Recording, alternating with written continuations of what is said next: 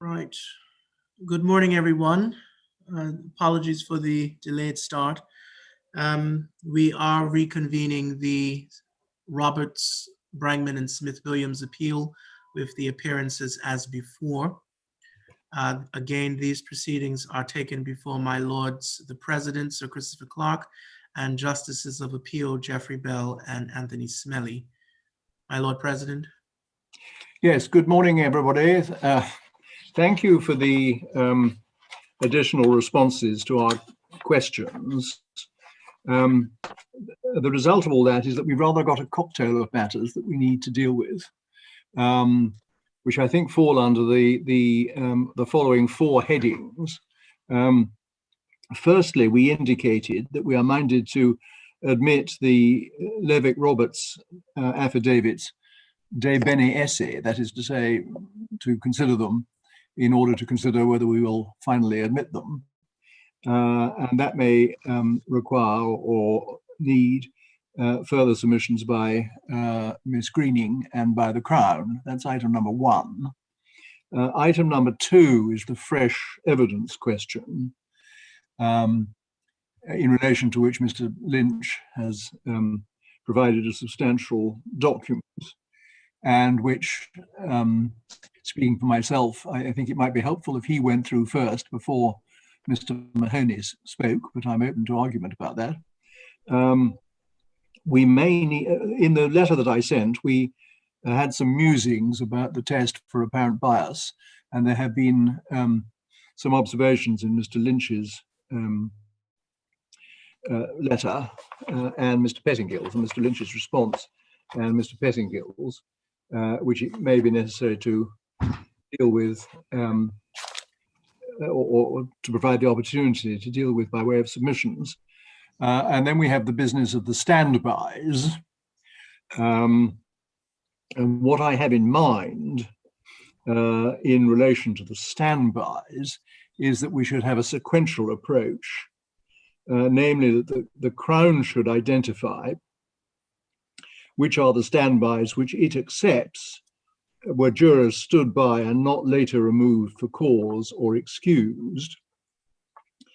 And then counsel for the relevant appellant will have to do with it, appellant by appellant, can indicate where he or she says that there are additional jurors who were stood by and not later removed for cause or excused, and the Crown can respond. That seems to me the best way of going about things, subject to any further submissions. That's quite a mouthful, but does that seem an appropriate method of proceeding? It does, as far as I'm concerned. It obviously makes sense, as I think I suggested in my document, that we address some of the issues that you raised in your letter in relation to the fresh evidence first, not least because obviously we've not seen anything from Mr. Mahoney, and it may be sensible for me to, as it were, outline that, and then we can hear from him. So if you're content for me to do that, I will certainly do that. I don't know whether or not, because of the order you've just mentioned, that you'd like to deal with the LeVeck Roberts matter first. That may be, one might think, disposed of relatively quickly. Well, I think I might, but, subject to. Well, then I shall go on mute. Yes. Well, if it's convenient to Miss Greening and Mr. Mahoney, would it be sensible to entertain any submissions further submissions that Miss Greening wishes to make in relation to the second and the third affidavit, and then hear from Mr. Mahoney? I have no objections, sir. I'm so sorry? I have no objections. Thank you. Would that be convenient, Ms. Greening? Her microphone is muted and she may not be hearing us.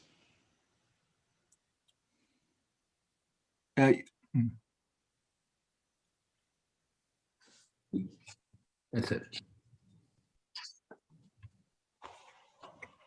Greening, did you hear the president? Ms. Greening, I think you're muted. Can you hear me now? Yes, did you hear me before? I heard something, but it was very muffled. Yes, I'm content with I'm content with that course, President. I have the second and third affidavits here, as well as the Crown's affidavits in reply. Yes. And subject to what the court thinks is best, if you're considering this evidence and considering whether to accept or admit it, then do we need to have my client available for cross-examination or to testify, and then have the respondents, authors of the affidavits available for cross-examination? Is that what the court had in mind? Speaking for myself, it wasn't what I had in mind, because nobody had suggested it. Well, unless the because when you look at the second and third affidavits of my client, and then you look at the affidavits in reply, there is evidence that's disputed, and so it seems as if the court would need to consider the evidence of my client, the evidence of the Crown, and decide what to accept or reject. Unless I'm missing the point. Well, we're not going to be able to do that today, are we? Well, in the alternative, I'm in the court's hands. How would the court best propose to deal with whether or not to accept or admit this evidence, other than by doing it that way?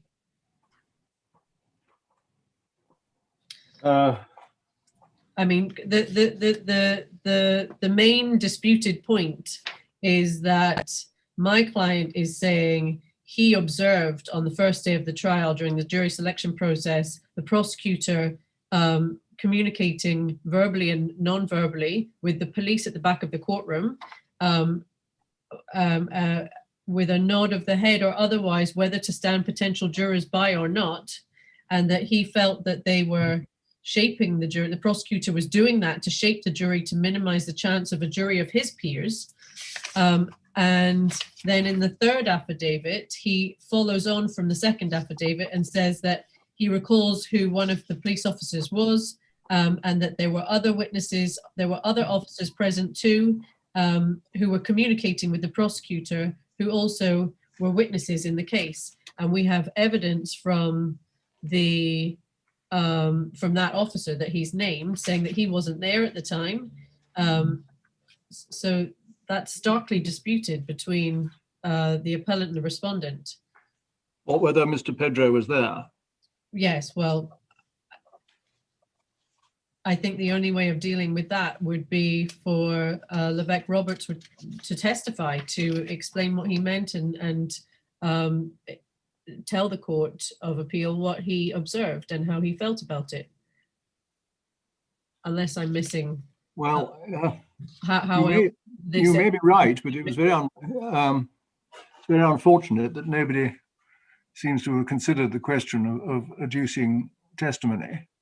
Well, when I read the letter that was sent a couple of days ago, well, today, it says here that you will, de bene esse, now consider the evidence of the second and third affidavits. And then the last sentence of that paragraph, if it does consider that evidence, de bene esse, that will not of itself mean that the court will admit it. And my interpretation of that, and perhaps I'm misguided, is that you'll now consider it as fresh evidence, but you need to now decide somehow whether to accept it or reject it. Yes. I mean, the alternative, of course, is to consider it on the papers. The trouble is that, sorry, somebody was trying to speak. The trouble is that you put this forward as fresh evidence.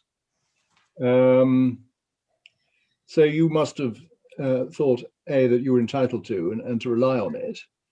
And if the position was that it couldn't properly be addressed without cross-examination on both sides, that needs to be something that the parties would fit into the timetable in advance.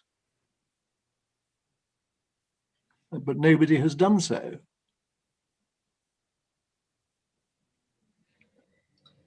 And if there, I mean, if there is to be, I do see what, yeah, yes, I completely see what you're saying, President. And it seems to me most unlikely that we will be able to have both your client and Mr. Pedro. Let me hear what Mr. Mahoney has to say. Is Mr. Mahoney with us? Mr. Mahoney, if you unmute your mic. I'm here. I'm trying to unmute. No, right. I believe that we can proceed on the papers. There was no indication given by Ms. Greening before of any wish to cross-examine anyone. And in fact, on the last occasion, Ms. Greening appeared to be ready to proceed on the papers. Right. So what do we do in circumstances where her client says that Mr. Pedro was there and Mr. Pedro says he wasn't? Well, sir, as I said, we have the papers. Mr. Pedro can be called if required by the court. Well, once he's available, I'm hoping that he hasn't traveled. And Mr. Mahoney, you would know whether Mr. Pedro was there or not, would you not? Yes, sir, but I can't give evidence because... I appreciate you can't. Yes, sir. I spoke to my Ms. client. Smith actually may be able to assist, but I'm not sure what her court schedule is for today. We have some Supreme Court mentions going on at 11, and I'm not sure if she's actually involved in those, but she may very well be. Sorry, who is that you're speaking of? Ms. Smith, she was my co-counsel. Yes. And she actually provided an affidavit as well. So there's potentially a cross-examination of the appellant, Mr. Pedro, and Ms. Smith. Well, I can, Yes, sir. I can indicate now that I wouldn't have any cross-examination for Mr. Pedro, but if it is the case that my client needs to be cross-examined, and I called him this morning and alerted him of this fact, and so he is prepared if he needs to be available for that. I would want to cross-examine Ms. Smith. Why would you not want to cross-examine Mr. Pedro? He's the person who knows whether he's there or not. There's nothing I can say. What he said in the affidavit is, what am I going to say to him? That's not correct, you weren't there. And he's going to say, I mean, that's not correct, you were there. And he's going to say, no, I wasn't. I mean, basically it boils down to whether or not my client's evidence is accepted. Whether he was in attendance or not, the point that I'm trying to make, or my client is trying to make, is that the prosecutor was communicating with police officers in the back of the courtroom, some of which were witnesses in the case. And the purpose of doing so, it seemed to him, was to shape the jury favorable to prosecution. That's the point that my client is making in his two affidavits. Whether or not Mr. Pedro was there or other officers is not the point. But I would be looking to cross-examine Ms. Smith if Mr. Mahoney needs to cross-examine my client to test the credibility of his evidence. Well, what possibility is there of getting Miss Smith today or tomorrow? I would have to make inquiries, sir.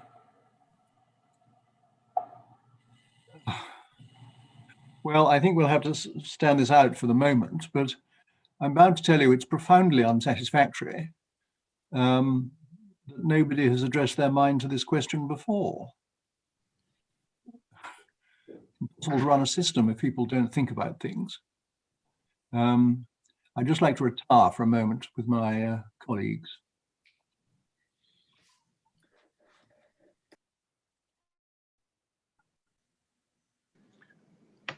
I wonder, could I make a suggestion, perhaps, that we proceed with our submissions?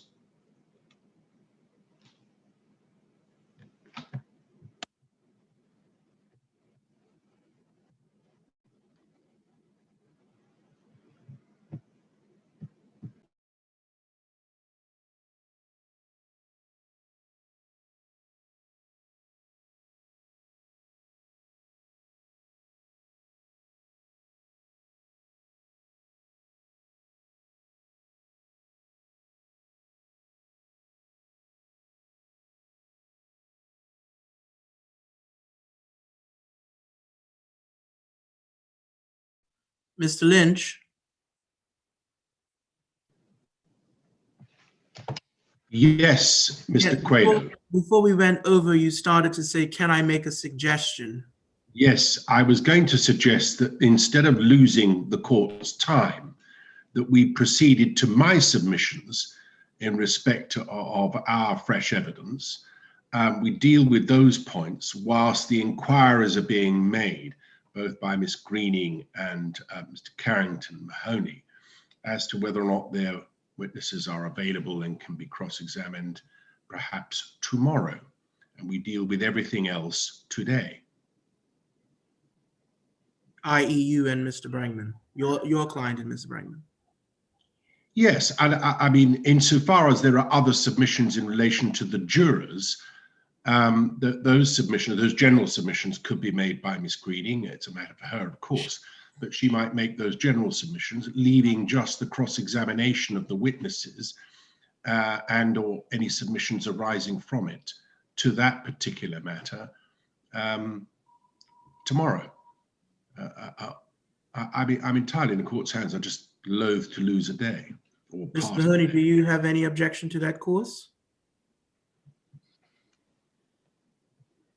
We're actually making inquiries of Ms. Smith's availability now. Mr. Okay, Quayle, but provided that she's unavailable, do you object to Mr. Lynch's course? Mr. Mahoney? I'm sorry. I'm advised that she's holding 6 mentions in Supreme Court this morning. Yes, she would be available probably this afternoon and all day tomorrow. Okay, yes, Mr. Pettingill, sorry. thank you, Mr. Quayle. Can I just say I agree with Mr. Lynch's suggestion. As I indicated, my submissions in relation to Brangman and the questions that are raised only relate to paragraphs 7 and 8. I've tried to be as succinct as possible in response on that. I realize it's some 6 pages or so on, but I think it addresses pretty key and fundamental points that the court was seeking to have addressed, basically as a threshold for the various tests, if you will. So I am happy to proceed on that basis as suggested, especially as it sounds like there's some issue with regard to the cross-examination. Ms. Greening may wish to consider, in light of what was said, as to whether or not she is going to cross-examine in Superintendent Pedro or whatever it is. And so that needs to be sorted out. So I'm happy to press on. I'm just here and available, as Mr. Lynch seems, but it does seem that we can get on with something right away, especially as Mr. tied up. So in the court's hand. Thank you.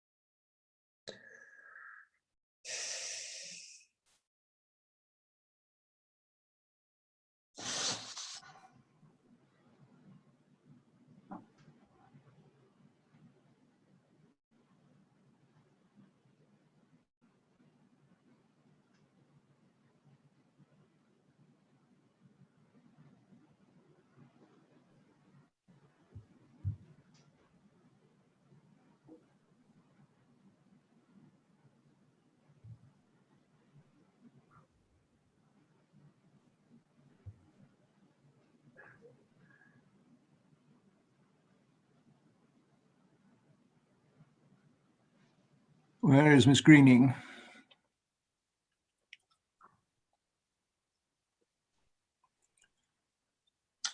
I'll WhatsApp him, my lord. Right. I'm right here. Right. Well, this could scarcely be a more unsatisfactory position. What we're going to do is to deal with the fresh evidence application of Mr. Lynch. And I'm told that Miss Smith is available tomorrow, and we will try and fit in tomorrow. You tell us, Miss Greening, that you don't wish to cross-examine Mr. Pedro. That's right, is it? Sorry, sir. Miss Smith is available this afternoon. Is she available tomorrow? She's available this afternoon, sir. I know, that's not my question. Okay. Is she available tomorrow? She's available tomorrow, but I'm just informing the court that she's also available this afternoon. Yes, I see. Thank you. All right. Now, we will deal with the LeVeck Roberts application tomorrow, but just to be absolutely clear, you don't wish to cross-examine Mr. Pedro, is that right? That's correct. Right. Well, we'll have Miss Smith at some stage, and Mr. Mahoney can decide whether he wants to cross-examine your client. All right? Thank you, my lord. Right. Let's now go into the Mr. Lynch's fresh evidence questions. My lord, does your lordships have the document that I prepared yesterday? We do, thank you. And I don't know to what extent you've had an opportunity. I appreciate it's relatively long to read it. Well, the answer is I have had an opportunity, and secondly, I have read it twice. But there's quite a lot in it, and there are a number of matters that arise. That's where we are. Well, perhaps if I take a trot through it rather than trot through it, and I will interrupt you when there's something I can't understand. Certainly, Okay. And if it's of assistance, where we get to the particular point, I can indicate where the particular passage is extracted from the consolidated bundle, or where it is in any particular place in the materials that we have. If anybody wants to write it in margin. Yes, they do. Speaking for myself. We have a brief breakout, President.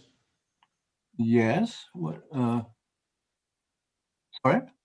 Someone said something? Breakout just for a moment, please. I think it's Justice Smelly asking for a breakout. All right. Let's try and make it as brief as possible.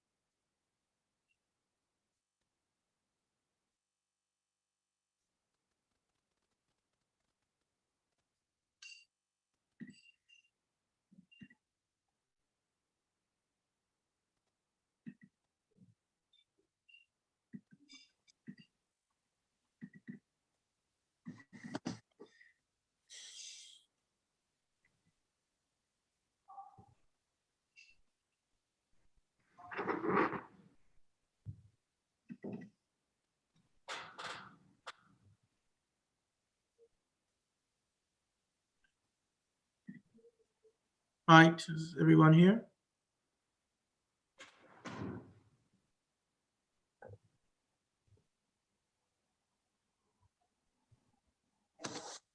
I don't see Mr. Lynch. Ms. Tucker, do you know who Mr. Lynch is? Good morning. I have just WhatsApped him. I saw that his screen had frozen, and I'm just waiting for his response. He was frozen and then he was removed from the room. Right.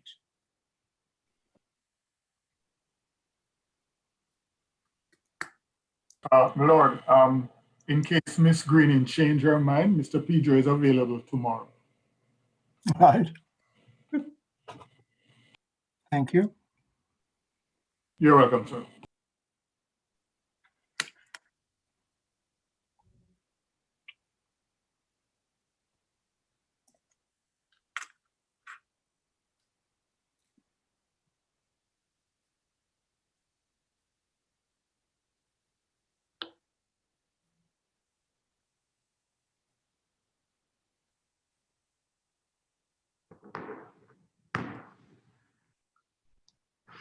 My lord, Mr. Lynch is unfortunately indicating that his internet has frozen. Ah.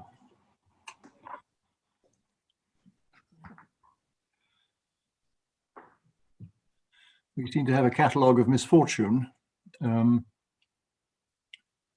Has he any idea how he might warm it up? I think he's working on it, my lord. Yeah.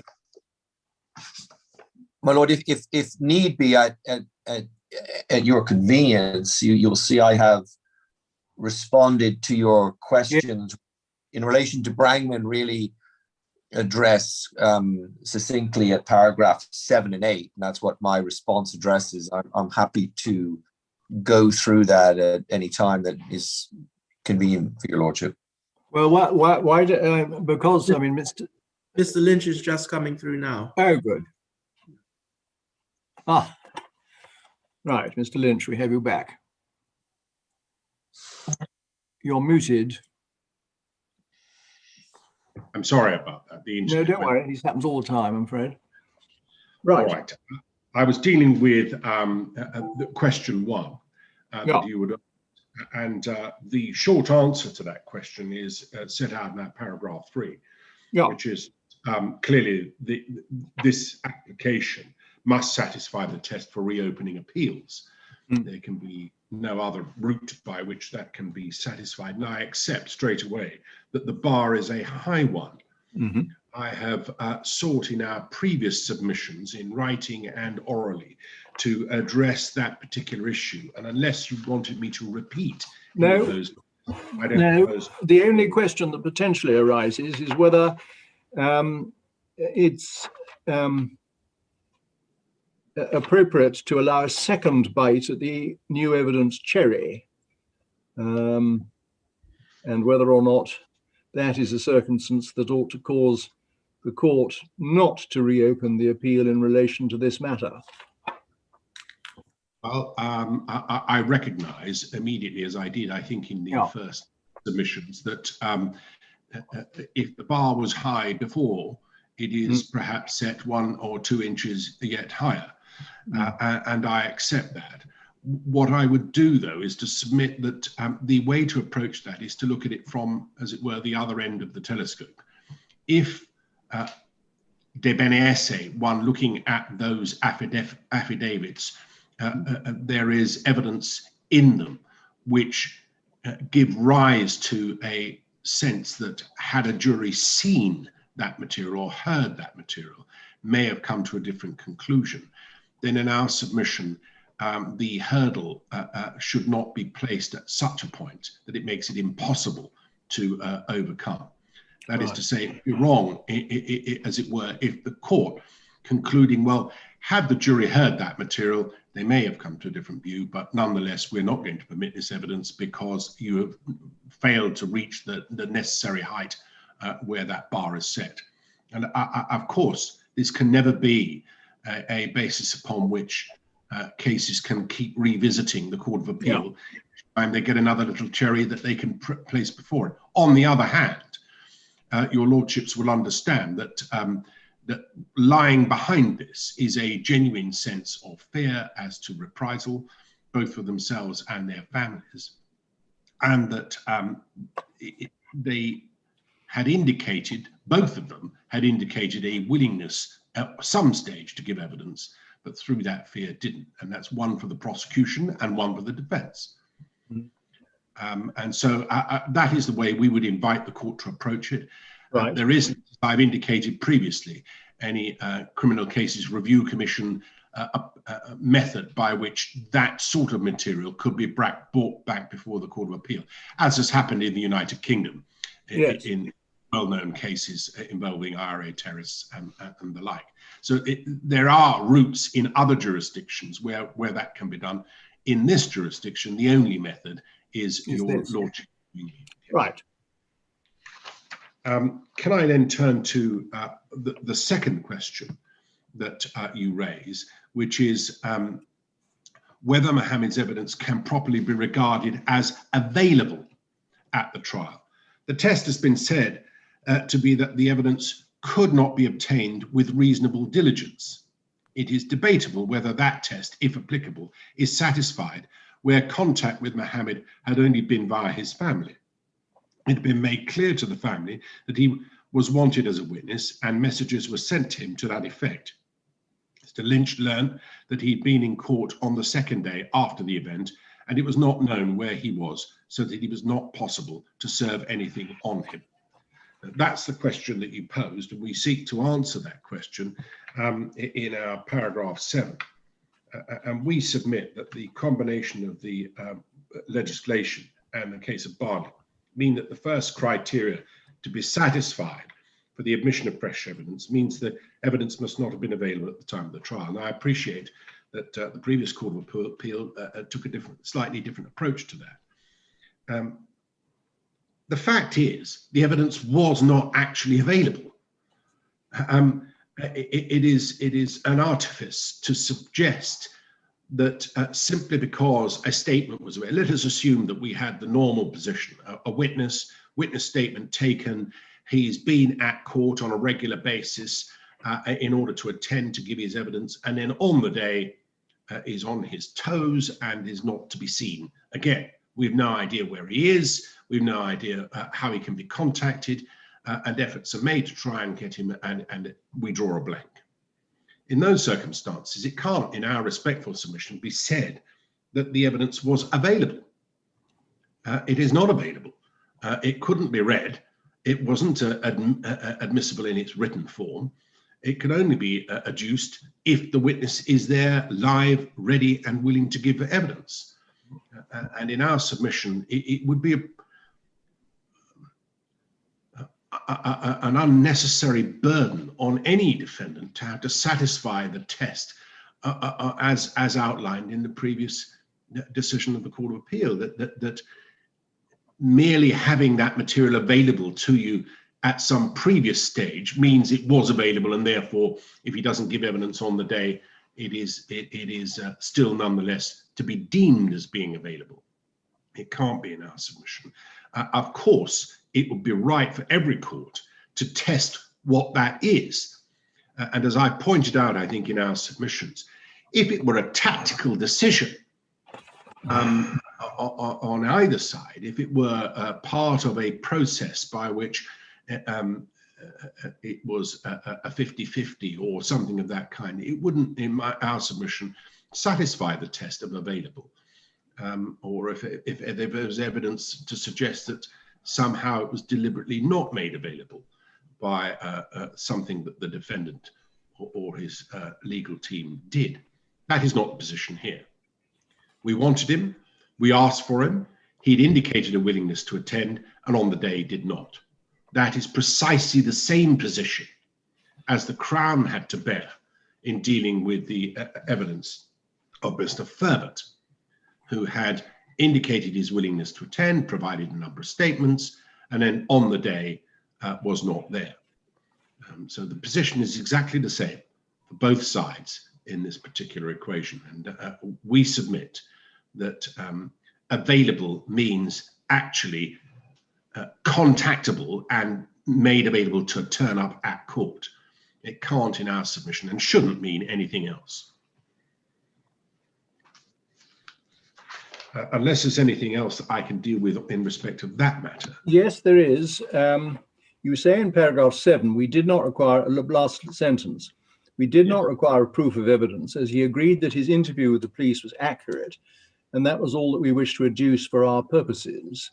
Yes. I'm afraid I haven't got that interview completely in mind, but what was it in essence that you wished to adduce, which had been in the interview? That he was going to say, as he did to the police, I was not present in that location on that day. I believe, bearing in mind, we're dealing with an interview that took place 6 years after the event. 6 years after the event. So he was doing his best to recount what it was that he could remember of that particular time. Obviously, remembering a precise time and a precise day was not possible without the benefit perhaps of a diary or a telephone where there might be messaging that could be referred to. But we're dealing with a long period of time previously. All he could say was, it is my recollection that at that time, I was working 7 days a week. I was working at this particular location. Here's the name of the man who I was working for. That is what I say I was doing on that day. It is not true that I was in the location that was being described. I didn't kill anybody. I was not on a bike. I was not with the appellant at that time. That's what he told the police in essence. Yeah. Okay, that's fine. Right. The third question that you've invited us to respond to is whether or not Mohammed's new evidence is well capable of belief, and if admitted, might have caused the jury to have reasonable doubt as to the appellant's guilt. In our submission, it is as well to just take stock for one moment. This case was perhaps unusual to this extent, and one anticipates Mr. Mahoney would agree, that without the evidence of Troy Harris, there was no case. I'm not saying there was no other evidence, but there was no case without him. And therefore, his credibility as to his account of what happened was absolutely crucial. So in his account, it was that there had been effectively a confession made by the appellant as to the circumstances in which Mr. Ferguson met his death. And he was recounting that confession. Obviously, the Crown in their way sought to corroborate various elements of what he was saying happened. And they had some tangential evidence which supported in part his movements and things of that kind. Similarly, the defense would have wanted and sought to find evidence that did the reverse, that undermined his account, that caused doubt to be raised as to whether or not what he says happened did in fact happen. And the way in which we sought to approach that was that what he was saying had been told to him by the appellant, or whilst on the one hand was wholly untrue, had never been said, there was no such conversation, but that the elements of it identified by Mr. Harris could be demonstrably proven to be untrue. And if this was a true confession, then there was no reason why the facts would not be identifiably accurate. And so that was the approach that we took to seek to undermine his evidence and the account that he was giving. So there were elements of the account given by Harris which were untrue. That's what you're saying. Yes. Yes. And that if this were a genuine confession made by someone to a friend, which is what it was claimed to be, two young lads talking some years after the event, one of them bragging about what he did or didn't do, there was no reason to suppose that there would be any lies contained in that. Yeah. Maybe exaggeration, but there were factual lies. And we were sought to Mr. Lynch, what's the evidential value of what Mr. Mohammed says in relation to what Harris says? Well, Harris says Mohammed was with the appellant on a motorcycle and committed a murder. Mohammed's position is that I was never on any such motorcycle on that day. I never committed a murder. I was never there. I don't even know the people that you're talking about. So the evidence goes to undermining the account given by Troy Harris. But the difficulty is weighing the competing evidence and coming to a conclusion. Indeed, there's no question about it. I think Mr. Lynch is frozen again. Is everybody frozen? No, I'm fine.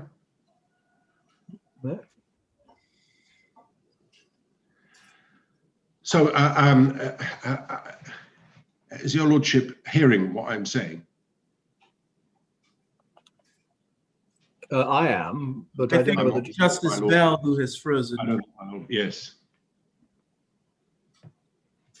Oh. And we've now lost it. it. Yeah, he's back.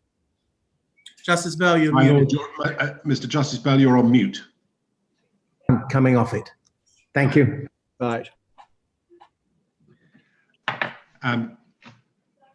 My Lord, did your lordship get my response, or? Yes, I did. It still leaves a problem in terms of how a proper conclusion is reached, but there we are. Now, of course, we have on the one hand a witness who says that my client, the appellant here, made a confession to him. And the only way in which that can begin to be undermined would be to test the elements of it that have been described. Of course, the appellant can say, no, that's not true. I never said that. I never had that conversation with him. It's not true. But the only way one can actually test it is to look at what other elements can be undermined. And what we submitted, what we would have submitted had this evidence been called, was that here we have someone who is alleged to have been the actual killer, who says, I wasn't there, I didn't do it, I was never on a bike with your client, I was never in that particular location on that day. I don't know who the victims are, I don't know what you're talking about. Mm-hmm. That was his account. And that, placed before the jury in our submission, if believed, would have completely undermined Troy Harris's account. Yeah. And so in answer to your lordship's question as to whether or not it's capable of belief, in our submission, it is. Of course, he was effectively fingered as the murderer. And one might understand a degree of reluctance to give evidence if that were the case. Here, we submit that he's made it pretty clear why it is that he was reluctant to give evidence, to do with both his safety and that of his immediate family. In his police interview, we set out at paragraph 12 what we say are the salient elements of his interview. Now, just pausing there, you refer to a number of police interviews, which, speaking for myself, I might have seen years ago, but I haven't got now. They are, they've been uploaded. Oh, wait a minute. Oh, I see. Oh, it's that. No. Oh, right. The interview record. It's a page. We would submit page 58 of the interview record. Is the bulk of what we set out in the in paragraph 12, 58, 59 through to 64. Those page numbers. Yes.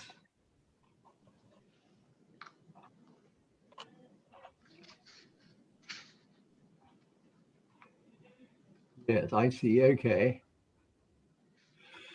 Right. So this is 5864, right? Yes, pages. What we set out at paragraph 12A through to I is covered on that document between pages 58 and 64. Okay, thank you. And I don't, unless I'm asked to, propose to reiterate what I've set out in that document. Just pause there for a moment to me to reread it.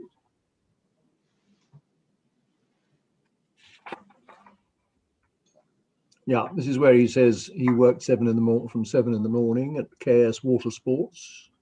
Yes. At E. He said, he's frank about it. I can't recall exactly where I was, but he believed that he'd been working 7 days a week, every day, including weekends. He was very, very busy at KS Sports. It was pointed out, as I think one of your lordships pointed out to me on the last occasion. This was, I think it might be my Lord Bell, who said, well, this is winter. What would he be doing working at KS Sports? And he deals with that because, unsurprisingly, the police officers took the same view and they asked him about it. And he said, in terms of, well, when I wasn't doing that, I was picking up people from the boats coming in and other tourists and taking them on trips and then out on the water. So he answers or seeks to deal with that point. G. Yeah, that F, it's slightly puzzling. Yeah, well, I went straight into winter, into December as a tour guy. I would take the hotel guests where it's dockyard, find their way out there, and I would take them out on the water. It's all a bit puzzling. Does he mean he would go? Sorry. There's a bit that's missing that's inaudible, but I think what he's saying is that you take them out on boats out on the water along the coastline and or whatever they may choose to do. I mean, there are a number of different water sports. And but take that's them what out he was saying. From their hotel? Yes, from Dockyard, where he was, where KS Sports is. Yes. Okay. And he gives the name of his employer. Yes. And he's we asked make the observation. We make the observation. Forgive me. We make the observation that he, the employer, wasn't apparently seen by the police to seek to corroborate any of that account.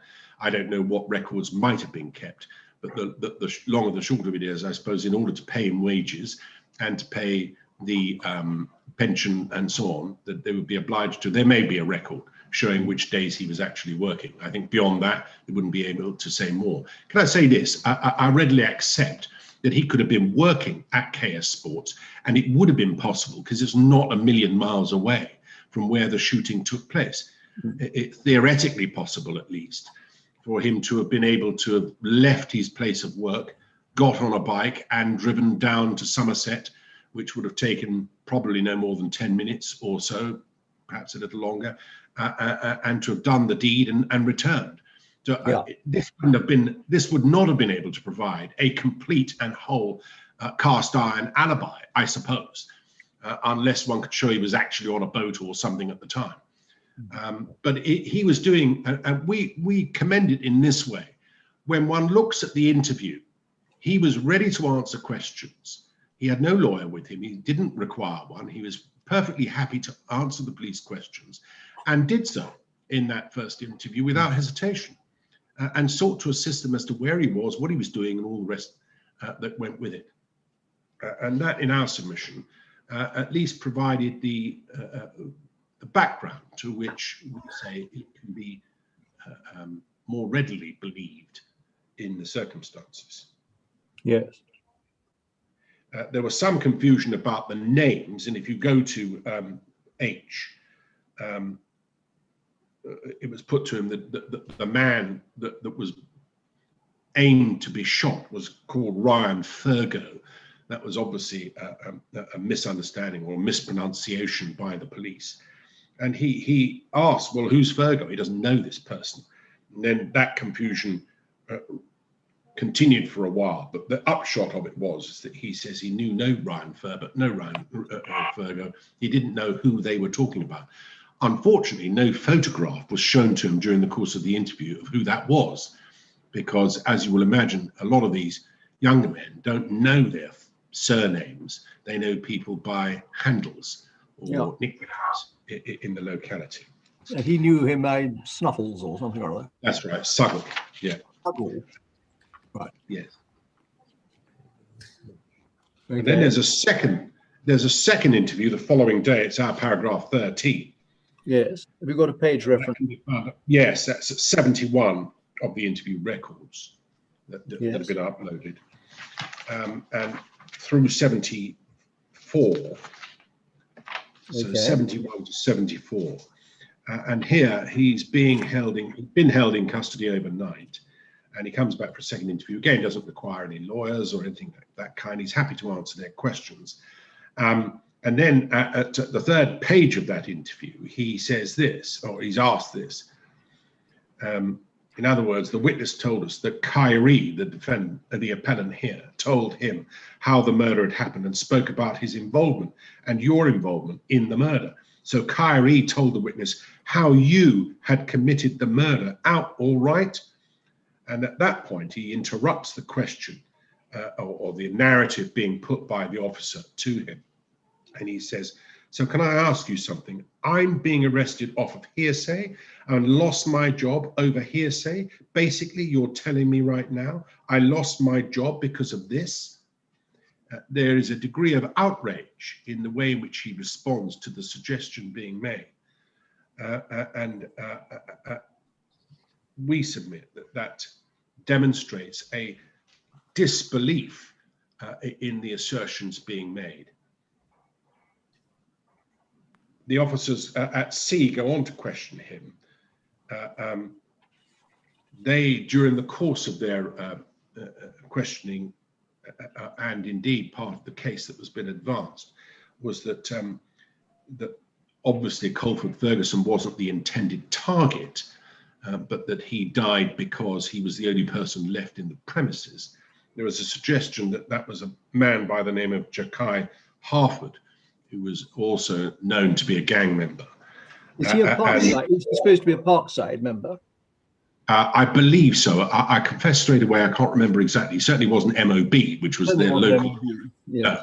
So he was non-MOB, if we can put it like that. But I certainly don't resile from the fact that he was identified as being a gang member, unconnected with the MOB. And there was some suggestion, well, if it wasn't him, then perhaps it didn't matter who it was. So long as it wasn't MOB, they were going to shoot them if they came into their neighborhood. Well, and when you say that it was a free-for-all where anyone unknown was spotted in the West, they were liable to be shot. The West is not the MOB territory, is it? Yes. It is. Yes, I believe. Yes. I believe Oh, so. yes, I'm sorry. Yes, it is. I'm sorry. Yes. Yes. Yeah, I follow. But the upshot of it is this, is that it being put to him in those terms, he says, I have no idea what you're talking about. If you're going to sit there and accuse me of something I did not have any part in, I'm going to say no comment throughout this whole interview. I can't tell you what happened because I wasn't there. Right. Again, we submit that it was forcefully put by him. And after that, he answered only some questions because he was clearly annoyed by the suggestions being put and the basis upon which they were being put, that it was, as he described, hearsay accusations made. And so the overall impression in our submission of those two interviews was to leave one with someone who was insistent that he had nothing whatever to do with this, had done his best to assist the police in providing detail as to where he was. That on its face was never followed up by the police. If the purpose of an interview is to try and get answers from a particular suspect, and that suspect provides detail as to what he says he was doing, it is our submission that it is incumbent on the police to at least make that inquiry. There then is the two affidavits that he swore, and we did this on the last occasion in part of the, but in his affidavits, he's effectively reiterating what he said in his interview to the police. The first affidavit is at the Record of Appeal at pages 150 to 152. That's our paragraph 14.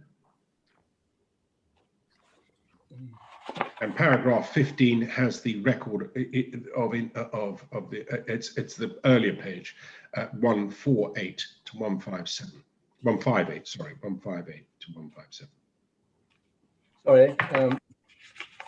148, not 158. It's my note. Can't read my own handwriting. It's 148 to 157.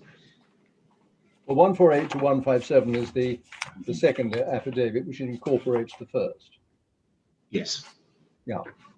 Yes. Correct, because basically what he's done, as I think we identified on the last occasion, so I think your lordship pointed out the date was wrong, but we can see how that might have come about. Yeah. The fact is that he originally refused to sign it at the last moment, but then was prepared to sign it and has made it clear why there was that hesitation, and that he is now ready to give evidence, notwithstanding potential danger that he regards himself as being in.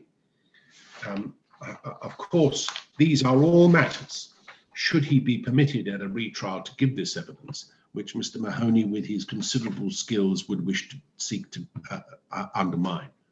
But in our submission, the essence of his evidence is that when he was tackled by the police with the essential elements of the accusations being made, he was forthright in his rejection of them, and that no innocent person could do more than what he did.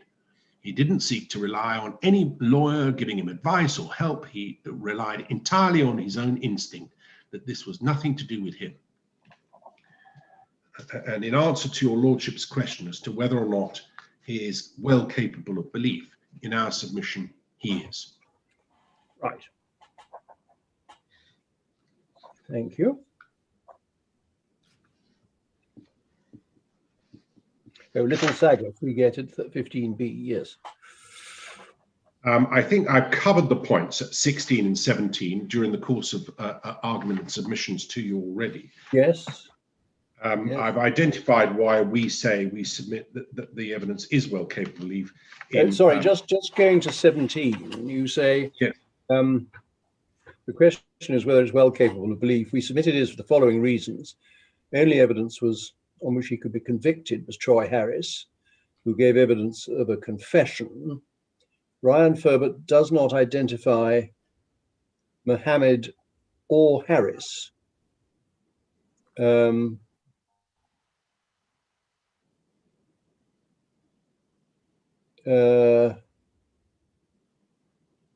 in the Ferbert statements you're talking about, are you? Yeah, yes. I think that really what we're talking about there is the that he's not able to identify Mohammed. So when Ferbert says Mohammed is identified as the person who committed the murder, he himself didn't know who Mohammed was.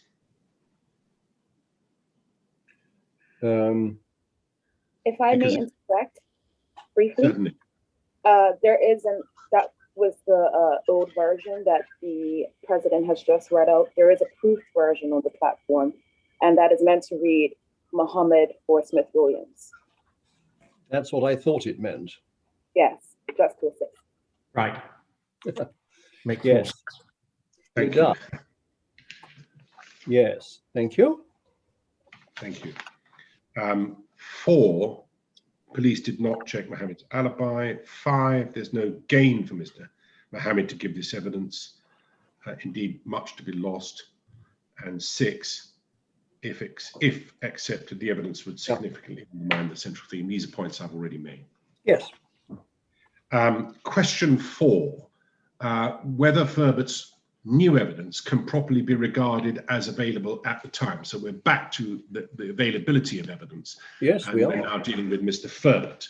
I referenced him a little earlier in submissions about what we say must be the intent behind the requirement that the person is available. And of course, we observe here that this particular witness was a Crown witness who was being called by the Crown as a person capable of belief and whose evidence they were reliant upon. Indeed, in Ferbert's affidavit, he says he had been told in terms that he was one of the, in his interview actually, I think, a recorded interview, he told the police that he had been told, rather, that he was the second most important witness in the case.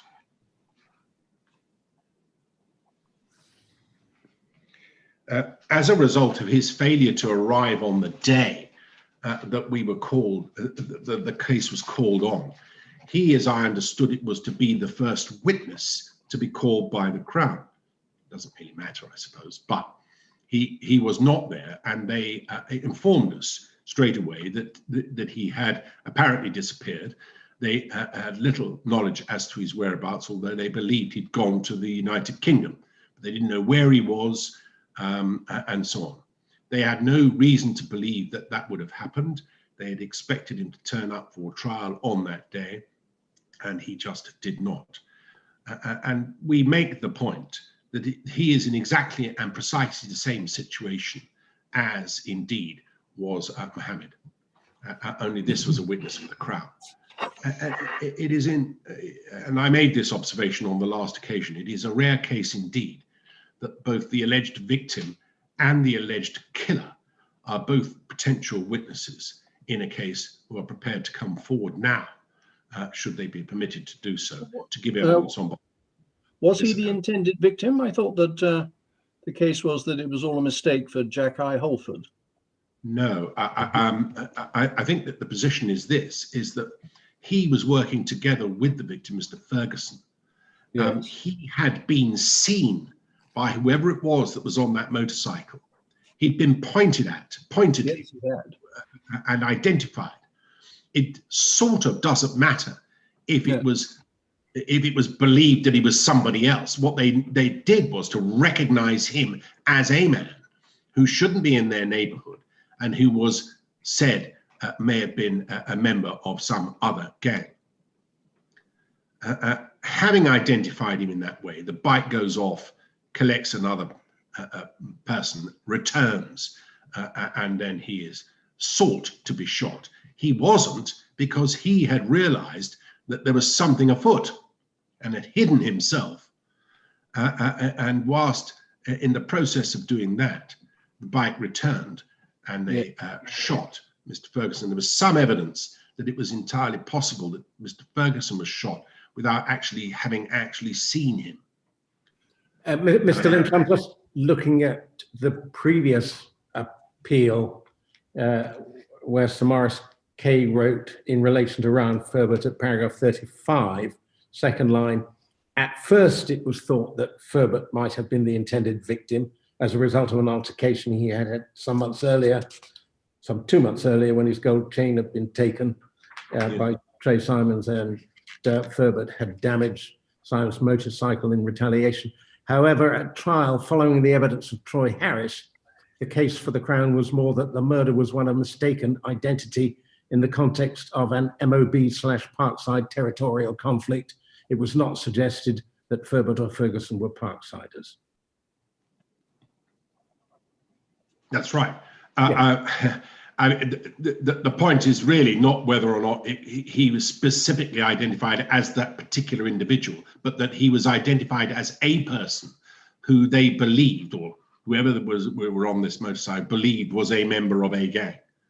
Whether that is a mistake, or whether or not they believed him to be a different person, right. It perhaps doesn't matter very much. It's certainly the case, as we understood the evidence, was that in his account of what he says happened, is that he was identified, that is to say, pointed at, and ogled before the bike drove off. Right. In as it were, recognizing him as somebody. And we floated the idea during the course of the trial that this was in fact to do with an earlier incident in which he'd had his chain broken. But and it perhaps, again, as I say, for these purposes, doesn't matter enormously.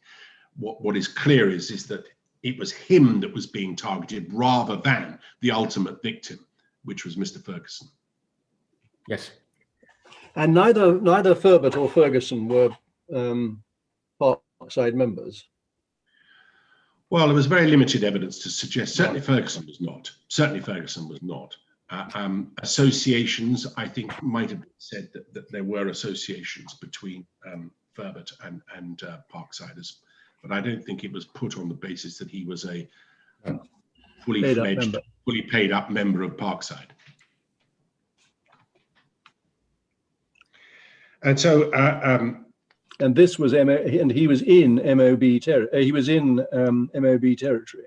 Yes. Yes, he was at the time working with Ferguson the restoration, yes, on the restoration of particular property. Right. Anyway, as I say, he failed to attend on the day, and the Crown had made it clear to us that they had no idea where he was, and were unable to locate him. And so it was a case of either we tried to do the best we can with what we had, or potentially the case having to go off once again. I think Mr. Mahoney and us and ourselves sat down. We had a little time with the grace of the judge, and we tried to find a happy medium, relying on the material that he had put in, either an interview that had been recorded and the witness statements that he'd written. So what did you do? Read out bits of it, or? I think we did. Yes, my recollection is, and I invite correction from Mr. Mahoney, we sat down, identified a number of passages, and précéded part of it into a document, which was then read to the jury. Right. And of course, what he was saying then is somewhat different from what he says now, in that it didn't come. Sorry, you're frozen. Yes.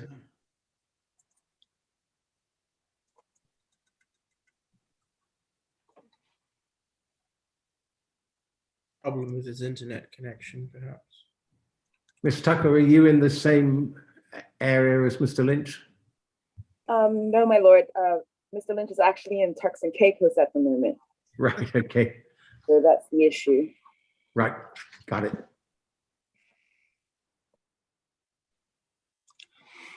Oh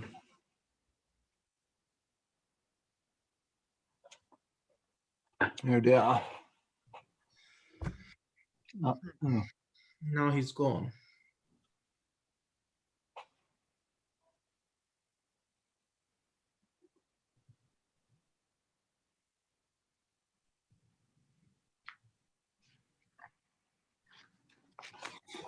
I'm just going to put the shutters up on my window.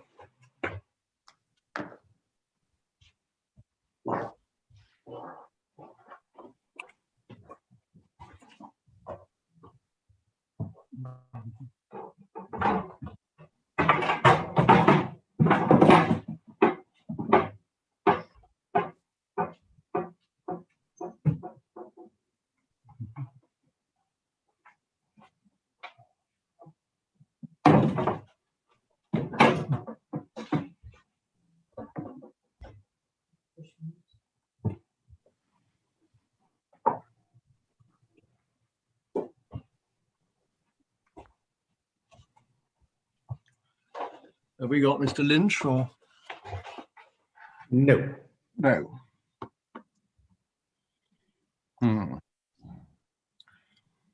Have we any means of contact with him?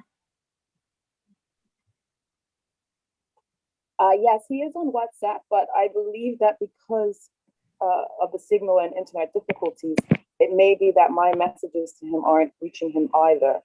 I'm actually on the one tick, which means that there's no connection.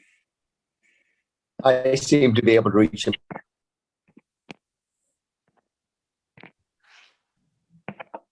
Sorry, what did you say, Mr. Pettingill? I think Mr. Pettingill said thought he could reach him. Yes, I'll try now.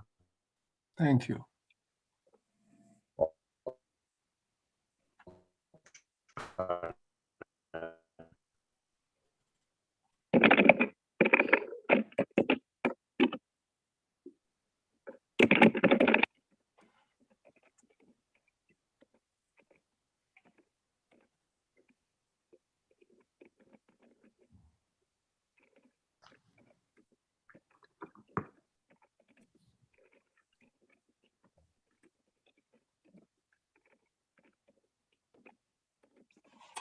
All right, here he is. Just need to ask Justice Smelly whether he's able to hear. Right. Jeremy, can you? I can hear you. We can hear you faintly. Yes. Faintly. Faintly. Okay. My screen isn't showing that my microphone is working, but I'll try to have it fixed properly. Okay. I'm back. Yes. Sorry about that. I think I was dealing, we were at paragraph 20 when Yes. Crown and us managed to agree at least a document which was placed before the jury, or at least read to them.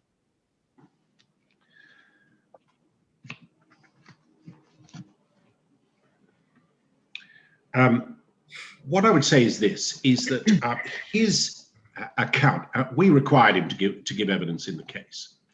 And had he given evidence, we certainly would have been cross-examining him about what he did or did not see. Now, what was contained in his witness statements was something short of what he now says in the affidavit that he has supplied. One simply cannot know if, as a result of cross-examination of him by me as to what he did and didn't see, he would have disclosed that which we now know from his affidavit. And in dealing with that, may I turn to what is your question 5, which is what is the potential significance of Ferbert's new evidence? He now says that the riders were the same on each occasion. He has said in his first statement that there was nothing to cause him to believe that the rider on the first occasion was the appellant, and that the rider was shorter and stockier than the appellant. If all of that was true, it could be said to be inconsistent with the Crown's case that Mohammed was the rider on the first occasion and that Smith Williams was the rider on the second, both because there would have been a change of rider and because the rider who is said to be the same is said not to be like Smith Williams. He is the appellant who sits in the center of the 3 appellants in the cells. The Crown's response is at paragraphs 22 to 24 of their supplemental submissions. The court would welcome assistance on the point that is being made at paragraph 23 about the ambiguity of the evidence. It would also welcome assistance on the significance, if any, of the evidence in the new statement from Ferbert that the dark-skinned person on the second occasion was not Mohammed. It is perhaps useful to just have a look for a moment. Right, can we just go back? He now says that the rider was the same on both, and that the rider was shorter and stockier than Smith Williams. Yes. And you say that is inconsistent with the Crown's case, which was that the rider was different. And if the rider wasn't Smith Williams on the first case, on the first time round, and it was the same person on the second time round, a fortiori, it wasn't Smith Williams. Yes. Yeah. So I just want to make sure. Yes. Right. So what we've sought to do in the following paragraphs 21 through to 22, 25. Seems got pagination on, but anyway, in those 22 to 21 to 25, we've sought to set out what we say are the different elements that made up, first of all, his recorded interview, which was dated the 4th of February, in which he says that the rider stared at him and turned on his brakes. Have you got a page reference for that? Yes. Your lordships will find, this is the record of interview at page 1. And part of it is only on the CD recording that has been supplied. So your lordships will have a photocopy of a CD, which is not of a lot of use to you. That's very helpful, yes. It had not been transcribed, so all you've got is that. But we've listened to it, or rather my juniors listened to it. I confess I have not, but Ms. Tucker has. And at 7.50, in that transcript, in that recording, he says that which we set out at paragraph A, 21A. he went into hiding. He got out of the building and went into the neighbor's yard. The police asked, where could you see the guy riding up and down to? And Ferbert explains, you could look into the roadside, both Somerset Road and East Shore Road. I only saw it once while I was still in the open. He explains the problems with people he knew in Somerset, none of which included the appellant or Mr. Mohammed. So that's what he said on the 4th of February on 2011. In a statement that he made 2 days later, on the 6th of February, he explains more about the persons that he had direct problems with in the Somerset area, none of which had anything whatever to do with the appellant or Mohammed. Indeed, it's quite a lengthy statement dealing with a lot of the other stuff relating to people he'd had an incident with and gold chains and the like. This can be found, his first witness statement is at pages 2 to 4 of the bundle. And at paragraph 23, there is a further recorded interview, which is just a moment. Pages Certainly. 2 to 4. 2 to 4 of which bundle? of the record of interviews bundle. Oh, right.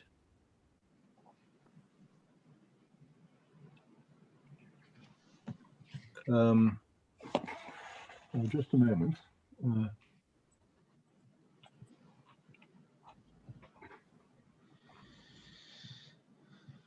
Is that the numbering at the top, Mr. Lynch? I believe so, yes. At the No, top. it's at the bottom. It's at the bottom. Thank you, Oh, Mr. yes, I see. Yes, it is. Right. Right, yes. And then there is a second recorded interview, which is transcribed, and that can be found at pages 34 through to 52. In summary, he says the first rider slammed on the brakes to stop, nodded his head and pointed at him. He agrees, yeah, when Ferguson says a guy keeps riding up and down the hill. This, he suggests, could or did see the person for a second time. He finds a spot to hide, and down some steps he found a storage room which he went into. He heard the shots. He had no cell service. He was about to leave when he saw someone in black, a black male wearing a black visor helmet and a black jacket. I ducked behind the door so that they wouldn't see me. The police asked at page 9 of that interview if the first rider was skinny or fat, and Mr. Ferbert responds, I don't know, bigger than me. They ask how he would describe himself, and he does describe himself as skinny. Appellant is also skinny or lanky. He's 6'3". The police then revert back to the original persons of interest, which do not include either the appellant or Mohammed. They're dealing with other names that they put to him. And that's, as I say, at pages 49 through to, page 13, lines 49 to 51. Page 13. Sorry, what's at page 13? The paragraphs B to C, page 13 of the interview.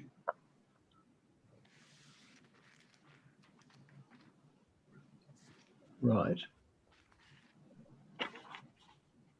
So the interview is from pages 34 to 52. No, that's my mistake. I'm sorry. It's line 34 to 52 that we refer to at a little paragraph A. So the interview is actually at page 5. It starts at page 5 of the bundle. And it's at lines 34 to 52 that we deal with paragraph A. Of which page? Of 5. 7. 7. Starts at 5, at page 7, little a, line 34, on to line 52. Okay. And then B and C are page 13. B are page 13, and lines 49 to 51. Mm-hmm. Right. And then we have at paragraph 24 Ryan Ferbert's third recorded interview. This is dated the 20th of August. I put 2011, but it's 2012. So, and I observed, as you will have no doubt noticed, that in fact is a year and a half or so after he'd first been asked about these matters. He is interviewed not as a suspect, obviously, he is a witness. Page 25 of the bundle is where this starts. He recalls the same facts in terms of the nod and the point of the finger that we've already identified. And at lines 34 to 39. 38, no, 34 to 39. 38, forgive me, it's mine. It's all right. 38. This is on page 25, is it? It is, page 25. No. No? 27. Thank you very much, Mr. Tucker. Which? Page 27, my lord. Yes, I see now. It's page 27, lines 38 to 39.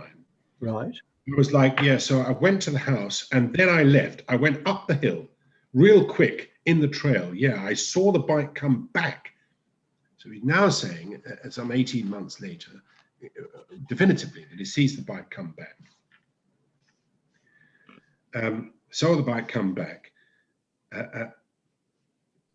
He called me real quick, something inaudible, and then the guys keep riding up and down looking for you. And at this point, Mr. Ferber has indicated seeing the second rider throughout his 4 interviews, spanning the better part of 18 months or so. Not 7, 18. The police put it to him that the person who he was identifying was somebody called Duante Darrell, who is a well-known MOB member. This is an E. Yes, yes. This is the second rider we're talking about, is it? No, they're putting to him is that the person that he saw on the bike was Duante Darrell. That can be found at page 29, line 25.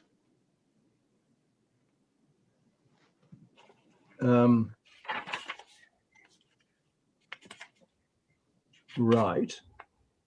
So does Ferbert only deal with the second rider? In this interview, it has been put to him who he saw on the bike. And at this time, he's only seeing the one person on the bike, as I understand it, and the person getting off the bike and now coming looking for him. And Mr. Lynch, in this section, the police are putting to him that it is documented in the case papers that you had previously indicated to police officers that the rider of that was Deontay Darrell. Yes. Right. And we had some evidence about what Deontay Darrell looked like and whether or not that can conform to the description of the rider. Well, he said, I don't think it was him. Yes, he says that, yes. I don't know, it could be, but I don't think so. I think I would have recognized him more if it was him. Correct. Sorry, what is the reference to that? That's at page 29. Lines 30, 31. And what does he say there? He doesn't believe, when it's put to him that it was Duante Darrell, the police are putting that as a positive assertion to him. Yes. And what he's saying is he doesn't think that it was, he didn't rule it out completely. Yes. He didn't think that it was, but he thought that if it were Duante Darrell, it's someone that he would have recognized. Well, I think you should, just read it. The answer to the question was, I don't think it was him. I don't know. It could be, but I don't think so. I think I would have recognized him more if it was him. Yes. Well, pick the bones from that particular one.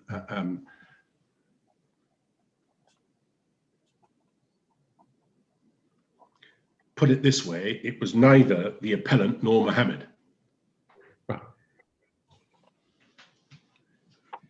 At F, in this interview, Ferbert does start to describe the physical appearance of the rider as tall. We are talking about the second rider, aren't we? We are now, yes. Yeah, and we were before. Yes. Yeah. Yes. The person who, the person who is the shooter. Yeah. The alleged shooter. Yeah. So in his interview, Ferbert does start to describe the physical appearance of the rider as a tall, brown, yellow-skinned man, but he confirms that it could be anyone and that people had been speaking to him by that point. He believed it could have been Duante Dow. Again, his name comes up. But he just did not know the identity of the assailant. He does not say that he saw a different rider. He says it's the same person. And he says now that can be found at page 34, lines 43 to 48.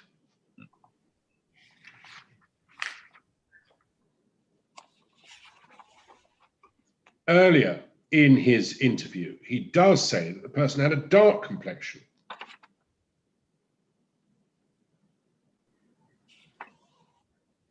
That's at page 28 of his interview, at line 17.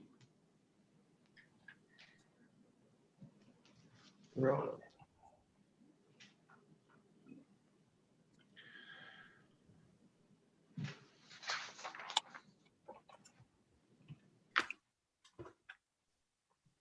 At page 36, he says this, which is of importance, we would submit. Lines 6 through to 10.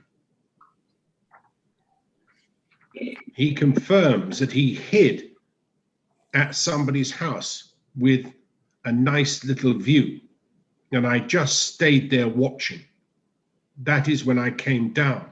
There were two guys on a bike, and then Colford called me saying, yeah, they've been riding up and down, further confirming that he would have seen or had the opportunity to see the bike come back a second time. He could not identify them specifically. And then at page 37, Ferbert is then asked to confirm if it was the same person that was there the first time.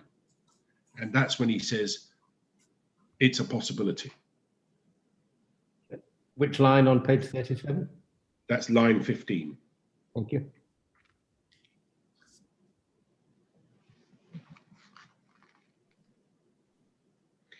At little I, just prior to that exchange, and at pages 9 and 10, the following takes place. This is pages 33 to 34, lines 44. Sorry, little I. Little I.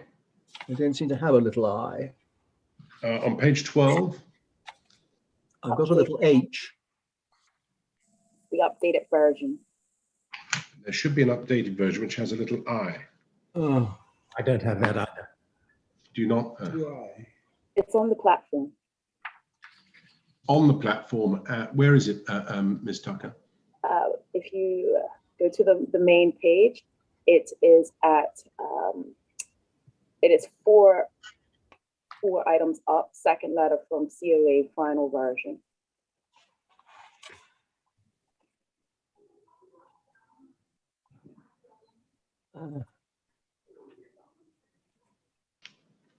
Sorry, what is it called, Ms. Tucker? The second letter from COA final version. Final version with reference to be supplied. Yes. Third from the bottom, Sorry, my fault. on my side at least.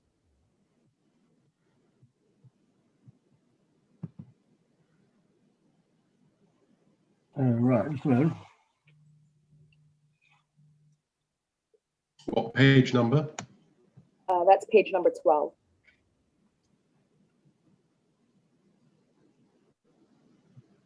Okay.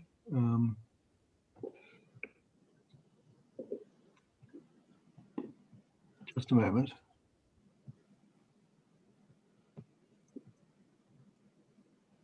Oh, I see what has happened.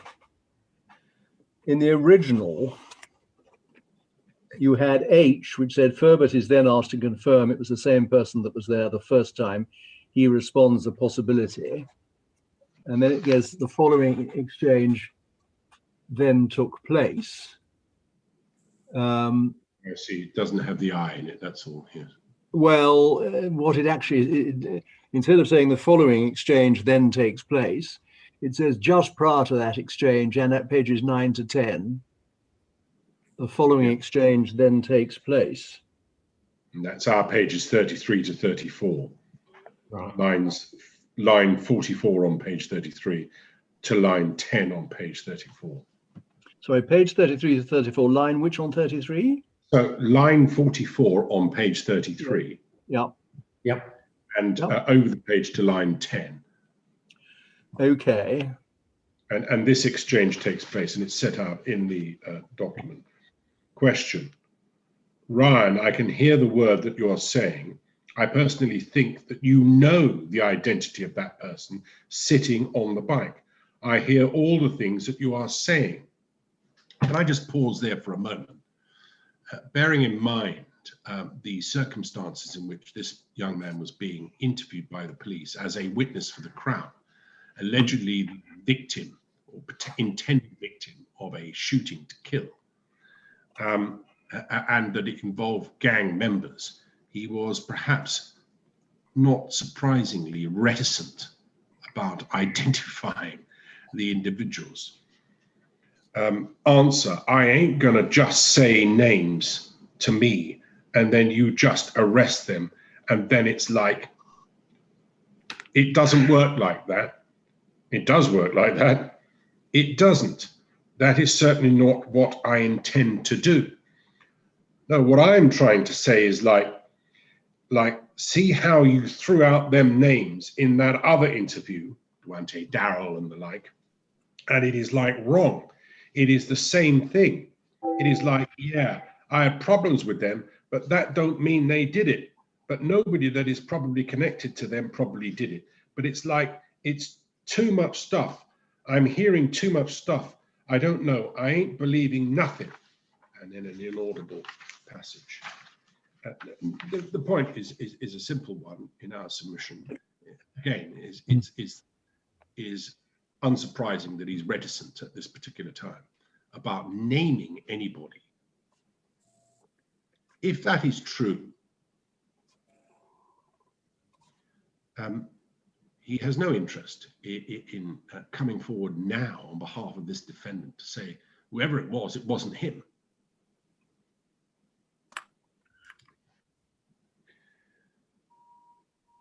So I turn then to paragraph 25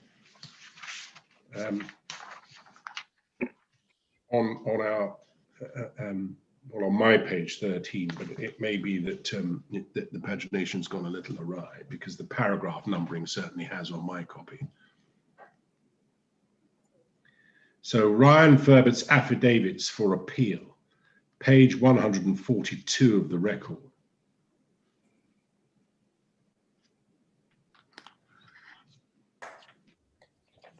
I've made the point that's set out there, what he did, given that he didn't turn up. In our submission, in answer to the question that you posed in your letter, what is the significance of Mr. Ferbert's evidence? In short, it is this, that whoever it was that was on that bike, he can say it was not Mohammed and it was not the appellant.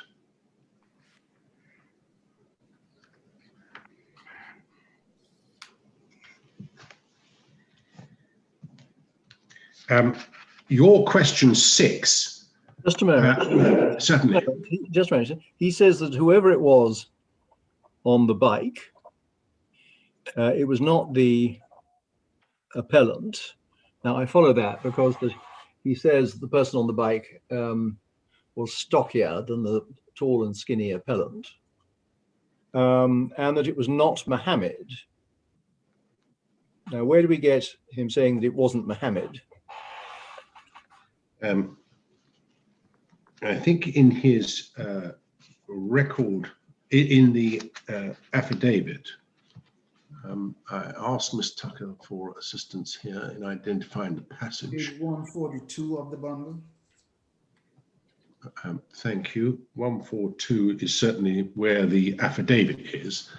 And if I can identify in that affidavit the passage, or perhaps Ms. Tucker can do that. I wonder if she could do that whilst we proceed, and we can come back to that reference. Well, I think I know where it is. If you go to 145, Thank you. the last sub K, he Yes. says, I also know Mr. Mohammed and would consider him to be an acquaintance. We are not close friends, but have always been cordial, and I have no reason to believe that he would be responsible for this attack. He is also not the dark-skinned person I witnessed looking for me during the events in question, as I know him to be my complexion, which I class as caramel. The person I observed had a dark-skinned complexion. Thank you. Yes. That's what you're looking for, I think. Certainly, that's the upshot of it. In short, he says it's neither of these two people that were on that bike at any time. Mm-hmm. So the next question that you pose is whether or not his evidence is well capable of belief. And of course, as I point out in what is back to paragraph 22, I hope you'll forgive me in the pagination, the paragraph numbering seems to have gone awry there. But does your lordship have in my submissions, question 6, is Ferbert's evidence well capable of belief? Yeah. And then paragraph 22. Yeah. So here what we set out is that, of course, these are both of these witnesses' evidence is necessarily affected by the passage of time. We're now 7 years after this murder, which would no doubt, as I point out, leave fruitful pickings for Mr. Mahoney to cross-examine. But Mr. Verbert was a prosecution witness. They called him because they were relying on him to give what one can only assume must have been truthful evidence. And we have no idea of what he might have said once he'd been produced and cross-examined by us.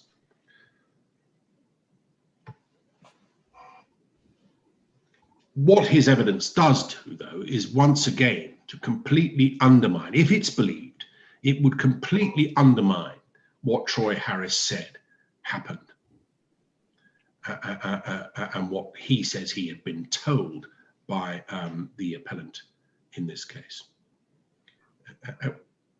That combined with other features in the case that we sought to take advantage of, and indeed, if Mohammed were permitted to give evidence, we submit the combination of all of that would have, at the very least, created a serious doubt as to whether or not what he was saying was true. I pointed out already, and of course, it is of very limited value, but I do point out that we had a jury which was 9-3, and it perhaps didn't take much more to raise the necessary spectre of doubt where the case hinged as it did on the credibility of one witness. The Crown now contend that he lacks credibility. There can be no doubt that we sought clarification of his account when faced with the previous Court of Appeal finding. And we asked him specifically about whether he could or could not identify anybody else on the bike. And of course, if he were permitted to give evidence, this is, as I've already identified, a material upon which Mr. Mahoney would no doubt cross-examine, because I anticipate he would abandon him as a witness if there were to be any future trial.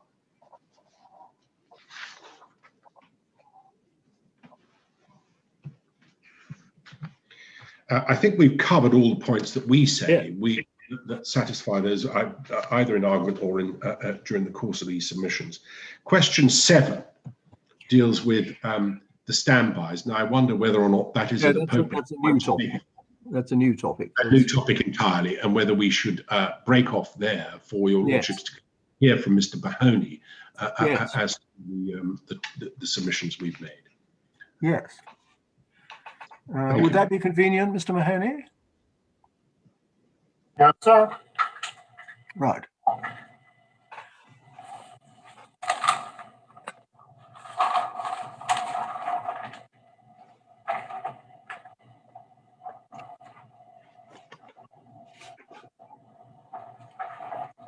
To address the first question of whether the second application to admit fresh evidence requires the appellant to satisfy the test for reopening the appeal.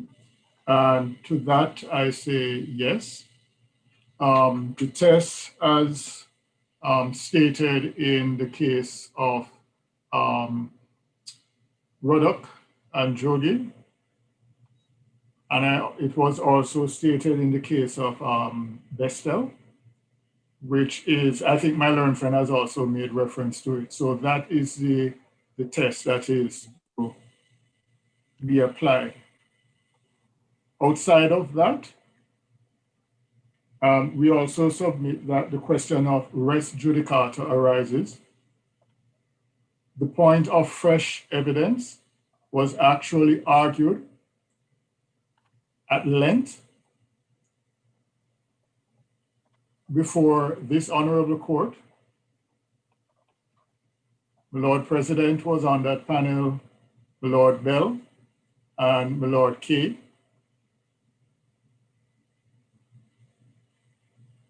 Essentially, the arguments being put forward now are the same. We did on occasion actually explore the issue of whether the person can be regarded as available if they are in fear.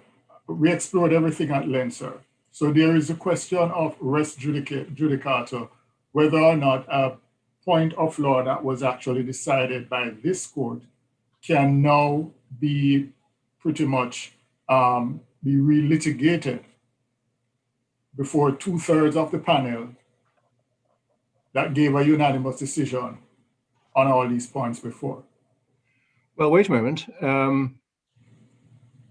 You say we explored whether a witness was available if he was in fear. We may have done, but there's nothing Yes, in sir. wait. There's nothing in the judgment that deals with that.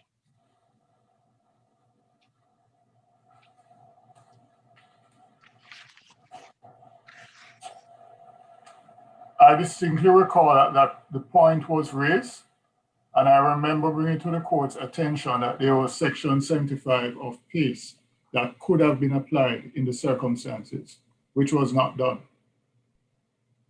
Sorry, Mr. Mahoney, what section? Yes, sir. Applied? Excuse me, sir. Section 75 of PACE. Oh.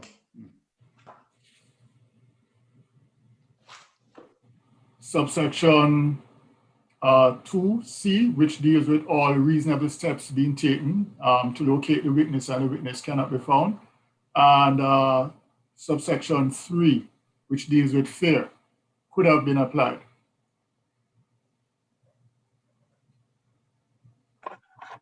And I'll develop on that particular point later in my submissions. Speaking in respect of Muhammad or Ferber? In respect of fear, it's in regards to Muhammad. In respect of both affidavits, we raise the issue of res judicata.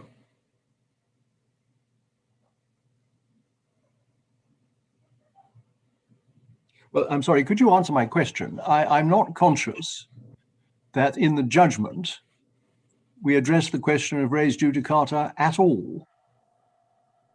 Res judicata would not have arisen in the judgment, sir, because my point is that these issues were dealt with before the court in the first appeal. And I'm saying, President meant fear rather than excuse me, reason. sir? Oh, well, I do recall the court did not make mention of it in the judgment, but I do recall raising the point in submissions to the court that Section 75 of PACE was available to the appellant if there was fear. And I actually addressed the court on the whole question. I'm sorry, we seem to be at cross purposes. The doctrine of res judicata provides that if the court has reached a judgment on some matter, a thing adjudicated upon, subject to certain exceptions, it is not open to the parties to the issue to have it redetermined. But that requires that the court has actually made a ruling, that there has been a judicial ruling. And there is nothing in the ruling of this court in the previous appeal which deals with the question as to whether or not a witness is available, or whether or not fear is irrelevant to whether or not a witness is available. It wasn't addressed in head on like that, but it was raised because in the judgment, indulgence, I'm trying to find the section that deals with when he said he was in fear and yet he appeared in Parkside territory. This is paragraph 35, sorry, not 35.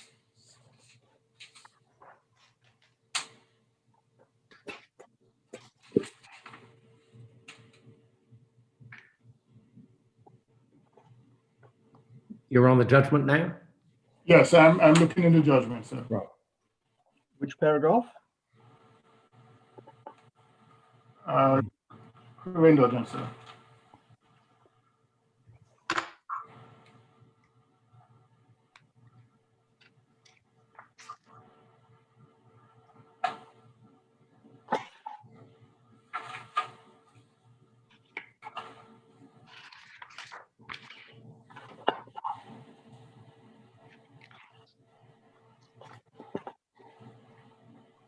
It's not mentioned here, sir. However, it was in my submissions to the court that addressed that issue of fear. Well, I quite understand that, but I'm sorry, Yes, sir. the last time I'm going to mention that. There can't be an application of the doctrine of res judicata in relation to something upon which the court has not ruled. Very well, sir. Well, I'll address that momentarily now, sir. Right, okay. The test in regards to that particular question, whether Mohammed's evidence can properly be regarded as available at the trial. The test is that the evidence should generally not be admitted if, by due diligence, it could have been adduced at the trial. I'm just paraphrasing.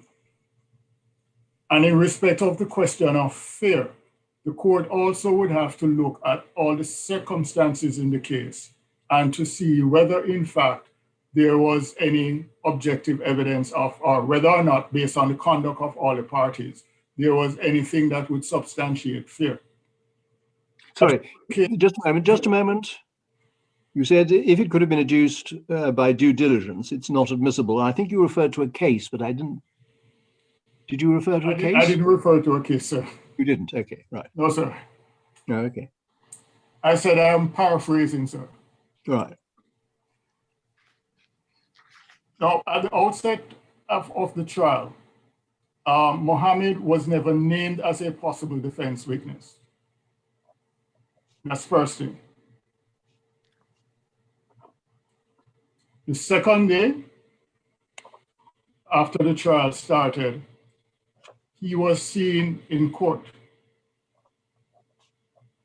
Miss Sarah Tucker, during one of our directions hearing, admit to that, and I gave the reference in my submissions. That is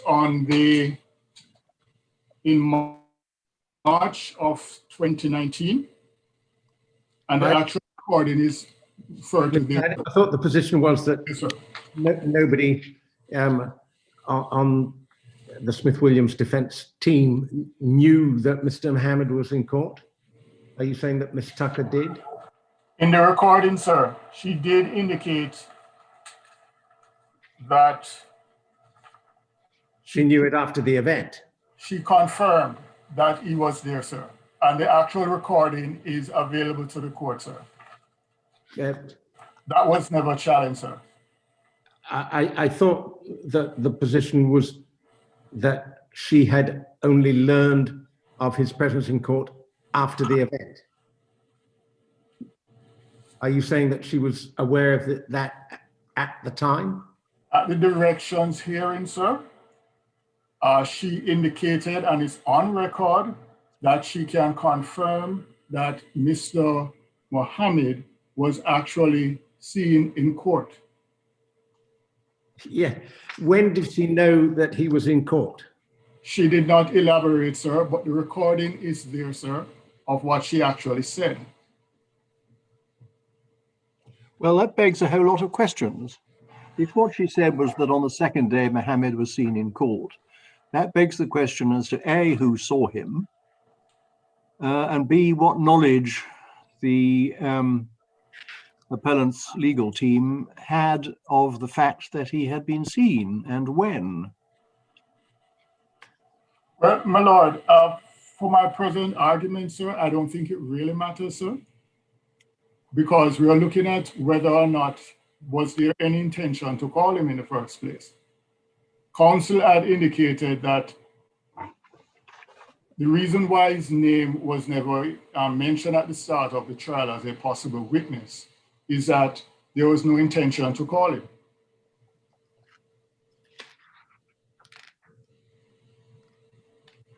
Sorry, say that again. Counsel indicated that there was no intention to call him. Yes, sir. And I asked Mr. Quayle if he could obtain the recording of the previous appeal because in his response to our submission, in his reply, counsel from my note of the proceedings stated, we did not name Mohammed at the outset of the trial as our witness because we did not know to what extent he would be required. If the witness Harris was sufficiently undermined and the evidence of the alibi was proven, it may not have been necessary to call him. The fact is, neither of those things were established and we needed Mohammed. As far as we were aware, he was willing and able. That seems to be an indication, my lord, that there was no real intention to call him. There was a strategic or tactical decision to try and undermine Mr. Harris without the need to have him to resort to calling Mr. Mohammed.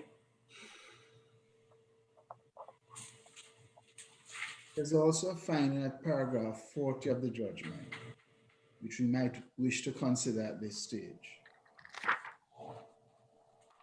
Page 244 of the record. And Mr. Lynch might wish to comment on this.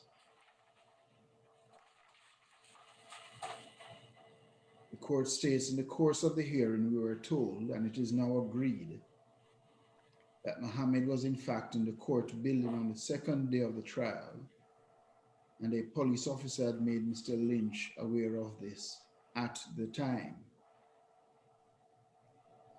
And Mr. Lynch can advise, but I thought Mr. Lynch had previously said that he did not know what Mr. Mohammed looked like, and he learned of the fact that Mohammed had been in court on the second day of the trial, sometime later in the trial. Is that what you said, Mr. Lynch? Mr. Lynch, you're muted. Yes, Yeah. that is exactly as I recall it, yes. That finding by the court here isn't correct then. I'm reluctant to say that. My position is, first of all, can I say that what the passage that Mr. Mahoney read out himself as to his note of what I said to the court is accurate, in that we made clear to the court that we had him as a witness. We were ready to call him should he be needed. We as with all witnesses, one hopes that it's not going to be necessary. But certainly we had him available and wanted him available to give evidence.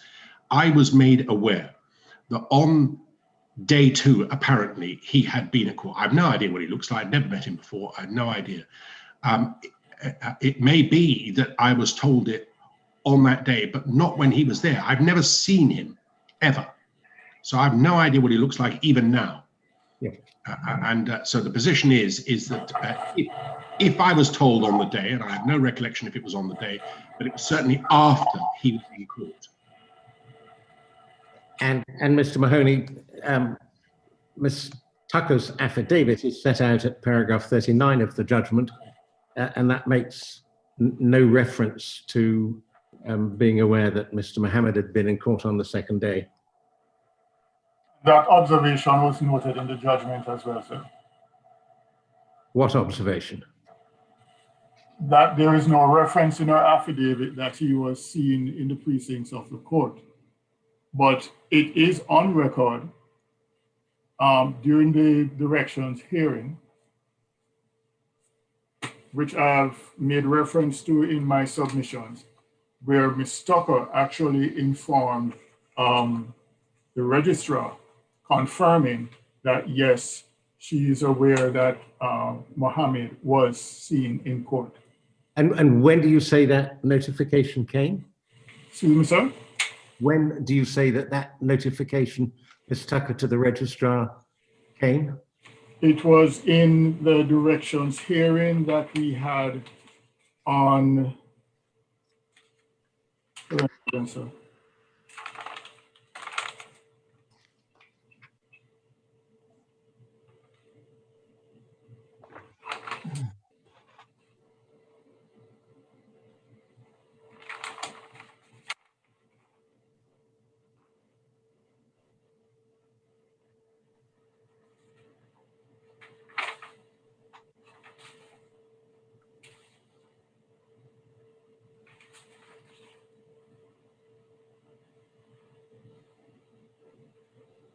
This was in March of the 4th of March, 19. I made reference to it in paragraph 25 of the respondent supplemental submissions. 4th of March 2019 at 10:42:25 a.m.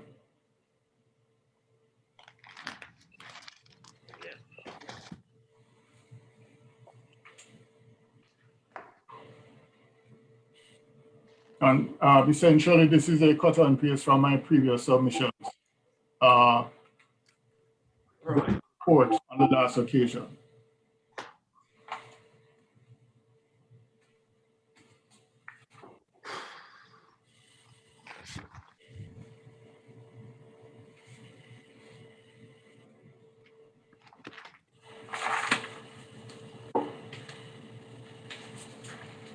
Well,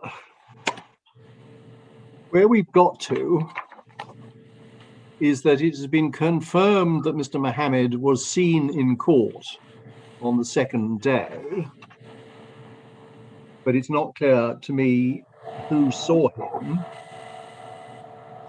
It's accepted that Mr. Lynch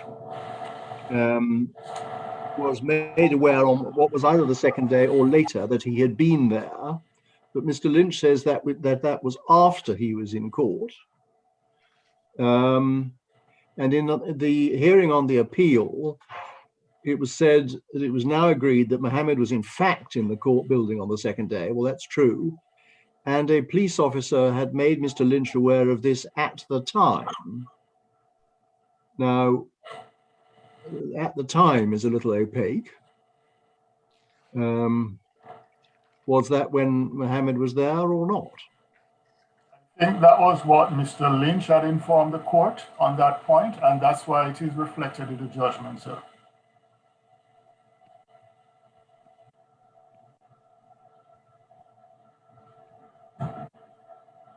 Well, can Mr. Lynch help us on that?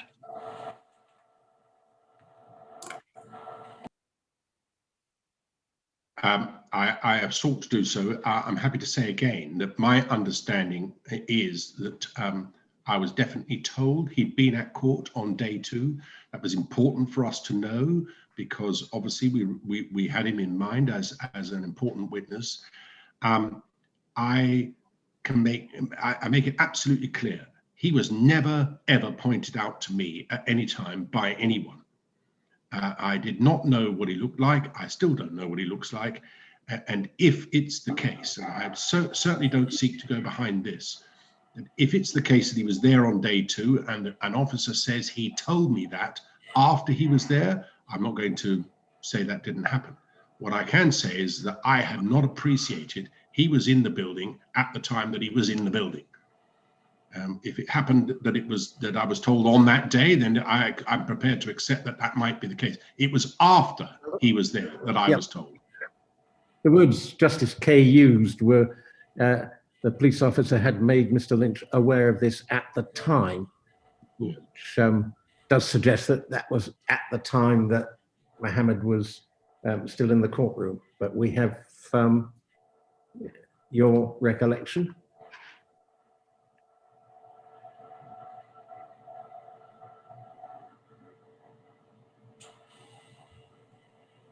I'm wondering if Mr. Lynch has frozen again. It seems so, sir.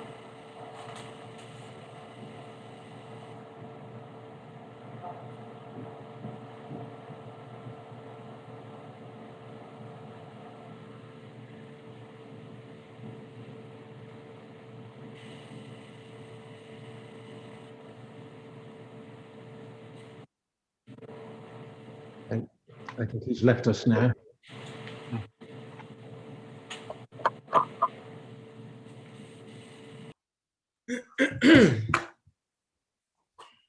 Must be bad weather in Turks and Caicos.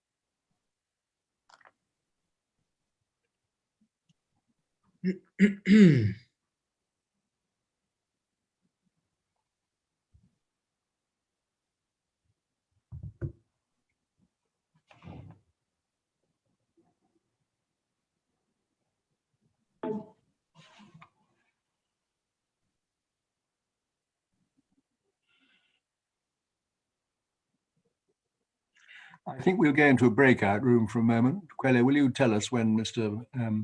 Lynch is back? Yeah.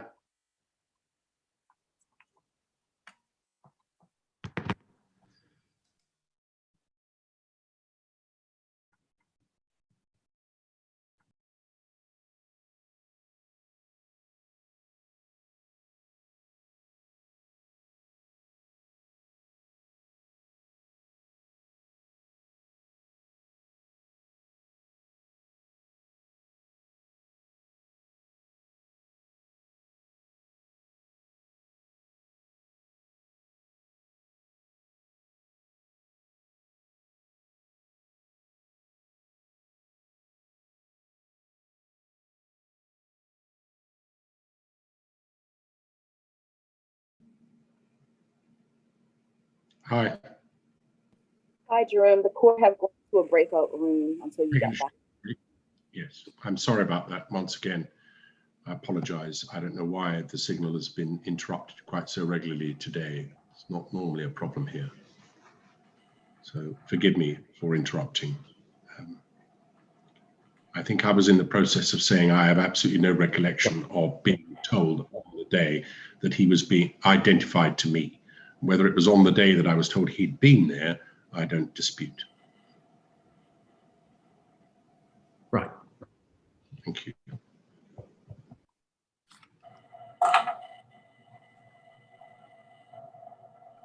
Can you hear me? People We hear can me? now. Yes.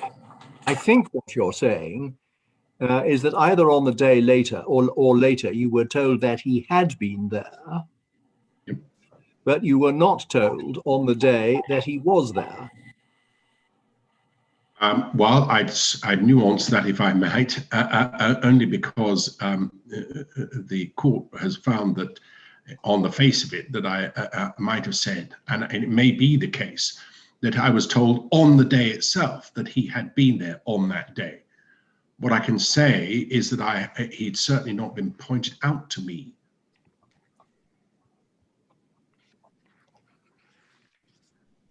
And it's easy to see, I would suggest that Justice Kay made a general statement which doesn't accord with your recollection. I hope that is right. Certainly my recollection is that I was told after he was there that he had been there. Right. It was important for us because at the time, because we wanted to know that he was available as a witness. Understood that there was some anxiety on his part. So the fact that he'd been there was important for us. Right. Okay. Well, that's your position. Thank you. May I continue, sir? Yes, of course. Yes, sir. I found with particular interest paragraph 7 of Mr. Lynch's submissions, which is the most recent one. Today, in his submissions, in answer to the questions of the court. Yes. Yes.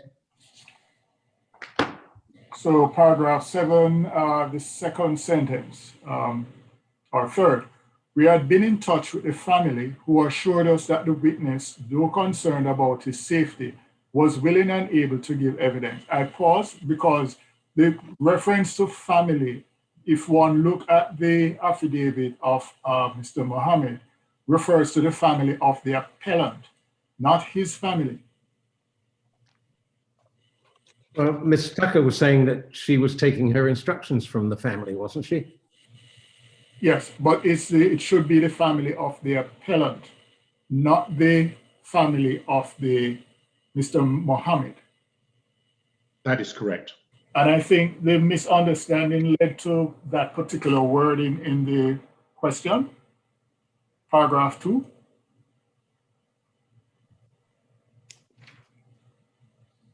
It is debatable whether that test, if applicable, is satisfied where contact with Mohammed had only been via his family.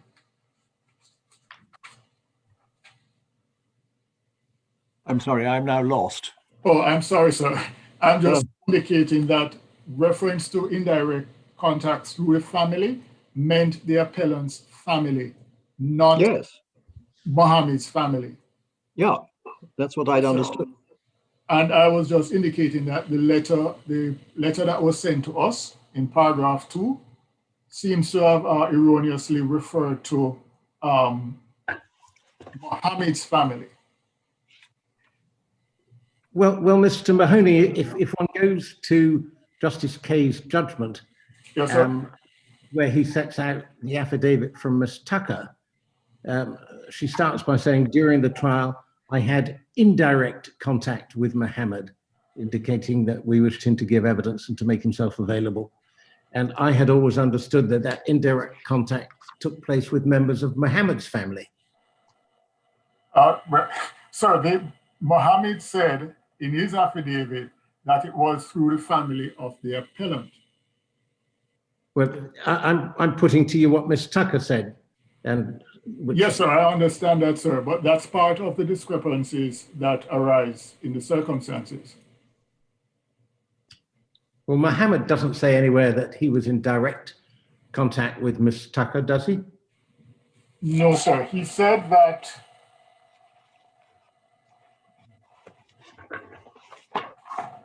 I'm looking at his affidavit, sir. It says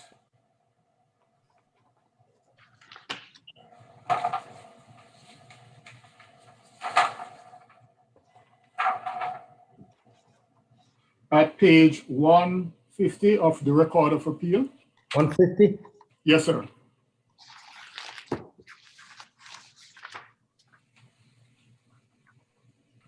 And this is where he makes reference to the what was the unsworn affidavit. Paragraph 2. That prior to the trial and during the course of proceedings, I was contacted on numerous occasions by members of the appellant's immediate family to present myself to his attorneys in an attestation of his defense.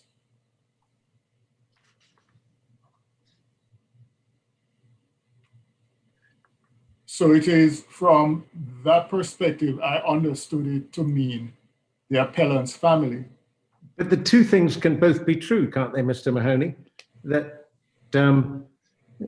Mohammed was contacted on numerous occasions by members of the appellant's immediate family, and that in relation to the discussions with Ms. Tucker, that took place between Ms. Tucker and members of Mohammed's family. I'm not saying it could not be, sir, but I'm just indicating that I don't think they're necessarily inconsistent. Both can be true. Yes, sir, but I was saying that my understanding of family meant the appellant's family, because the appellant's family were in court on a daily basis. So I could understand that aspect of it. Just to continue, sir. Well, no, wait a moment. This is getting even more confusing. It is clear in the affidavit that Mohammed says that he was contacted on numerous occasions by members of the appellant's immediate family. That is so, sir. Yes, yes. Miss Tucker's affidavit, which is cited at paragraph 39, page 243 of the Record of Appeal, says, during the trial, I had indirect contact with Mohammed, indicating that we wished him to give evidence. That paragraph does not in turn say whether the indirect contact was via the appellant's family or via Mohammed's family. And I think the easier, and then there's to make, to go to paragraph 7 of Mr. Lynch's submissions, he says we had been in touch with the family, which I actually took to mean the appellant's family, but could I suppose mean Mohammed's family. But since Ms. Tucker is physically present, I think we can legitimately ask her, when she said during the trial I had indirect contact with Mohammed, did that mean via the appellant's family or Mohammed's family or both or something else? Yes, my lordship, I can most certainly assist on that point. I had indirect contact with Mohammed through the appellant's family. I don't know any of Mr. Mohammed's family. I've never spoken with them. The only persons I've had direct contact are the appellant's family. And through them, they were communicating on our behalf as counsel for the appellant that we would like him to be present at trial. Right, right. Well, that's what I thought you meant. Yep. Can I proceed, sir? Yes. Yes. So Mr. Lynch said, we had been in touch with the family who assured us that the witness, though concerned about his safety, was willing and able to give evidence. We did not require a proof of evidence, as he agreed that his interview with the police was accurate, and that was all we wished to adduce for our purposes. Ms. Tucker's affidavit, which is what we had just looked at earlier, page 554 of the Joint Bundle of Authority. During the trial, I had indirect contact with Mohammed, indicating that we wish him to give evidence and to make himself available. He did not. We were unclear as to whether he was even in the jurisdiction, but we had no evidence that he was either scared, in fear, or otherwise being restrained from giving evidence. Yet my learned friend, Mr. Lynch, in his paragraph, suggested that the family assured us that the witness no concerned about his safety, which would suggest that Mr. Lynch was aware that there was some issue in regards to his safety, possibly fear, and therefore, that was available was the affidavit, not the affidavit, the interview of Mohammed, which Mr. Lynch said contained what he pretty much wanted, and an application on the PACE could have been made during the trial. That was the evidence that was available, which Mr. Lynch said provided an alibi. So what was the application that you say could have been made during the trial, Mr. Mahoney? PACE application under section 75 of PACE, section 75, subsection 3. Well, is that in force in Bermuda? Yes, sir. It's applicable for both the Crown and the defense. In fact, I think we made sorry, sir. Have we got a copy of it? I mean, have we got a copy of it? No. No, sir. Mr. Quayler, can you assist, please? A copy of section 75 of PACE? Yes.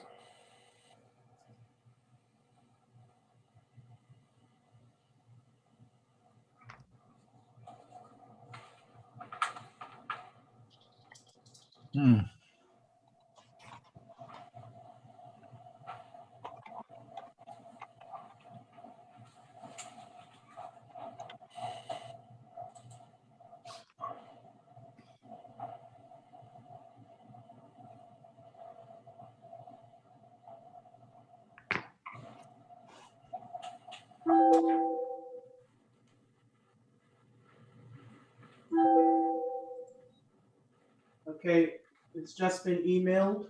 Yep. And section 75 is on page 79 of the document. The relevant section is on 79 and 80.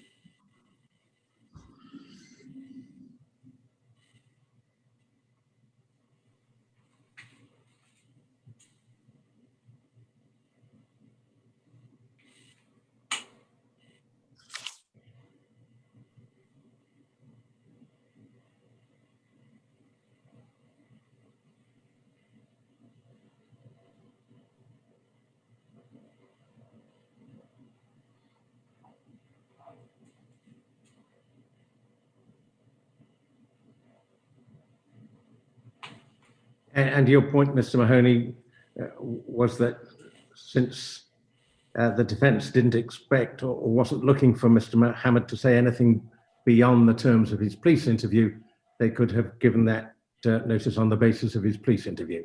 That is so, sir. In fact, that's, and Mr. Lynch confirmed that in paragraph 7. Yes.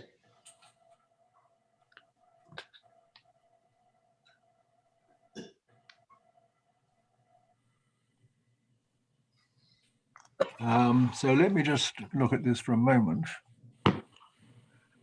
Subsections 3A and B, Mr. Mahoney. Yes, sir. Says the requirements mentioned in subsection 1B are A, that the statement was made to a police officer or some other person charged with the duty of investigating offenses or charging offenders, and B, that the person who made it does not give oral evidence through fear or because he's kept out of the way. The statement was actually an interview conducted by the police who were charged with investigating this particular or these particular offenses, and based on what the submission is, that the person is being kept out, not able to give oral evidence through fear. The application could have been made during the trial.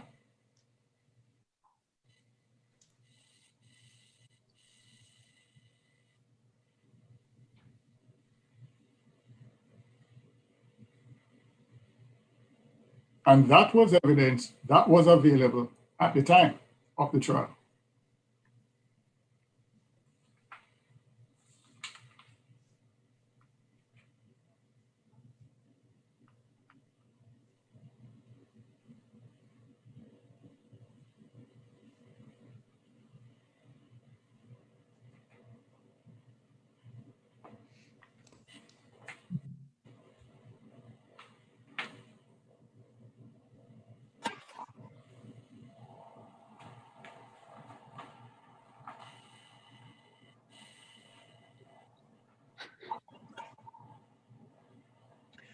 Well, yes, I see exactly what you say. There's another problem, potentially. The requirement of 3B is that the person who made it does not give oral evidence through fear or because he is kept out of the way. Miss Tucker's affidavit says we were unclear as to whether he was even in the jurisdiction, but we had no evidence that he was either scared, in fear, or otherwise being restrained from giving evidence. But paragraph 7 of Mr. Lynch's latest submissions to us, say we'd been in touch with the family, who assured us that the witness, though concerned about his safety, was willing and able to give evidence. Those two paragraphs don't seem to be particularly congruent. But you say that if the position is that he was said to be concerned about his safety, an application could have been made under 3A and B. That is so, sir, because we are actually seeking to make an application, not under 3, but we sought to make an application in respect of Ryan Ferber under section 75, 1 and 2, but Mr. Lynch objected to that, and then we ended up with an agreed facts and some of his statements being put before the jury. So Mr. Lynch was aware of section 75, and if he intended to have the evidence put before the jury, he could have made a similar application, albeit under subsection 3.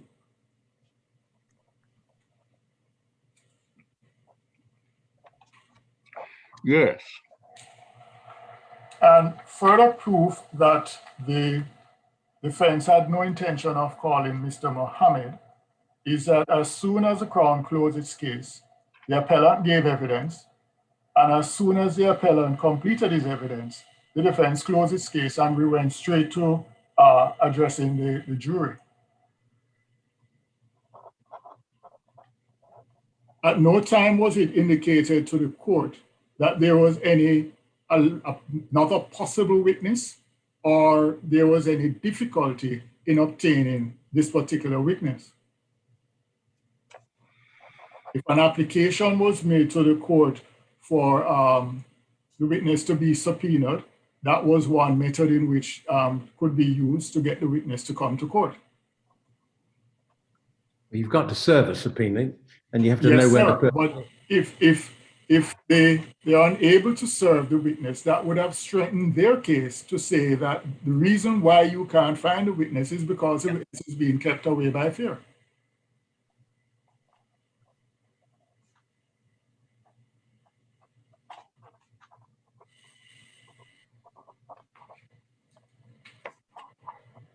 So based on these submissions, it's my submission that this is not a case in which the evidence was not available.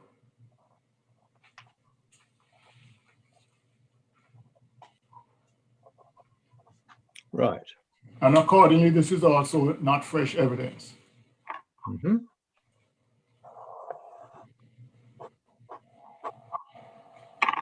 In regards to question 3, whether or not Mohammed's new evidence is well capable of belief and, if admitted, might have caused the jury to have a reasonable doubt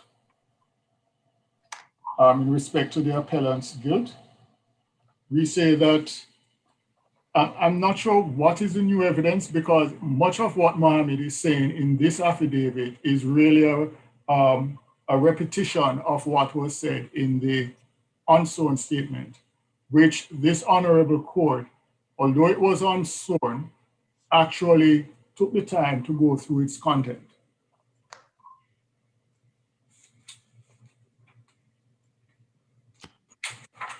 The only thing that is additional here is that Mohammed went off into some series of speculating that perhaps Harris was being paid to give evidence, speculating about Harris being involved in other offenses in the UK. And in fact, suggestions were put to Harris in cross-examination by Mr. Lynch about his suggested that how he attacked some girl he had and all of that. Much of that was put in cross-examination to Mr. Harris. So the evidence was there before the jury.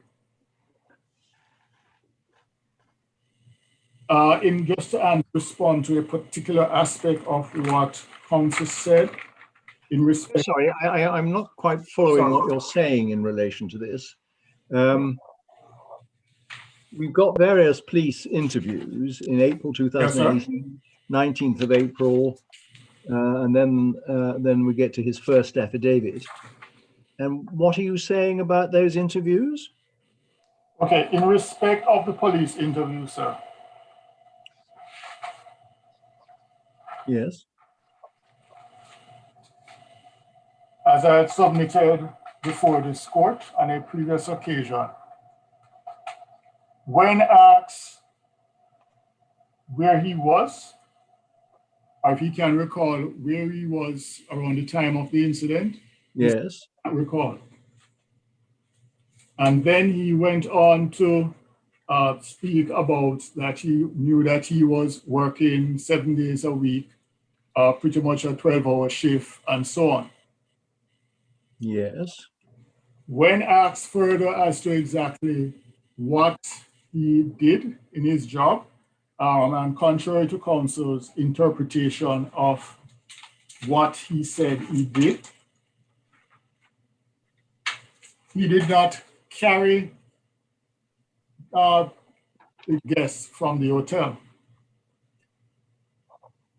What he actually said is, just a tour guide, during the winter, I would take hotel guests where it's dockyard. He's not saying there he would get hotel, pick up guests at the hotel.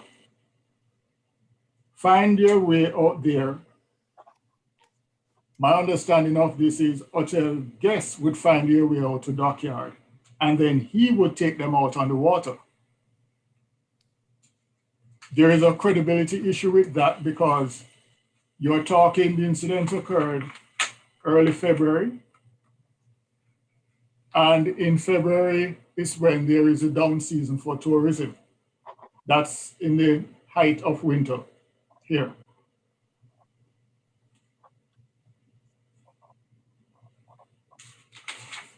So correct, Mr. Mahoney, that the police never in fact went to KS Water Sports and asked if they were in any form of operation in that February? My recollection is attempts were made, but the particular person name was not particularly cooperative.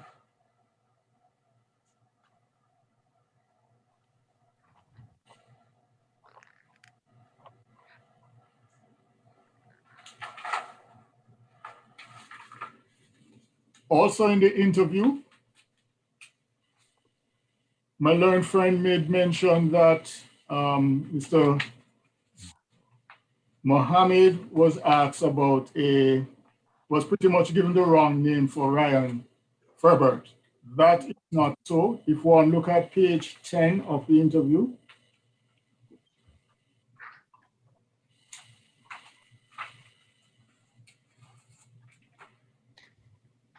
line 12. So yes, there was a particular name that was used that wasn't correct the first time around.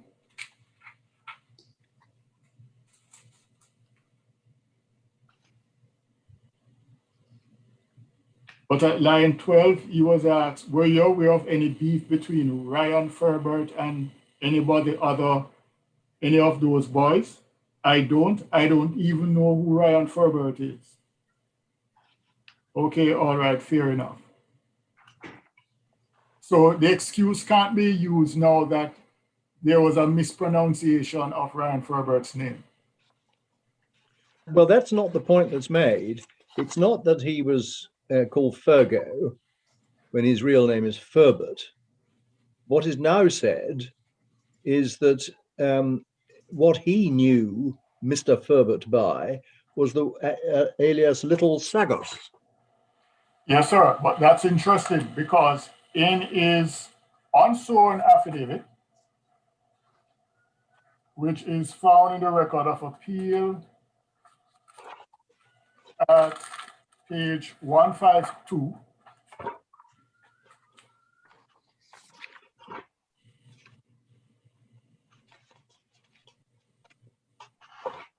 at the top, the same person who he denied knowing,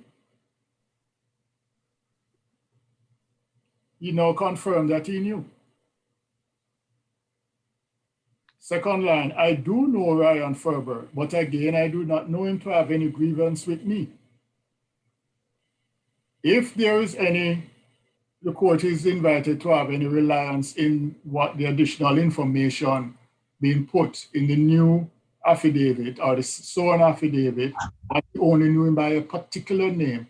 Why didn't he say so? And I ask this in a rhetorical question, manner. Why didn't he state that in the unsworn affidavit?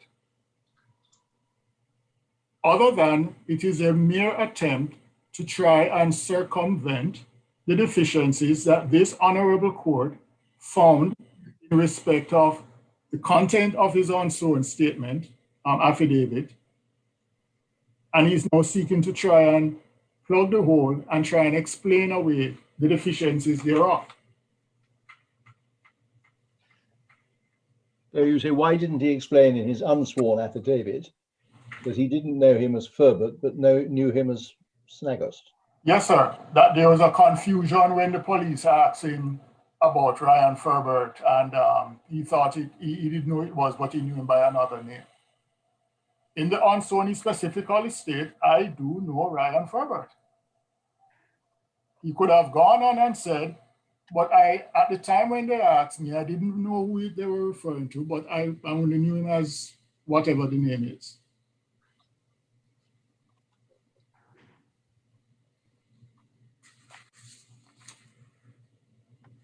Right. Forgive me for interrupting, but can I draw the court's attention to paragraph 11, where he does deal with this, about halfway through that paragraph.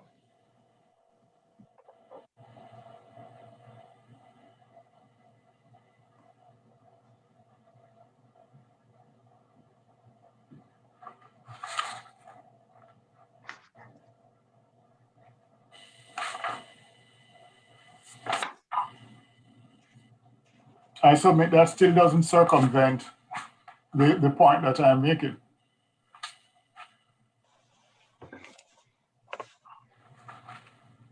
At paragraph 16,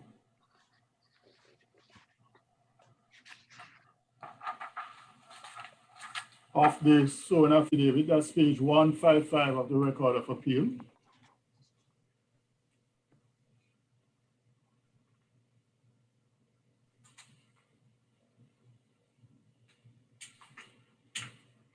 Where in the 4 lines downward,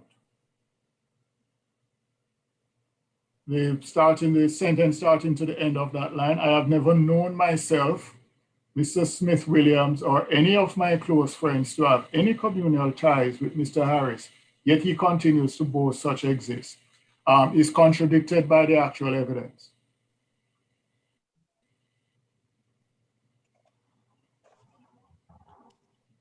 Sorry, I don't follow that point, Mr. Mahoney. Well, based on what my understanding of what he's saying here is that he doesn't know of himself or Smith Williams or any of their close friends having any ties with Mr. Harris. The evidence was that on the two occasions that the confessions were made, one in particular was that they were both wearing EMD, electronic monitoring devices, and the appellant came over to Harris's house, and they both left from Harris's house and went over to the appellant's residence, where they were drinking, and I think he was smoking on that occasion. And that's when they got into the detail as to what happened on that occasion. Is that not on Harris's evidence?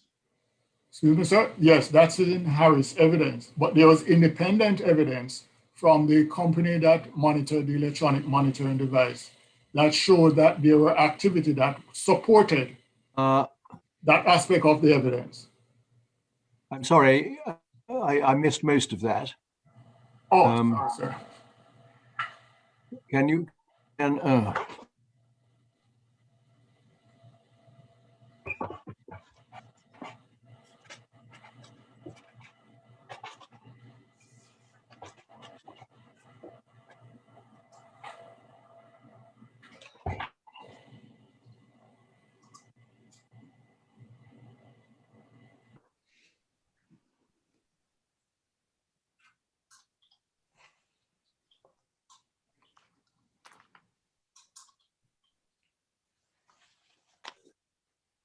What I asked Mr. Mahoney to explain was why it is that the passage at paragraph 16 of the Mohammed draft affidavit refutes what Mr. Lynch pointed us to at paragraph 11, which explains Mohammed's, seeks to explain his having earlier said he didn't know who Ferbert was. Yes, sir. In answer to that, sir, in the unsworn statement, Mr. Mohammed said up front that he knew Ryan Ferbert. This is the same person in interview with the police he denied knowing. When the matter came before this honorable court, that was an issue that was considered in regards to the credibility or his credibility. Now, after the decision of the court, and Mohammed has had the opportunity of reading the decision of the court, he now puts in paragraph 11 in an attempt to indicate that he had some problem or he did not immediately recognize who the Ryan Ferbert the police were talking about. If that was true, why didn't he mention that in the unsworn statement? Because on the face of the unsworn statement, it would appear that he knew who Ryan Ferbert was. Ryan Ferbert, the police had asked him about.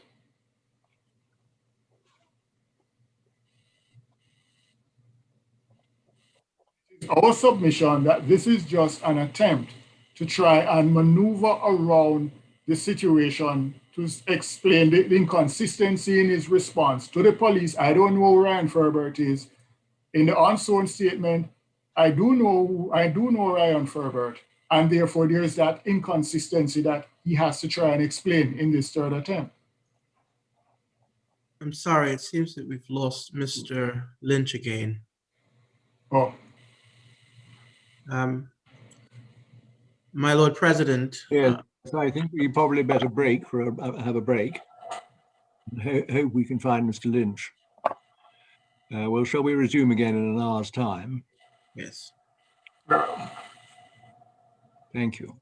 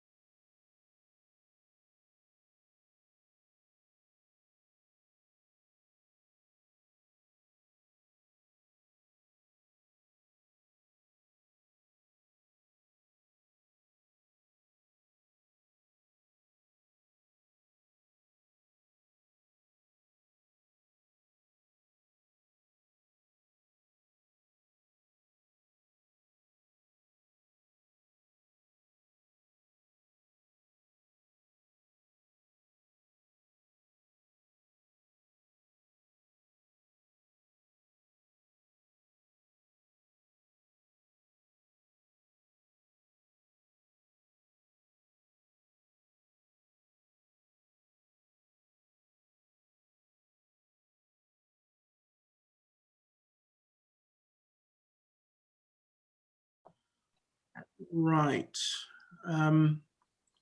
Before we get started, I don't see the appellant. Palo, I have them coming in right now, Mr. Palo. Oh, okay. Thank you.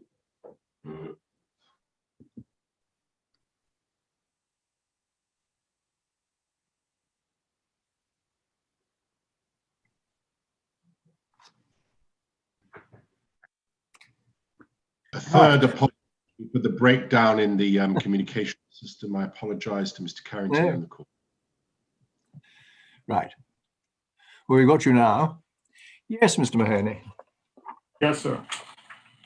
Before I continue, sir,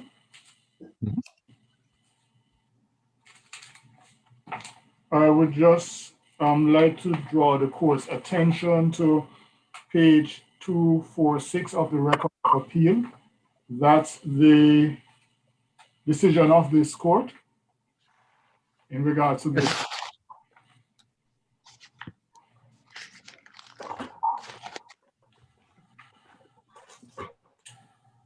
Yes.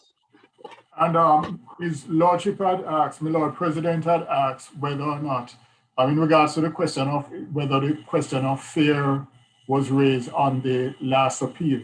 Well, yes. Worth, I just want to draw your attention to the last paragraph, paragraph 44, 5 lines down. He had not manifested fear to the appellant's legal team at that time. That's the only reference there in regards to fear. Just to indicate that the question of fear was argued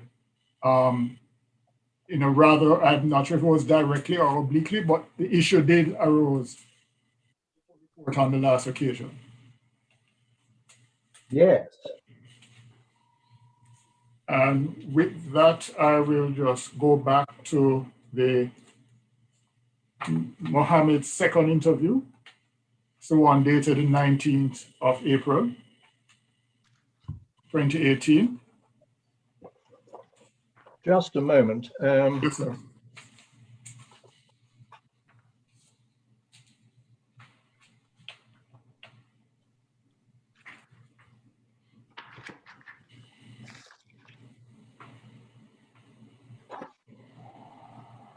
I mean, the curious thing there is that I know where the sentence, the fact is that Mohammed's evidence is not shown to have been unavailable at the time of the trial. He had not manifested fear to the appellant's legal team. That comes from Miss Tucker's affidavit. Yes. But he's now said that he was showing signs of concern at the very least. And you say, well, if that's right, you could use the Police and Criminal Evidence Act. Yes, sir. But everything seems to have been conducted at the previous hearing on the footing that he hadn't shown that he was frightened. Yes, sir. But Mr. Lynch has provided otherwise since then. Yes, he has. Okay. Right. I'm so sorry, you were about to refer to something. Yes, sir. I was going on, when we took the break, I was moving on to Mohammed's second interview with the police. It's the one dated the 19th of April.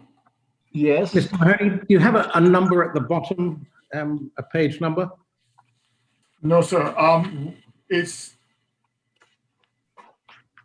I'll try and find it.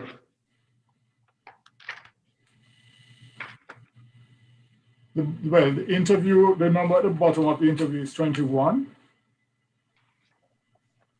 Sorry, are we dealing with the interview of the 19th of April? Yes, sir. Right.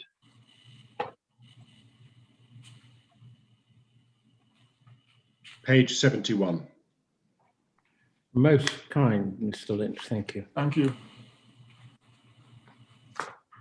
Yes.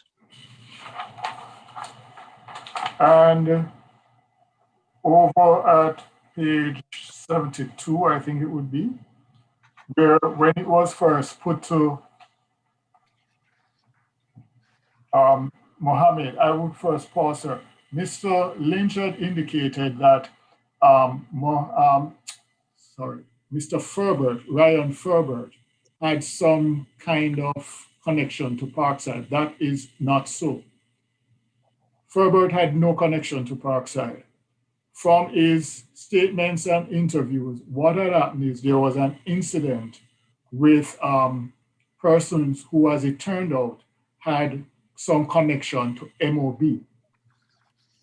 And that's how the name Duante, Darrell, and other names came into play. And you will find that throughout the course of the trial, evidence was laid to show that some of the persons who Ryan Ferbert mentioned in his statement and interview, that incident, I think a stolen chain, and Ferbert's brother went and chopped up somebody's bike and so on. One or two of those persons, there was evidence that they had some association with MOB, but there was no evidence that Ferbert or Ferguson had any association with Parkside. Right. How the gang evidence came into being was, as I indicated, on the one hand, based on Ferbert's history of incidents he had with these persons who were associated with MOB, that's on the one hand. And on the other hand, Harris was saying that the appellant told him that apparently the belief was Jackie Morris, who is affiliated to Parkside, was possibly at that location. Hence, there is the hypothesis of mistaken identity. What's he called? Jackie Morris? Morris, not Harford.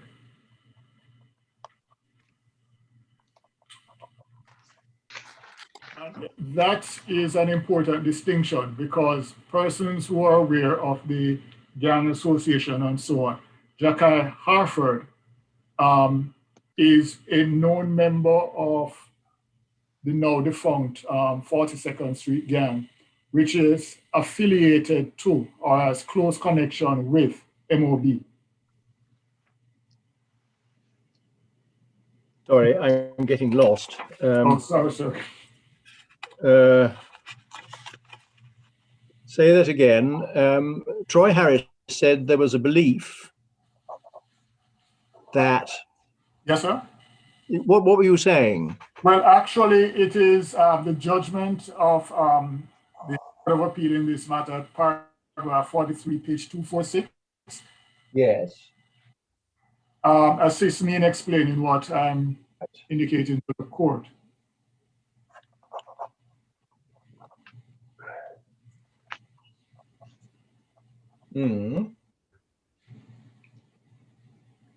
So he was friend of the appellant. He denied that, this is in regards to Mohammed, he denied that he was a member of MOB or any other gang, whilst admitting that since the age of 15, he has had a MOB tattoo on his chest.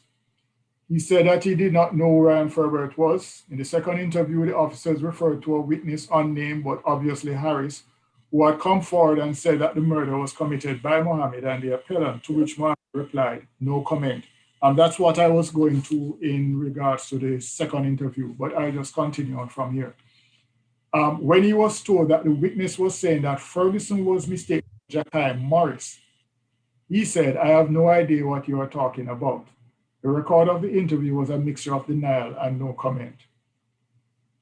So just to add on that, sir, that how the Parkside connection came in is based on what the appellant told Harris. We mistaken identification of someone for Jackie Morris. That's how there is a Parkside MOB gang connection on the one hand. On the other hand, well, wait a minute. The appellant told Harris that yes, there was sir. a misidentification of Jackie Morris. Is that right? Yes, sir. So that they thought they were shooting Jackie Morris, but it wasn't. That is so. Right. And from the Ryan Ferbert statements, Ryan Ferbert indicated that prior to the incident, he had some run-in with some young men. I think one stole his chain. And in retaliation, he and his brother went to that person's grandmother's house or something like that and chopped up a bike that was there. As it turned out, two or so of the persons that Ryan Ferber named in respect of that prior incident had association or connection to MOB.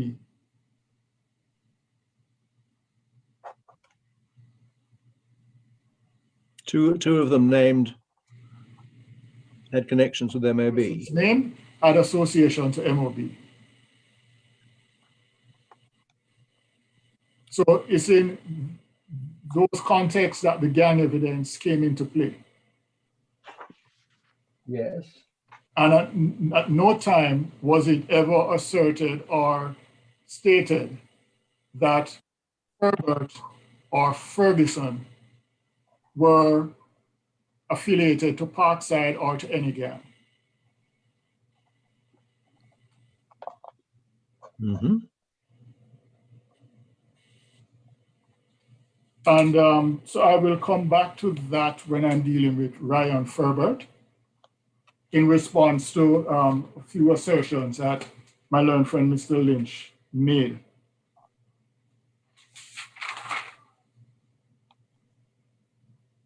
So continuing on in respect of Mohammed, sir. Yes.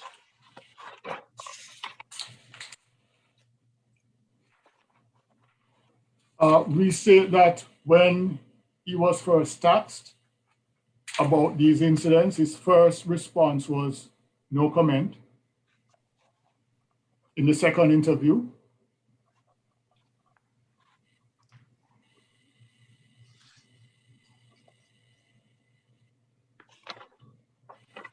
and I quote, so at line 48 to 54, the second page of that interview, I think that would be page 72 or 73. Yep, 72.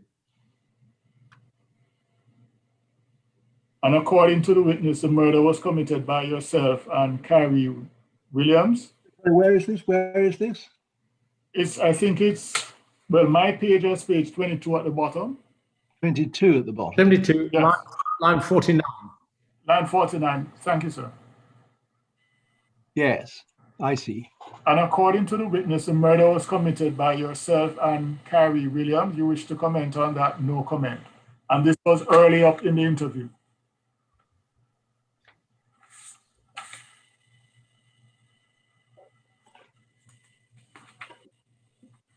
Over on the next page, page 23, line 48.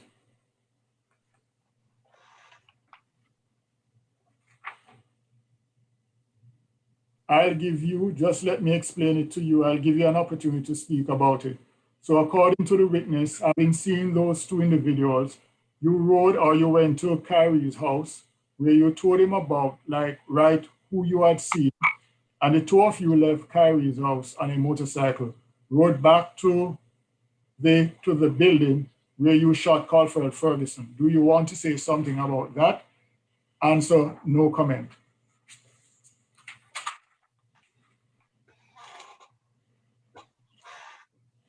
And again, I said early up in the interview when first asked, those were his comments. So contrary to the submissions by my learned friend that he was forthright in his denial, that is not so.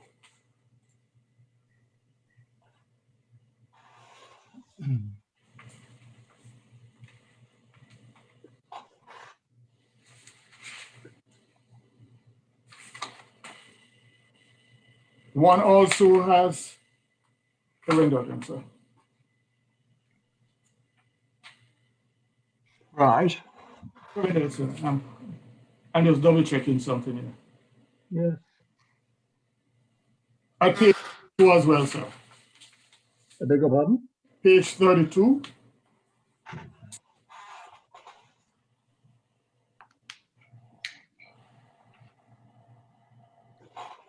Line 26. Just a moment. Have you got the page of the 32, sir. Same interview.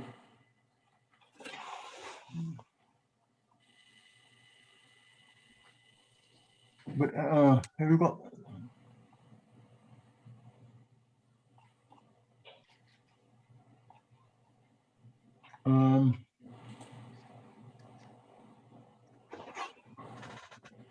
Well, wait a moment.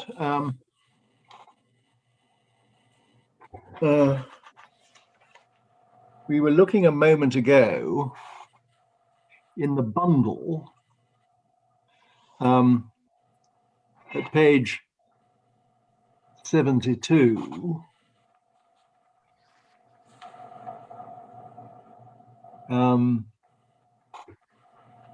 What I've got at page 72, line 49.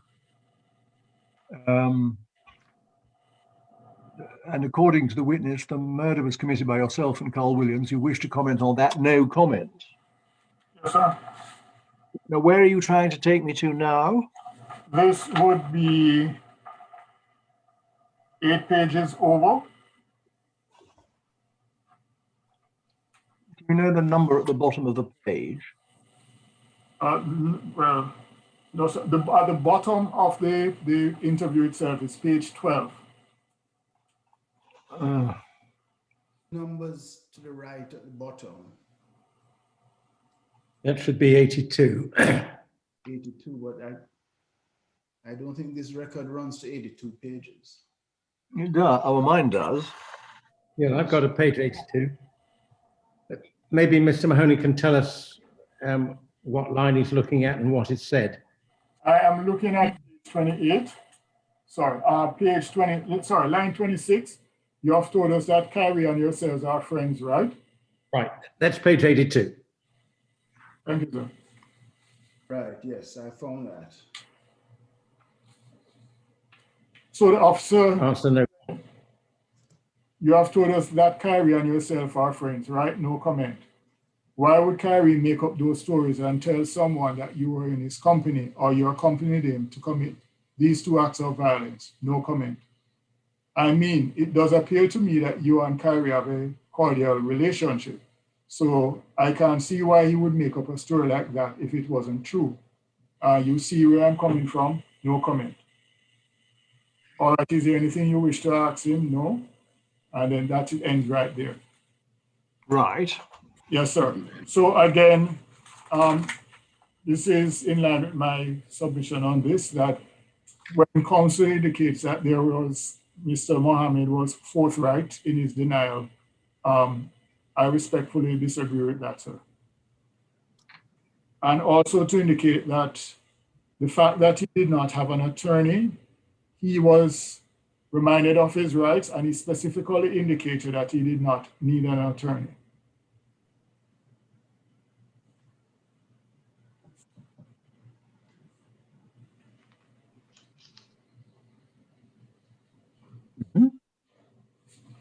Just to go back to Mr.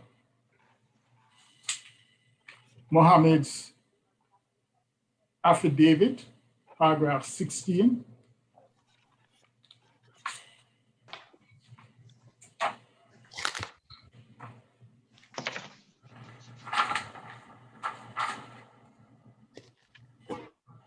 Which is page 155 of the Record of Appeal.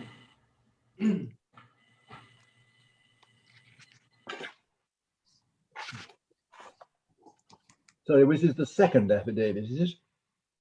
Yes, sir. Starting, I personally knew. Yes, sir. I personally know that, Mr. Harris. 5 lines, 4 lines down. And the sentence to the right, I have never known myself, Mr. Smith Williams, or any of my close friends to have any communal ties with Mr. Harris, yet he continues to boast such exists. Just to, I'd started to indicate to the court, I think when my learned friend Wi-Fi was started to act up, that the evidence is was that they actually lived across from each other. That is Harris and the appellant, and the independent electronic monitoring device evidence showed that the appellant went over to Morris's home, and Harris's home, and Harris went over to the appellant's home and was there for some time.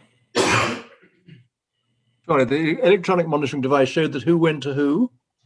That they both went to each other's residence. Oh, I see. Okay. Yes. And they met. Was that on East Shore Road? I can't recall, sir. I Yes. think it was.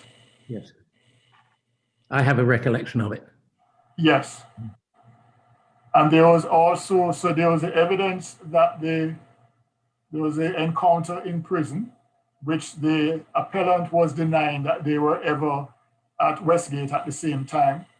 And we had records to prove otherwise. And in cross-examination, he admitted as much to say that he may have spoken to Harris while they were both in Westgate. So at the trial, there was a real issue of credibility. And the appellant was found to be wanted in respect of his own credibility, sir. Well, he said when the records were shown that he might have been there. Excuse me, sir? He said when the records were put to him that he might have been at Westgate. No, he admitted, first he was indicating, he was challenging the point that it's unlikely that they could have been there at the same time. We got the records to show that they were both at Westgate at particular points in time. What he went on to admit in cross-examination was that it's possible that while they were both there, they could have spoken. Right. Harris and the appellant, because Harris was saying that the first indication of the admission started when they were both at Westgate. Right. Then when they were both home on the electronic monitoring device, they went into more detail on that occasion. And we were able to establish as a fact that there was a time when they were both home and both on electronic monitoring device, which established that they were both over at each other's premises. Mr. Mahoney, what has this got to do with Mohammed's credibility?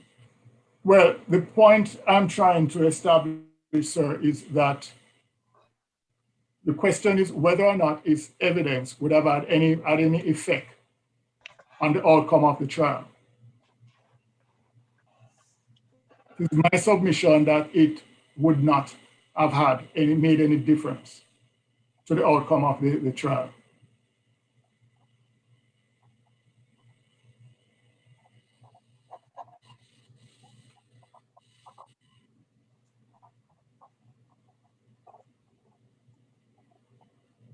As to whether it would be accepted as credible, we said he lacks credibility, sir. Say that, I didn't hear. He lacks credibility. Justice Kay didn't really go into these matters, did he, Mr. Mahoney? I mean, I certainly recall them being raised. He did to a certain extent. He started at paragraph 4 of the decision.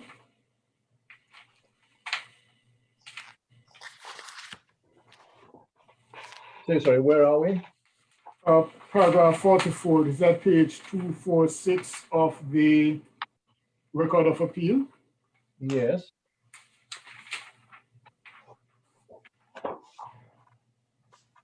I already went through 43 and 44.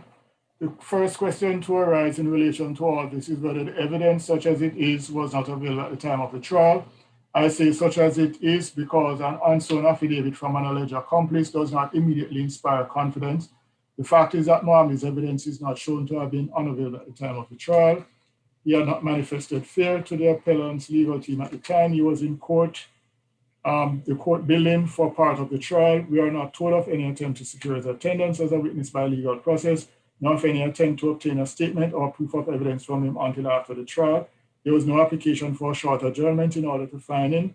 Whether or not Mr. Lynch would have called him with nothing more than his interview record as a foundation, and in the knowledge that Mohammed would have had to be advised by the judge as to his privilege in relation to self-incrimination is difficult to fathom. For my part, I'm not satisfied that the evidence of Mohammed, and I repeat, such as it is evidence that was not available at the time of the trial.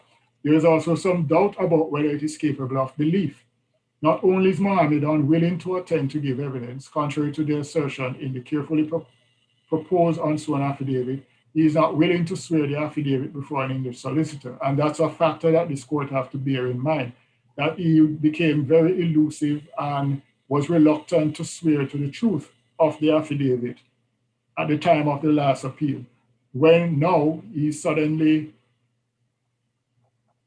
I don't know if he had his Jesus moment, and suddenly he's decided to sign to what he was reluctant to sign to before. This means that the only account which can be formally attributed to him is the one in his police interview when asked where he was at the time of the murder. His first words were, "I can't recall."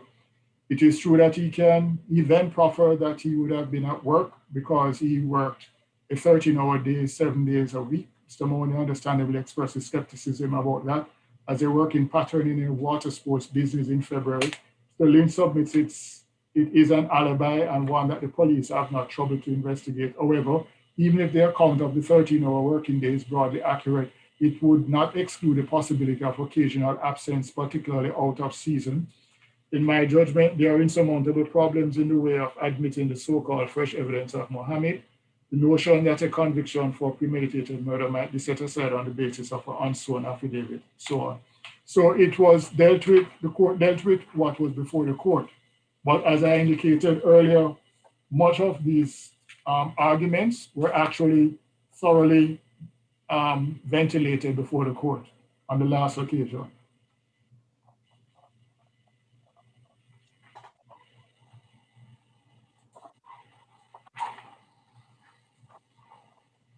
And in looking at his, as I said, in looking at his credibility, one cannot deny the fact of his reluctance to sign the previous, before unsworn affidavit when the matter was up for appeal.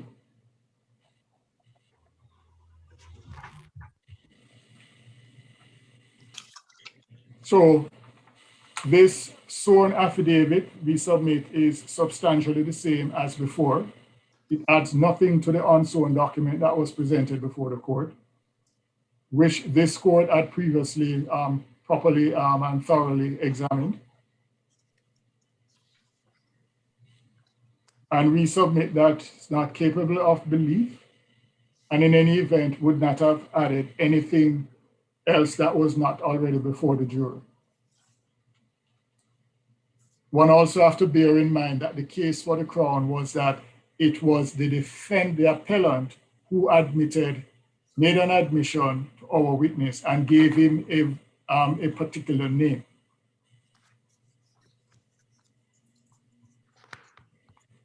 It is possible that the appellant may, assuming he was lying, he gave a false name.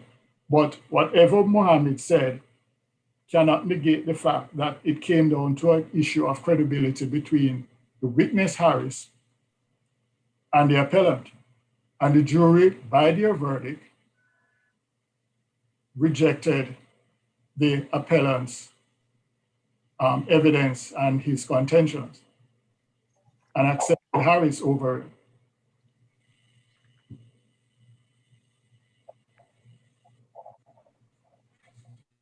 Just help me on this. You say it wouldn't have added, well, you say two things. It wasn't capable of belief and it wouldn't have added anything else to what was already before the jury. But did the jury have anything from Mohammed? In respect of, sir? Well, did they have any, was the evidence of Mohammed in any way before them? Well, that's why we're back here, sir, because Mr. Lynch did not make an effort to put the evidence that he had before the jury, which he could have done by virtue of Section 75. Well, that I follow, but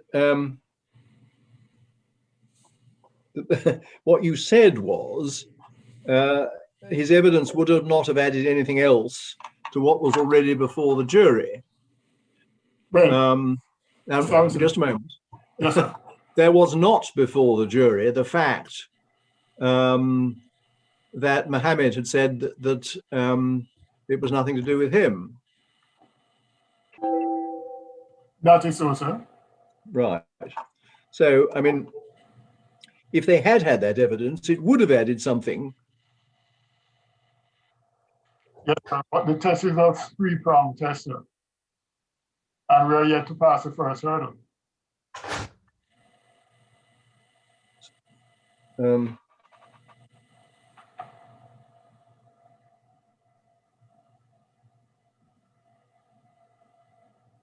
But you must be Sorry, saying say that again. is that it's not capable of belief. The test, sir, Yes. is on a fresh evidence, sir. Yes. I said it is a three-pronged, actually it's a four-pronged hurdle.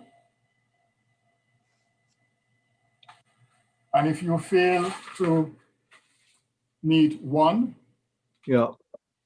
you're failing all. I follow that. Yes, sir.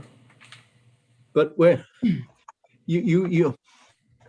what you said were two things. I quite follow that you say that his evidence was available because at the very lowest use could be made of the Police and Criminal Evidence Act. And if that's Yes, sir. right, it was available and we didn't worry about it any further.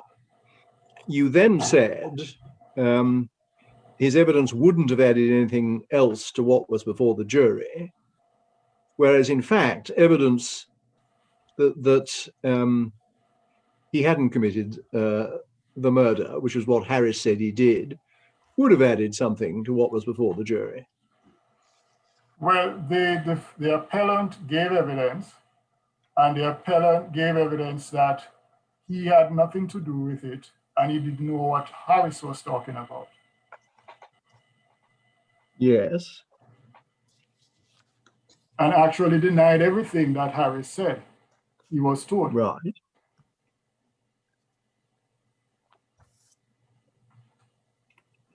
Yes. Well, I follow that. Yes, sir. But there was evidence before the jury, albeit obliquely, that Mohammed may have had nothing to do with the incident, as well as the appellant. Oh, wait a minute. The appellant said when you said the appellant said he had nothing to do with it, the appellant said that Mohammed had nothing to do with it. No, the appellant denied that involvement of either of them, the best of my recollection, when he gave evidence. He totally denied everything that Harris said he was told. Mm. Well, I follow that's what the appellant said. And I come back to where I was before. If Mohammed had gone into the witness box, or his evidence had been produced, which said I hadn't got anything to do with it either, that would have added something. Well, maybe not, sir, because remember, he would have had to have been advised that he need not incriminate himself. Mm. So whatever he said, the jury may have to take it with a pinch of salt. Even if it was put to him, he was not obliged to even answer.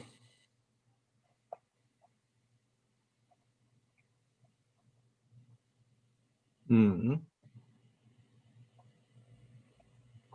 Well, I follow that. But what does one do if one has a witness who says, I want to come and give evidence? You call him. But in this instance, clearly this witness did not want to come and give evidence. Right. And he can't allege fear, as I submitted to this court before, because he had no problem coming into Parkside area, territory, so to speak, to sit in on the case or to pass by while the case was going on. He had no problem coming into Hamilton 3 days after the conviction to see the appellant's attorneys. and their office is located in Hamilton, which is generally regarded as a Parkside area or Parkside territory.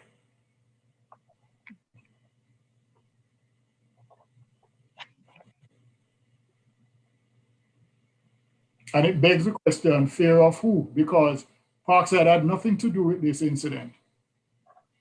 Nobody belonging to Parkside was shot or injured or involved. So why would he be afraid to come to court to give evidence out of fear of repercussion from whom? Can't be Parkside. But wait a moment, I thought that what had been suggested was that there was a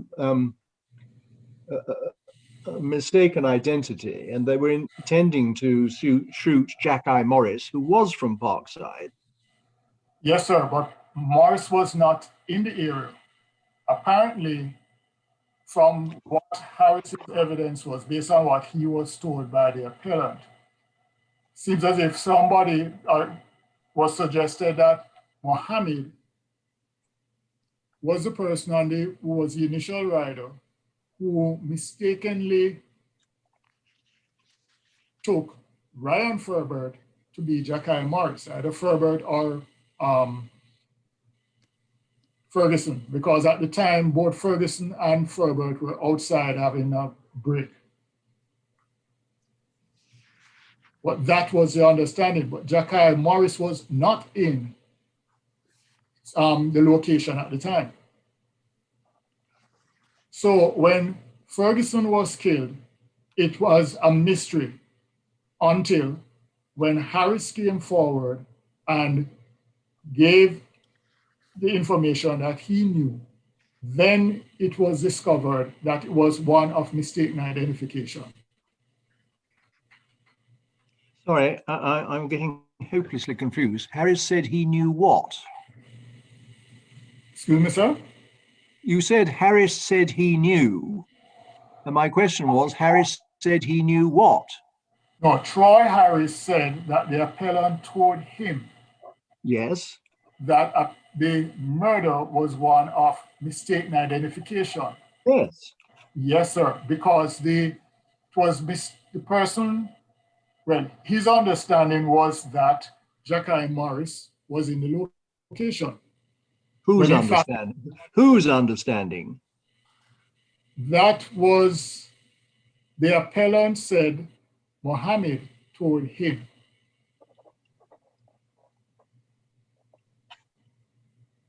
Told him what? That Morris was in the area.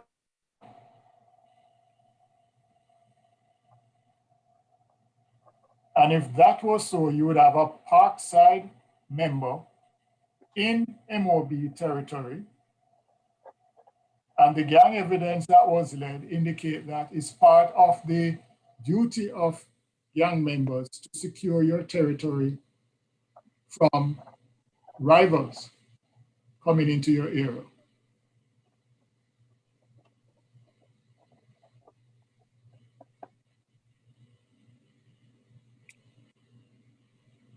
So Harris said that the appellant had told him that the murder was a case of mistaken identification. Yes, sir. He said that Harris said that the appellant said that Mohammed had told him that Morris was in the area. So there would be a Parkside. Yeah.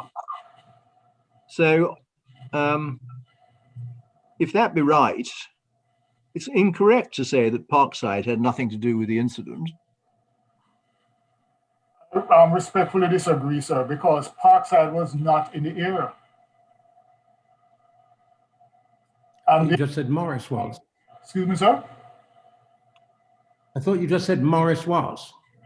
Morris was a member of Parkside, but Morris was not in the area. I'm sorry. Furbert or Ferguson was mistaken to be Morris. Yeah. Yes. The point is Okay. this. Yes, sir. Okay. Morris wasn't in the area, but Yes, if sir. the position, wait, if the position was that Fulford was shot, no, sorry, what's the name of the actual victim? Ferguson. Richardson was shot. Ferguson. Ferguson was shot because he was wrongly thought to be Morris, then Parkside had something to do with the incident because it was a mistaken apprehension that it was a Parkside person who was being shot that caused the murder to take place. Yes and no, sir. Yes, sir, on the one hand, but on the other hand, Parkside would not be looking to get any revenge for someone who had no affiliation with them. Nobody knew the reason behind the murder until when Harris stepped forward and relayed what he was told by the appellant. Even so, Parkside would not get involved because none of their members were injured, threatened, or any way of that form. Right. So that's why I'm saying on the point that when Mohammed is saying that he is in fear of repercussion, the question is in fear of whom? Because Parkside didn't lose anybody. Parkside was not involved, so to speak. It's not as if there was a shootout between the two groups or shots were fired at one of their members, so they had a reason to try and get back at somebody. Right. Put another way, it's a case of mistaken identification, and to Parkside, it would have been water off a duck's back. It had nothing to do with them. Right.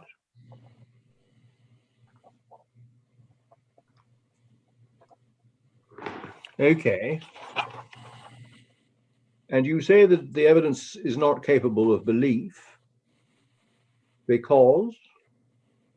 Well, in respect of what he said in the police interview, when asked, when it was put to him as to where he was on that occasion, his first words were, he can't recall. Or words to that effect. Yeah. And then he then went on to try and give some explanation that he was working 12-hour shift doing water sport in the middle of winter.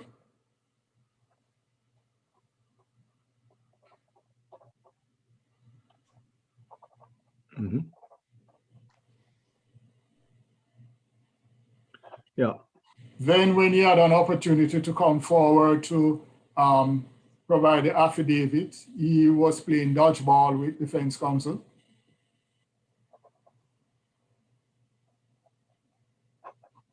So one have to take note of his conduct as well. He was playing dodgeball, did you say? Yes, sir. Sorry, it's unforensic terminology. Yeah. He contacted the defense counsel when it suited him. The affidavit was ready. They couldn't find him. Then, and I'm just going off what Ms. Tucker said in her affidavit. And in the end, it was never signed.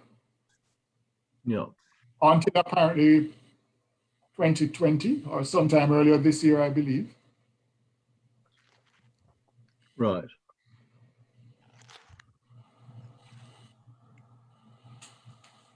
You said a little earlier that he had no problem coming 3 days after the conviction to see the appellant's attorneys. Yes, sir. Is that accepted? I mean, we don't have any evidence of that. It's in the affidavit of Ms. Tucker. Oh, is it? Yes, sir.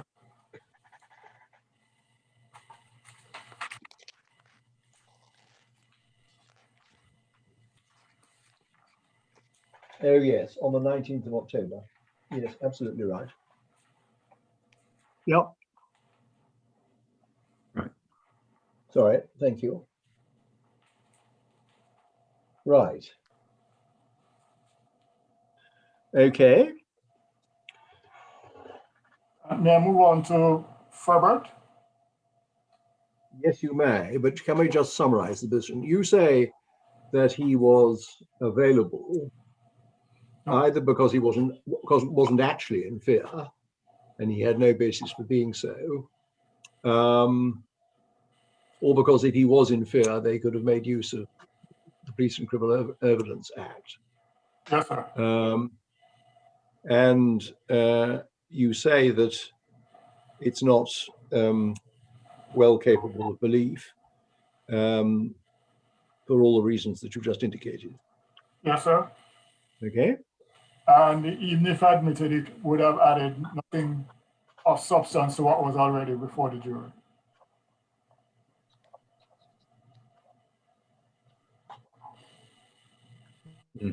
Right. Yes, sir. And for those reasons, the application should be refused again. Right. Right.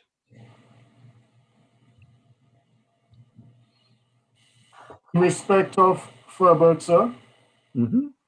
whether Furbert's new evidence can properly be regarded as available at the time, Mm-hmm. we say, sir, that yes. Well, and yes, with a certain comma there, sir, because the additional part that he gave, which is found in his affidavit at page 145. Mm-hmm.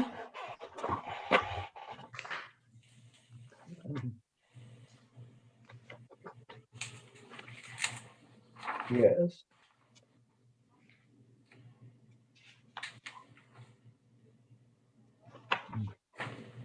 He could have said it in his first interview, sir.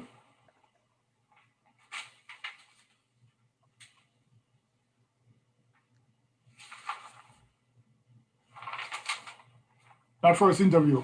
He could have said it in his first affidavit. Sorry, sir. Yeah, no, that's true. I thought, yeah.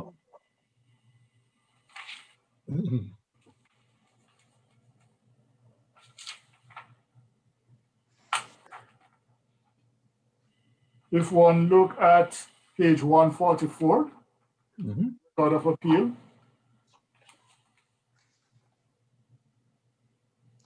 Well, Mr. Malone, that this is described as an amended affidavit. the more recent one, sir. The one you're bringing to our attention now at page 145. At page 142 is described amended affidavit. Yes, sir. But within that affidavit, he repeated the content of the first affidavit.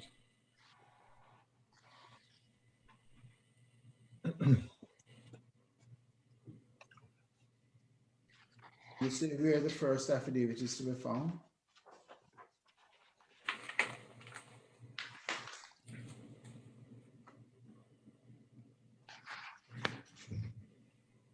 I think the first affidavit by itself is not actually in the bundle. Was not included in this one. No. But We can. What I'm wondering is whether in fact this is the first affidavit as amended.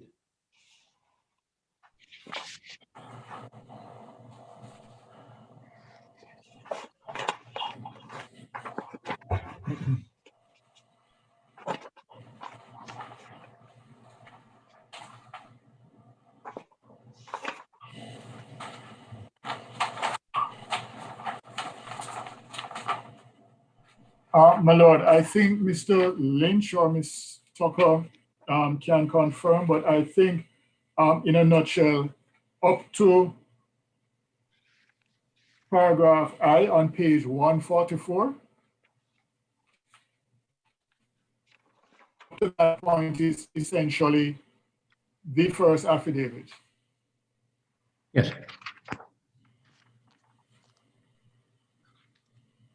And then some later parts of it as well, Mr. Mahoney.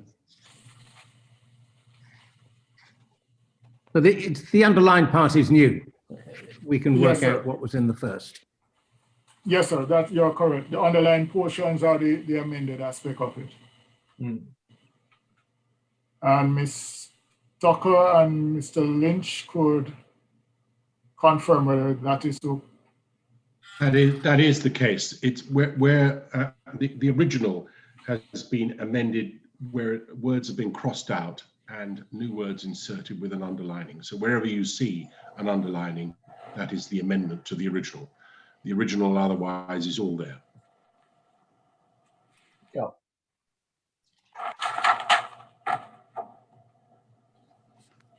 So at paragraph F,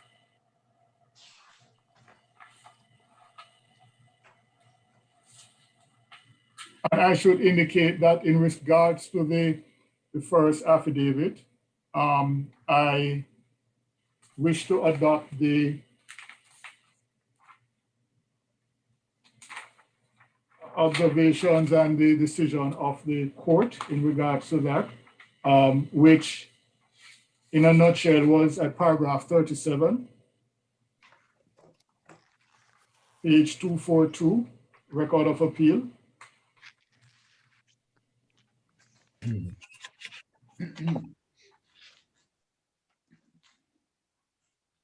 Ferbert's affidavit sworn in relation to this appeal is long on opinion and belief, but in relation to admissible content adds little to his evidence as it was presented to the jury. Mr. Lynch realistically accepts that it contains only one brief passage which might be admissible. It simply states that Ferbert knows Mohammed and would consider him an acquaintance. Mr. Lynch seeks to combine that with the formal admission that Ferbert had said that he did not think that the rider of the motorcycle 20 minutes before the murder, said by the Crown to be Mohammed at that stage, was somebody he knew personally. At that time, the rider was wearing a helmet with a mirrored visor. As evidence that the rider was not Mohammed, that seems to me to be of very low value indeed. It is equivocal. I do not consider that it would have had the potential to change a jury's mind about the credibility of the evidence of Harris. I should add that in his police interviews, Mohammed said that he did not know Ferbert. And interestingly, on that point as well, in evidence, the appellant said he did not know Ferbert. I'd ask Mr. Coelho to upload a few pages from the evidence of the appellant.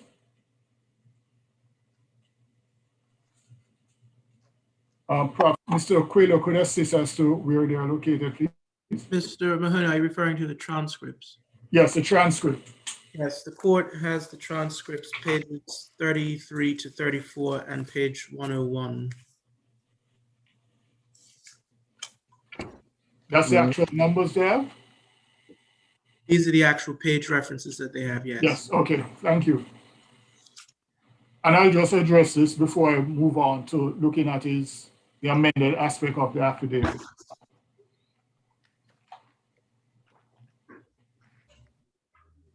At page 33 of the transcript of evidence of the appellant.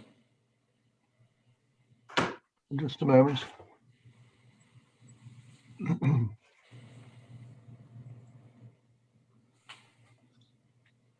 Yes. At line 16, asked by Mr. Lynch, what about Ryan Ferbert? No, I don't know no Ryan Ferbert. You don't? Well, since this incident, I'm read. No, you do? Yes, yes. Did you know him then? No, I did not. Did you know of any incident with Ryan Ferbert? No, I did not. Whether he'd fallen out with anyone? No, I did not. Whether he's had his chain taken off him? Didn't know none of that. Had you seen any social network or otherwise picture of somebody who we now know to be Ryan Ferbert? No, I did not. Ever sent to you? No. Did you take any pictures of anybody that might be regarded as Ryan? No. Page 101, still in examination in chief.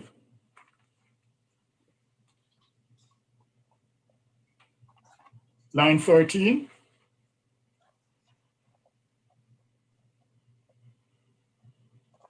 Ryan Ferbert, I'm not sure. Don't know? No. Do you know him? No. Have you ever come across him? No. Have you ever seen his picture? No.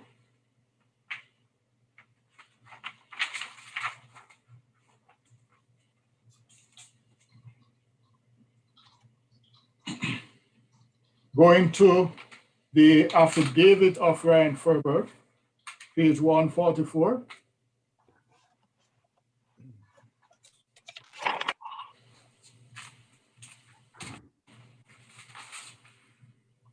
Paragraph C.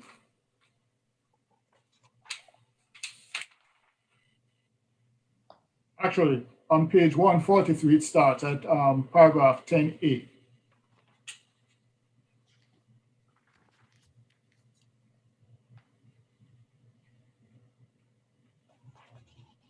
To record of appeal. I have known Mr. Kyrie Smith Williams since I was approximately 14 years of age. I met him through mutual friends, one of which goes by the name of Sean. I met Sean at Vision Academy, and he was a very good friend of Mr. Smith Williams at that time. I oftentimes attend Rockaway area to socialize, and Mr. Smith Williams would also be there enjoying himself amongst the group. I've never experienced any challenges with Mr. Smith Williams, either before or after the murder, and I've had instances to be in his presence both before and prior to that event. I've known Mr. Smith Williams to have silver bikes, including a Scoopy. The bike I saw on the day in question was either black or charcoal gray. It was unmistakably dark and certainly not silver. Suggestion that Mr. Smith Williams may have been the person who either rode the bike that was involved with the killing or that he may have committed this atrocity himself is one which has shocked me, as I do not believe this to be the case. This is because, as mentioned before above, I have known Mr. Smith Williams since prior to the material time and had cause to be in his presence on several occasions. Yet, as we have heard, the appellant himself on more than one occasion denied knowing this person at all. Then at paragraph F, I think this is the area that was eventually amended. He said, I've oftentimes seen him ride motorcycles of different makes, and he's known to be a very good rider. When I recall the ride on the day of the incident, I cannot be sure what his face looked like because he was wearing a mirrored visor. However, I had two instances to observe the rider of the motorcycle. I see a line here, but it was first when the rider on the day in question, first was occurred when the rider initially came from the direction of Somerset Police Station towards Mangrove Bay. The rider crossed me. He then slammed brakes as if he recognized me. He then turned around and came back towards me, stopped, nodded his head and pointed at me, and then sped off in the same direction he came from back towards Somerset Police Station. When the person pointed at me, there was nothing at that time or now which leads me to believe, either by mannerism or physical presence, that Mr. Smith Williams was the person who rode the bike on that day. In respect of this, sir, you will note that the amendment seems to want to fill a gap of a second occasion.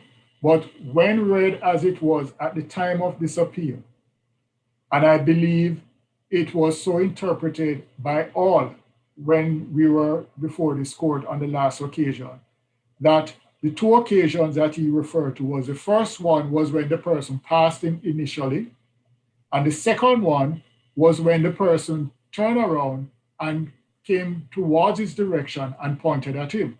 That was how this was interpreted on the last occasion. Suddenly now, with the new or the amended affidavit, paragraph I, where he states, I'm now amending this affidavit due to the fact that I described that paragraph F above, that I had two instances to observe the ride of the cycle. In my summation, I failed to provide the information relating to the second instance of seeing the... Just before we get to that, you say that originally there were two occasions, firstly when the person passed him and then when he came back again. Yes, sir.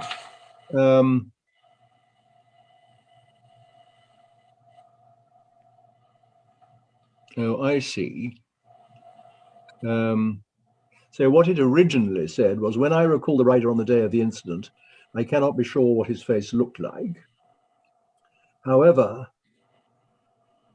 I had two. slightly puzzling because it's underlining under I had 2 instances to observe the rider of the motorcycle. First, when the rider on the day in question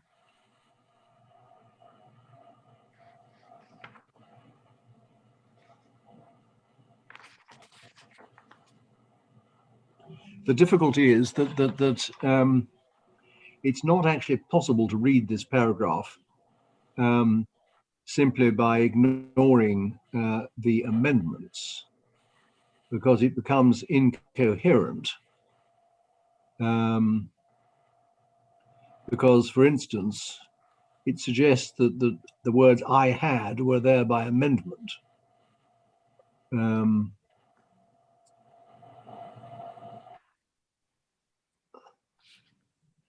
I mean, you may well be right that that in its original it said there were 2 occasions. Firstly, when the person passed him, and then when he came back. But I think we really must have the original affidavit in order to work out what was actually being said, or the original unsworn affidavit. We can get that. Yes, please. Okay. Anyway, you say that the original, the first version, unamended affidavit, said the 2 occasions were when the person passed him and when he came back again. Right. Yes, sir. Left as it was, that's how it would have been interpreted. Right. Okay. And what he said on that occasion didn't really matter because it was not the Crown's case that they, rather on that first occasion, when the person came, looked, slammed the brake, turned around and pointed at him. It was never our case that that was the appellant. No.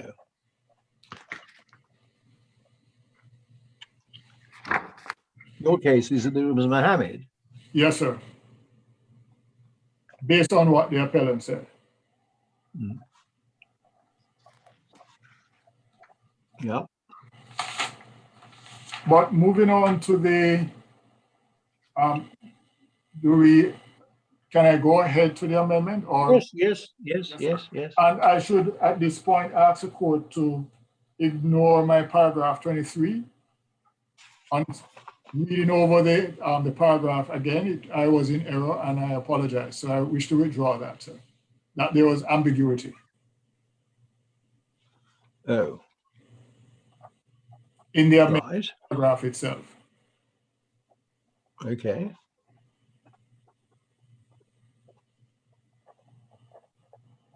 Right. I think probably what I meant to say is if you read it unamended by itself, that would have been, the 2 occasions would have been stated there. Yes. And the amended part would in effect be a 3rd occasion he's introducing. Right. So the amended aspect is at page 145, paragraph I. 144. 145, sir. Well, it starts at the bottom of page 144. Yeah. But the relevant part of the amendment is at 145J. Yeah.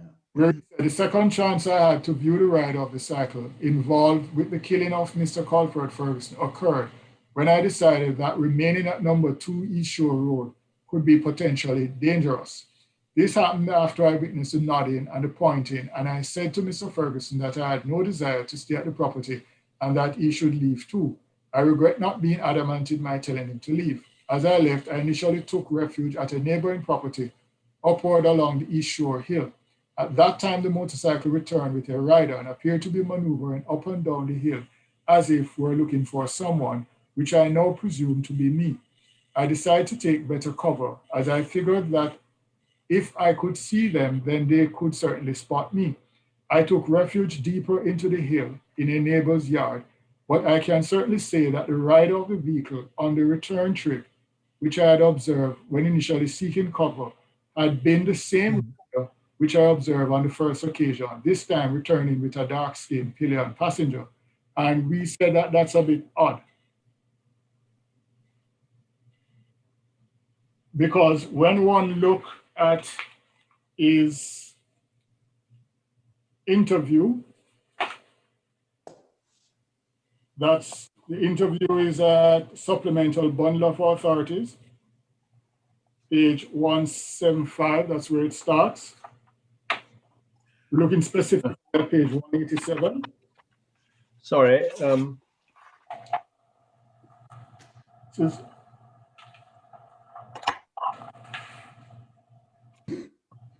what are we looking at now?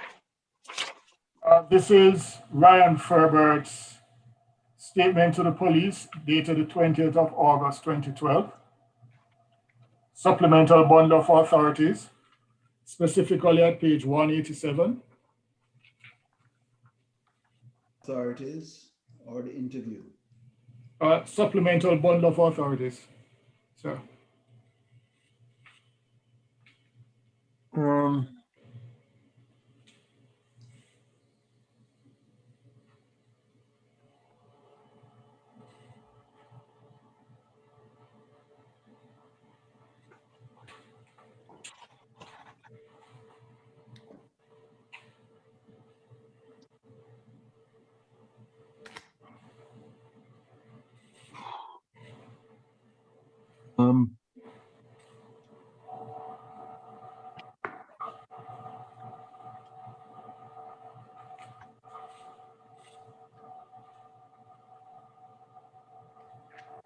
I'm sorry, I'm now lost. And then the Queller can help me as to what we're supposed to be looking at. Judges Supplemental Bundle of Crown's Authorities. Oh, right, I see. Page 187.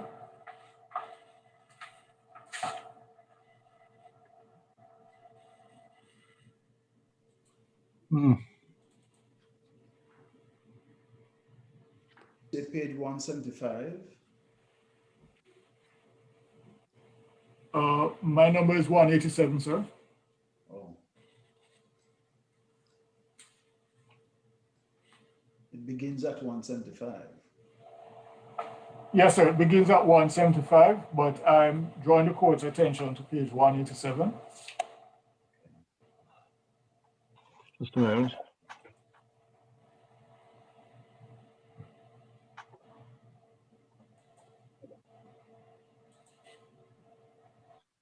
At one That's page. Line.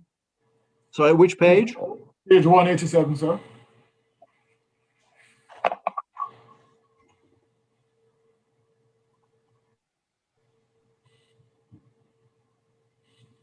Mm-hmm. 8. Mm-hmm. Well, line 4.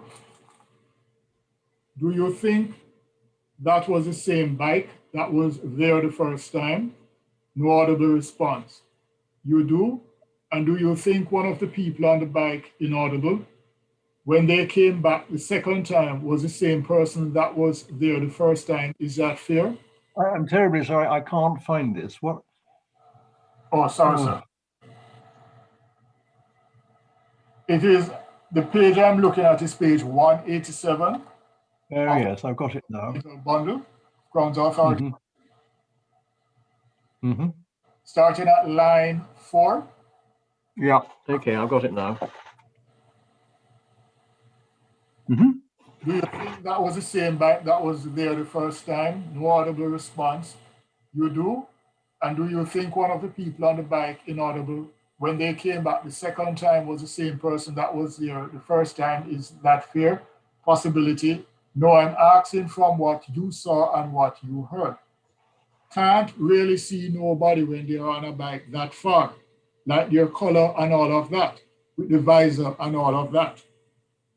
Yeah, but there are some things that you would see that may, and he said, if I'm running for my life right now, think about what I have done. I am seeing a guy go that way and I have run up here.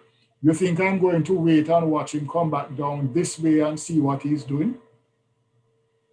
Yet in the amendment, he now purports, many years after, to have eagle vision, to be able to tell what the skin complexion or color was of the pillion passenger.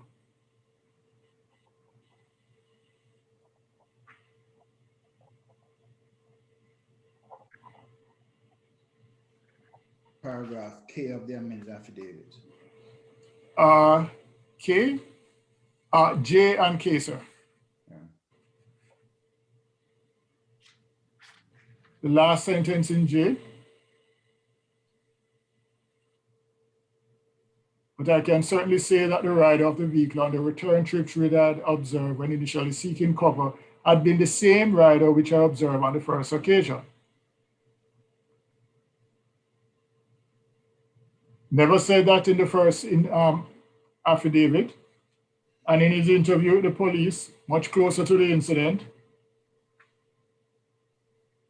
he indicated that he would not be able to see nobody from that far, like their color and all of that.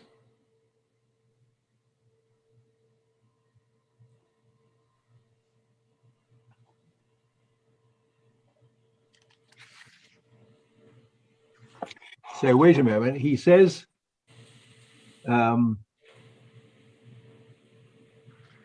he's asked whether it's the same bike, and there's no audible response. And he's asked whether one of the people on the bike was the same as the first time. And he simply says possibility. And he says he can't really see. So he appears to be indicating that he can't tell whether either of the people on the bike, second time round, were the same as the person who was there first time round. Yes, sir. He can't tell anything other than two people on the bike in jacket and helmet. At lines 18 to 20, he says, can't really see nobody when they are on a bike that far, like their color and all of that, the visor and all of that. Yes, sir. Right. In the agreed statement that was put before the jury, and this was based on his initial statements to the police, all he could say is that from where he was, he saw two men on a bike with helmets and jackets. Sorry, which statement is this? That was put in the agreed facts, sir. But that was taken from his initial statements. I can't recall which one. I know there were about at least three statements he gave. So in the agreed facts, what was said? In the agreed facts, he stated that when he was in this yard looking down, he saw the bike with two persons on it. They had on helmets and were in jackets. He didn't go beyond that what they were wearing. And that there were two persons on the bike on this occasion.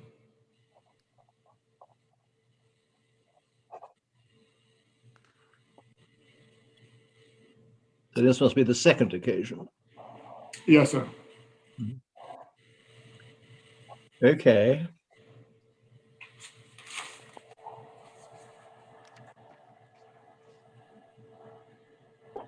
So in regards to the amended aspect, which I refer to as the additional bit of evidence, including also K.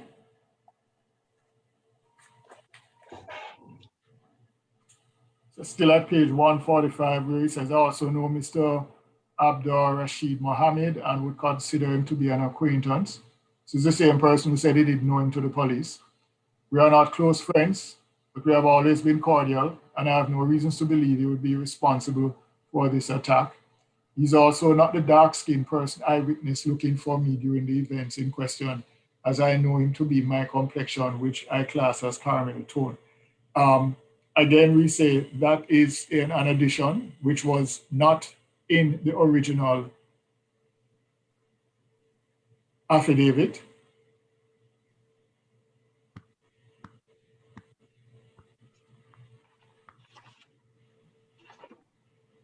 Nor was it stated anywhere else. Wait a minute, you say he said that he didn't know Mohammed to the police. I know that he said...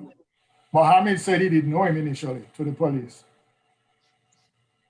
Oh, I see, yes.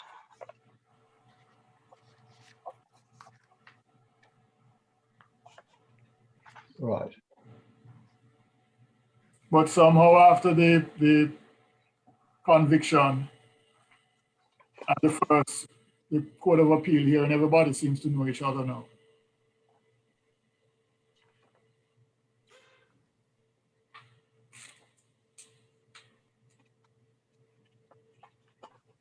So going back to the questions, excuse me.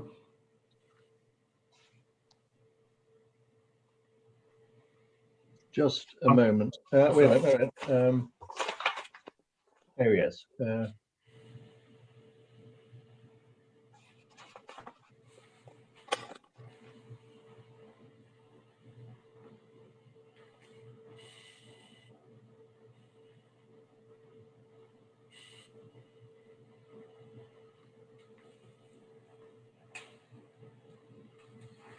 Right. But I mean, it's true, Mohammed did say that he didn't know Ryan Furbert. Yes, sir. But what is said is that's because he was known as Sagos. Yes, I have addressed the court on that before, sir. So I won't repeat my submissions on that, sir. I'm sorry, they faded from my mind. Just remind me in essence what you said. Oh, in regards to Mohammed and Snagos? Yes. In regards to that, so I said that that could have been stated in his unsworn affidavit. Oh, yes, I see. And in fact, Right. in the unsworn affidavit, he directly said he knew Ryan Furbert. He knew so based on that unsworn statement, unsworn affidavit, sorry, there was no doubt as to who Ryan Furbert was.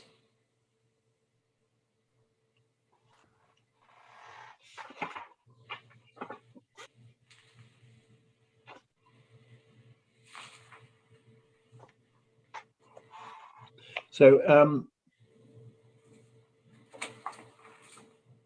Mohammed could have said in his unsworn affidavit that he knew Furbert. Is that what you're saying?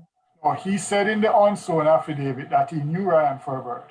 What he could have said, what he said in the second or the amended affidavit, the second affidavit, that he didn't know that the Ryan Furbert the police were talking about was the same one and the same person as Snagos. Yes. Yeah. Right. All that could have been explained in the unsworn Yes, I follow. Right. Okay. Because a unique thing of this application, sir, is that one also have to look at what was available at the trial and also what could have been said on appeal as well.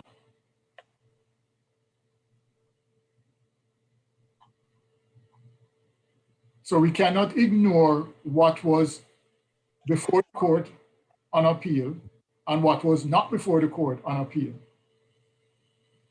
when looking at everything in the round. Mm-hmm.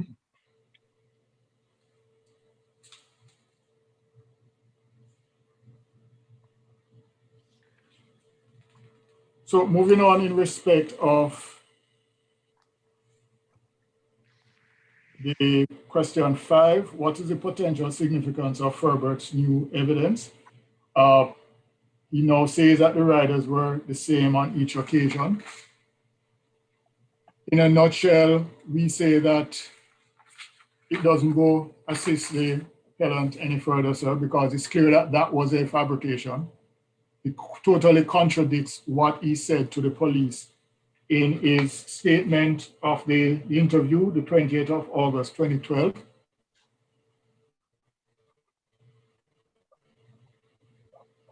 When his memory would have been much, being closer to the incident. And therefore he lacks credibility on that aspect.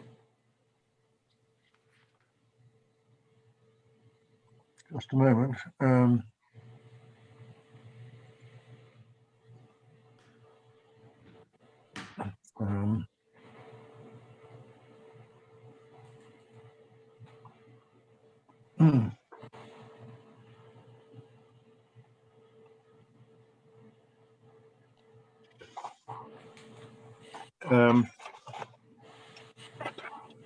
Give me a moment.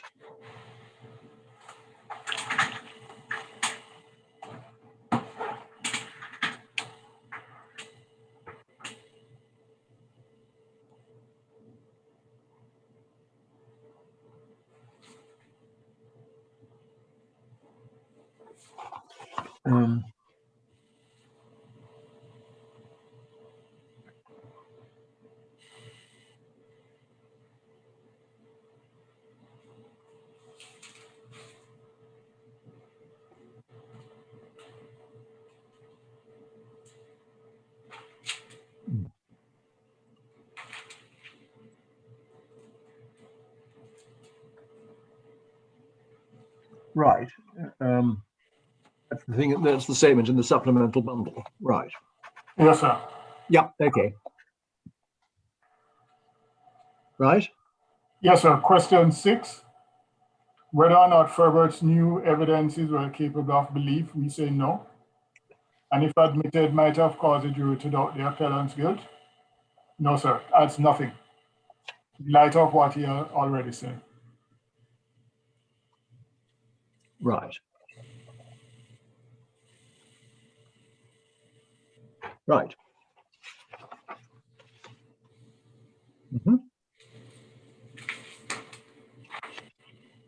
Not sure if I can assist the court on any of those. And if, oh, there was one other error. We're waiting for a copy of Ferbert's original affidavit. That was before this court on the last occasion. Yeah.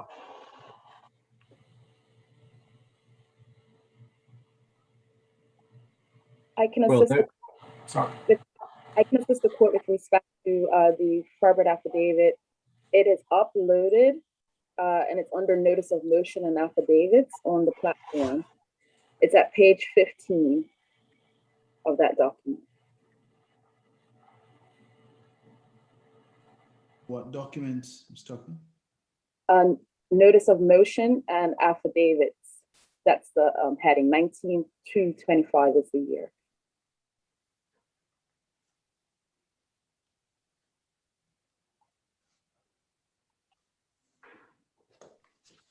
Well, I can't find it on the cloud. It's on mine. It says a few seconds ago, so maybe it needs a moment to show. I've just sent it to the panel by email, if that helps. Perhaps Mr. Mahoney needs it by email as well, please, Mr. Quayler? Yes, please. And I believe mine as well, if you can't see it.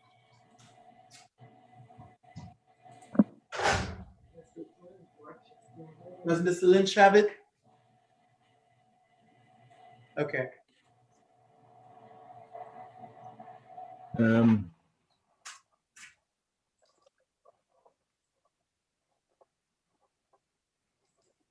Was it sent? Yes. I don't. Yeah. I've just sent it.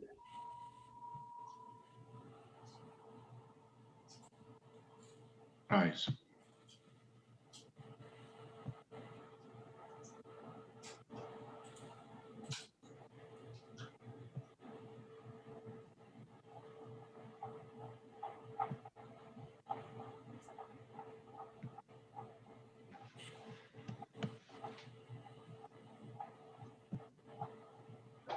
Okay, I have it now. Page 15.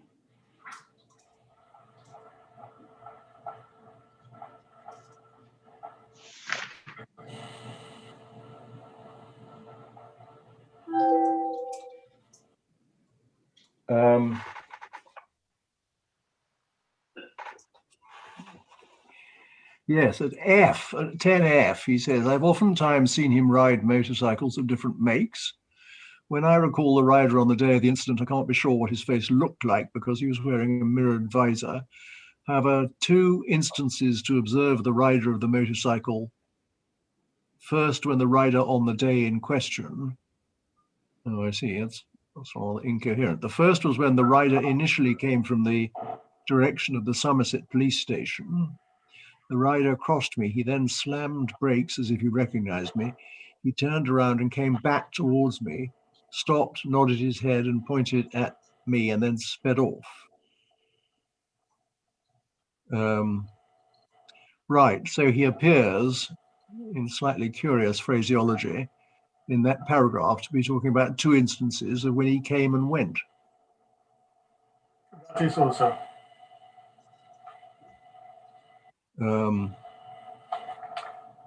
And that's how it was understood by all on the last occasion in the Court of Appeal. Mentions two instances, but only describes the first. That's right.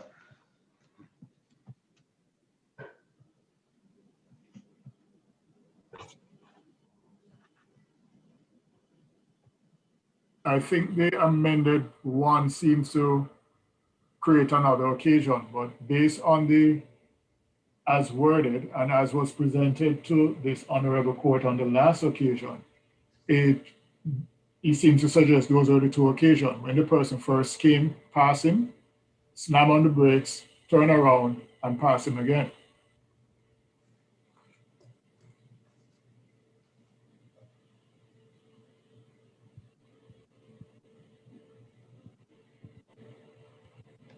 It's very odd because it doesn't deal in this, he talks about what looks like the first occasion in paragraph 10F. But doesn't deal with the second occasion.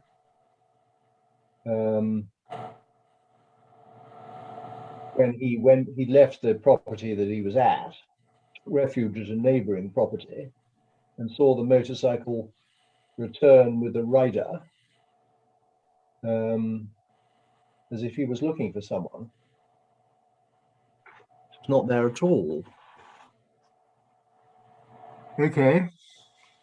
I proffer, sir, that it would be more in keeping with what he said in his interview on the 20th of August, that from that distance, you wouldn't be able to see anybody from that far. Yes. So when look at through the prism of that interview, that's what he meant in this on paragraph F. The two instances that he had to see, observe the rider, was on the first occasion when he was on the Mangrove Bay Road.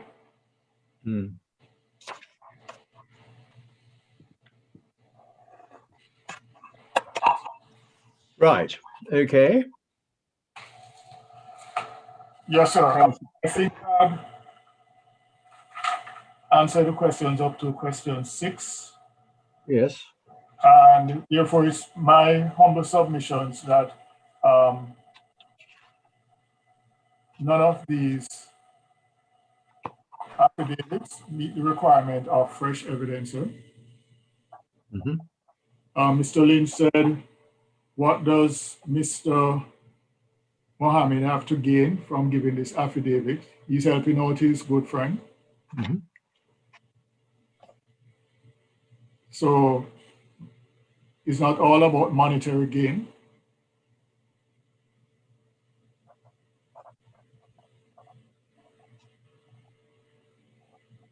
And I submit that, like in the first occasion, the application should be refused, as there is no substantial change. The circumstances presented before this honorable court that should invite you to deviate from the finding of this court on the previous occasion.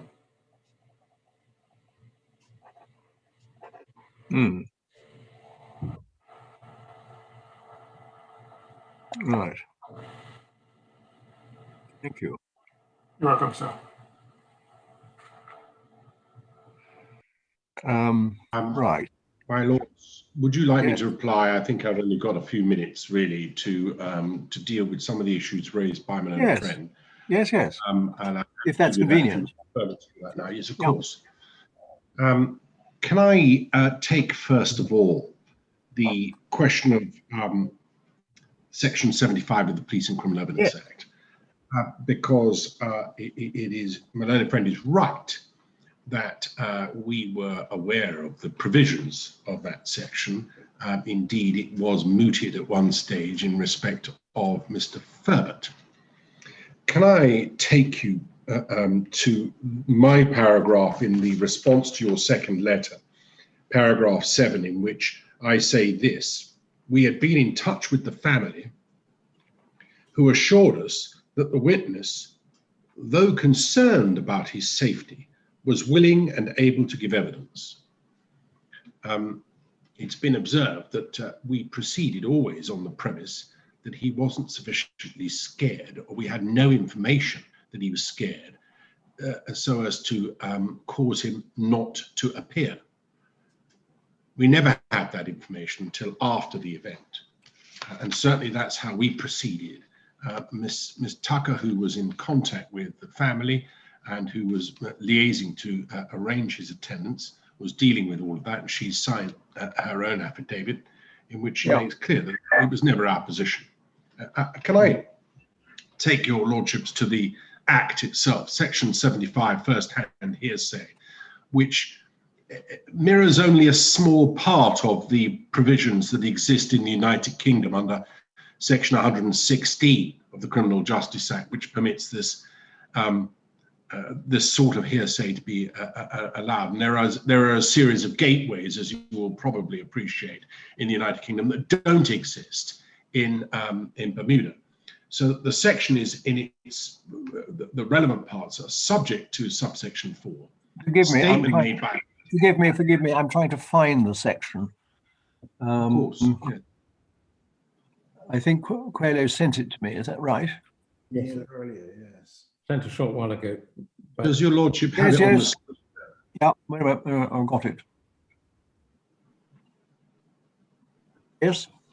Mr. Lynch, it says that you're sharing the screen. I was just putting up my copy of it on the screen, but I had taken it off now that everyone's got it anyway. So the subject to subsection 4, a statement made by a person in a document shall be admissible in criminal proceedings as evidence of any fact of which direct oral evidence by him would be admissible. So there's no issue about that. It's certainly the case. If little b, the requirements of subsection 3 are satisfied. And then if we go down, scroll down to subsection 3, the requirements mentioned in subsection 1b are: A, that the statement was made to a police officer or some other person charged with the duty of investigating offences or charging offenders, no difficulty about that. And then B, that the person who made it does not give oral evidence through fear or because he is kept out of the way. Well, we can put kept out of the way to one side, that's not been the issue. So the only issue really as to whether or not we could have made such an application was on the issue of fear. The highest it could possibly be put, as we understood it, through the medium of my junior and the family of the appellant speaking with him, was that there was a concern. That is the highest it could be put. In our submission, there was never a prayer that this could be that we could satisfy the necessary test that would be that would be necessary to generate this statement being read, or any part of it. We had no evidence of fear at all. The first thing we would observe is that this section doesn't depend, in the first instance at any rate, on a discretion in the hands of the court. It's a matter of fact in our submission as to whether or not there is any evidence to support any application that the person was kept away by reason of fear.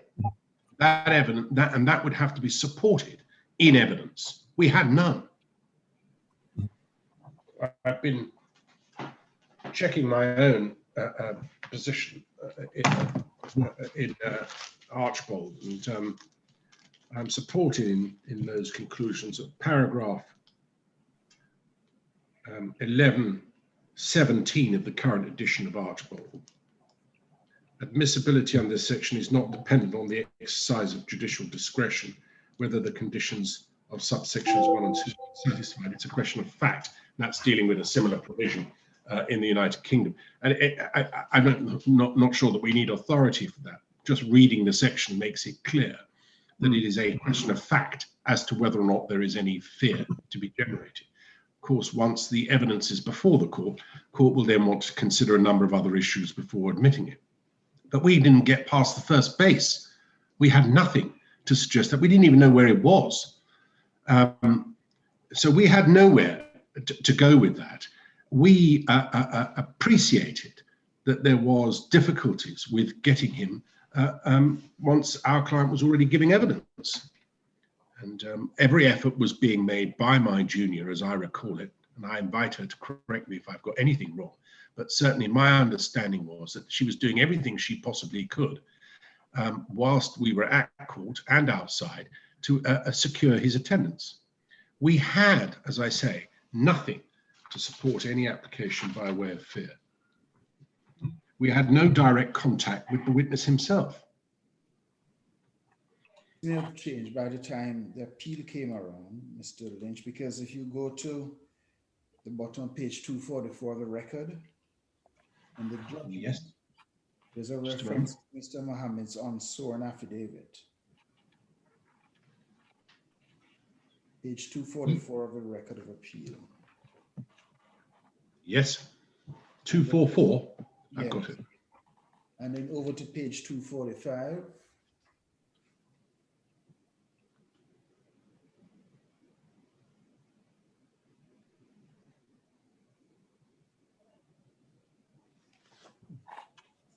Says it was my desire to contact counsel for the appellant to discuss the information I had, which might have assisted the appellant during the course of his trial, but my fear of doing so was greater than my will. Yes. That's what we learned afterwards. This is in his affidavit that he swore, or that he, first of all, did not swear, but then swore at some later stage. This is after the trial was over that we learnt of his fear. Had we been appraised of those facts in advance of the conclusion of the trial, we would have been able to pray them in aid. Whether we would have been able to satisfy the necessary test, I very much doubt, just by an assertion from some second-hand hearsay through his family. I have little doubt that that wouldn't have got past first base. But even so, we had no indication at all of any kind that the reason why he was not there was through fear. As I say, the highest we could ever put it was that there was a concern about safety. So in our submission, the argument that attractive at first blush though it might seem, well, why didn't you take advantage of section 75, is because we had not the basis upon which to do so.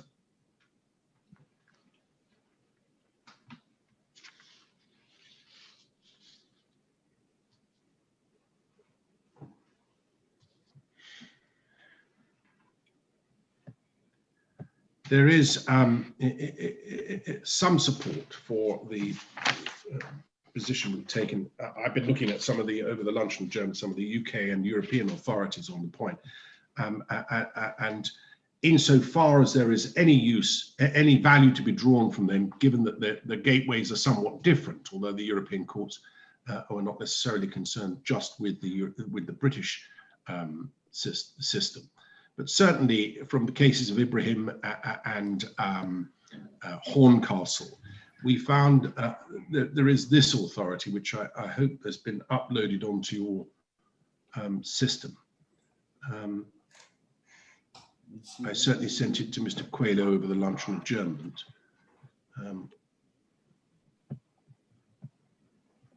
And it's, if you just give me a moment.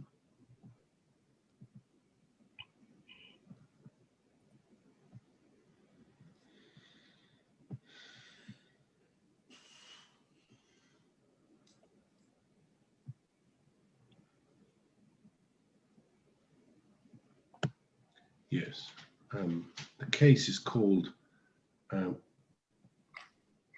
Shabir. Does your lordship have it? Sent it over the luncheon of German. I can share a screen if necessary. No, it was sent at 2:12, which would be on 5:12 your time, Sir Christopher, Oh, yes. and 12:12 your time, Justice Smelly. Yes, I have. A hard copy is coming to Justice Bell. I'm certainly happy to share the screen if that helps. No, I've got it now. Good. Paragraph 63. The facts are quite convoluted, and I'm not sure that they assist particularly in this case. But certain matters of principle were identified, having reviewed the case of Ibrahim and Horncastle, as well as a number of European authorities. But and it's useful to just remind ourselves of what the position is, because set out there is this: as a result of the decision of this court and the Supreme Court in Horncastle and the decisions of this court in Ibrahim and Riyadh, the framework to be considered to decide whether hearsay evidence should be admitted pursuant to the statutory framework set out in Chapter 2, Part 2 of the Criminal Justice Act 2003 is clear. But it is sought to admit hearsay statement because it is said that the witness will not give oral evidence. The trial through fear, so admission through the gateway of Section 116(2)(e) is sought. The framework is broadly as follows. The default position is that the hearsay is not admissible. Secondly, it is a precondition to the admission of hearsay statement that the witness concerned is identified. 3, the necessity to resort to second-hand hearsay must be clearly demonstrated. And more central, the evidence that is sought to be admitted is hearsay evidence as is to the case. The greater the security, the scrutiny that has to be undertaken to see whether or not it would be admitted as hearsay. Well, let's say we satisfy all of those tests. Although fear is to be widely construed in accordance with Section 116(3), and specifically the fear of a witness does not have to be attributed to the defendant, a court has to be satisfied to the criminal standard that the proposed witness will not give evidence, either at all or in connection with the subject matter of the relevant statement through fear. Thus, a causative link between the fear and the failure to or refusal to give evidence must be proved. Can I pause there? Because I accept that if the defense are making this application, it may not be necessary to prove it to the criminal standard, but a civil standard. 5, how it is proved that a witness will not give evidence through fear depends upon the background together with the history and the circumstances of the particular case. Every effort must be made to get the witness to court to test the issue of his fear.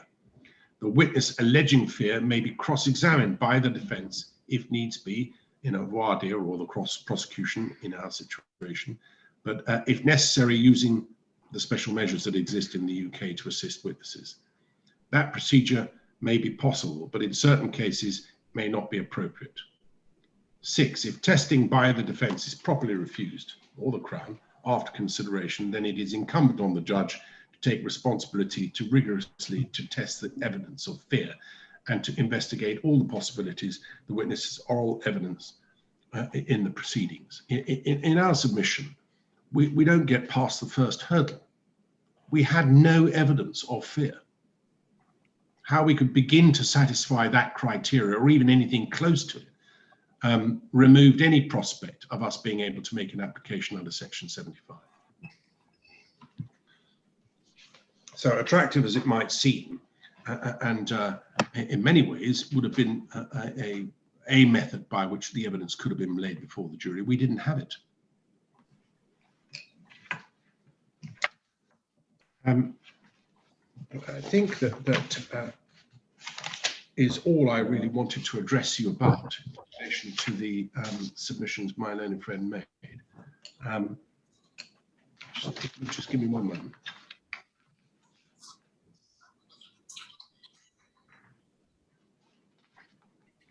Yes, just one other point. My learned friend pointed to a couple of places in the course of the interview of Mr. Mohammed, indicating that he was being perhaps slightly less cooperative than we had suggested he was.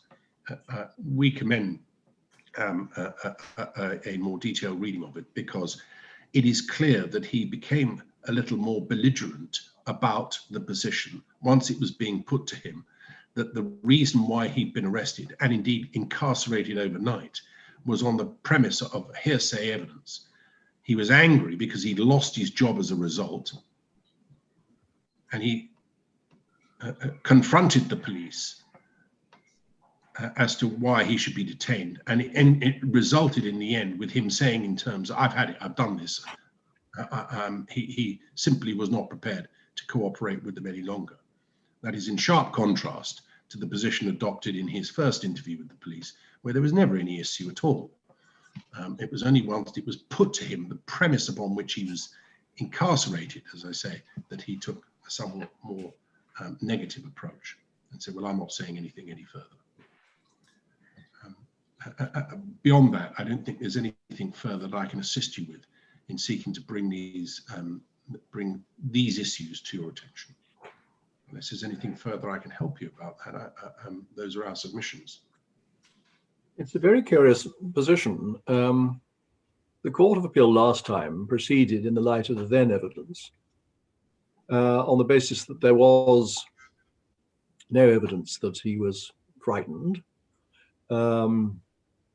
Indeed, he came to the court on the second day and was obviously not as an MOB-linked man, fearing that Parkside might do anything nasty to him. So, in one sense, it was apparent to this court that he was available. All he had to do was to stay, as it were. You say that doesn't work because in order for him to be available, we have to be able to get him. And despite our best efforts, we couldn't. That is the short position. I mean, whatever else might be decided about the admissibility of it, whether it has the value that we place on it, whether or not the court are minded to permit this evidence, in our submission, we must have overcome the hurdle that is placed in our way, that a person needs to be available in the sense that we need to be able to get hold of him, even if he has shown a degree of reticence or reluctance, or even a point blank refusal. If you know where someone lives, you can, as my learned friend pointed out, we can get a subpoena, we can go down there, we can get him and bring him to court. That is simply not available to us. It was not available to us. So the idea that he is an available witness that just didn't give evidence is in our submission not the correct approach. Right. Okay. Thank you. Well, I think we might take a 5-minute break now. My Lord. Yes. Sorry to interrupt, but if you may just this case may assist you, the case of the Queen and Romano Mills. It's a local decision of this court that deals with the issue of making an application under section 75E. Malone Okay. and Smelly were on the panel. Sorry, have we got that available? I could make it available. Thank you. What's the name of the case? Ramon Romano Mills and the Queen. Sorry, if you both speak, I can't follow. Oh, sorry. Mr. Quayle, go ahead. Romano Mills. Right, Ramano. right. And are you able to send that to us? Yes.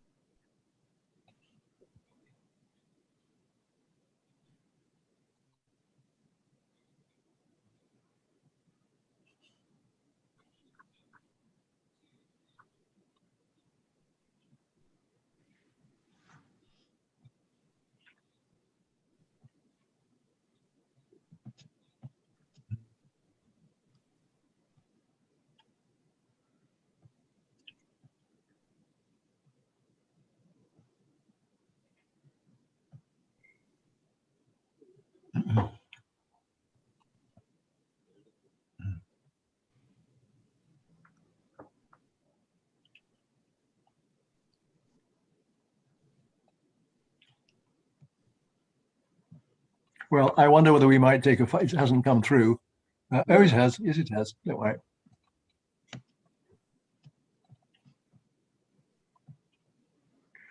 Yes. Okay, Romano Mills is with the court. I don't have it as yet. Did you send it by email or just put it on the platform? I didn't send it to you, Mr. Lynch.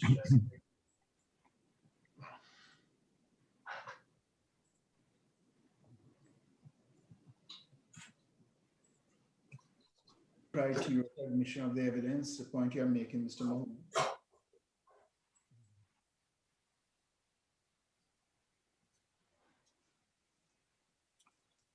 Have we all got it or not? I have it. No.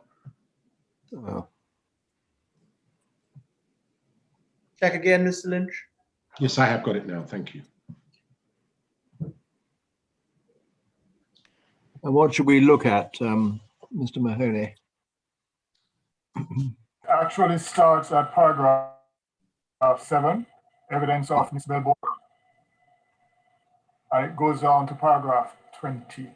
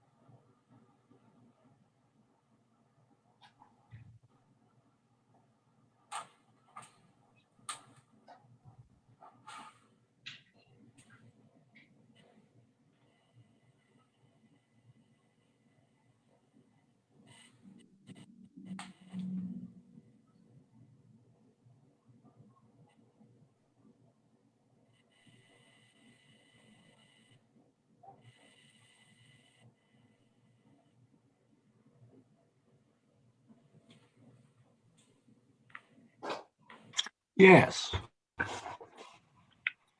What do we get from that, Mr. Mahoney?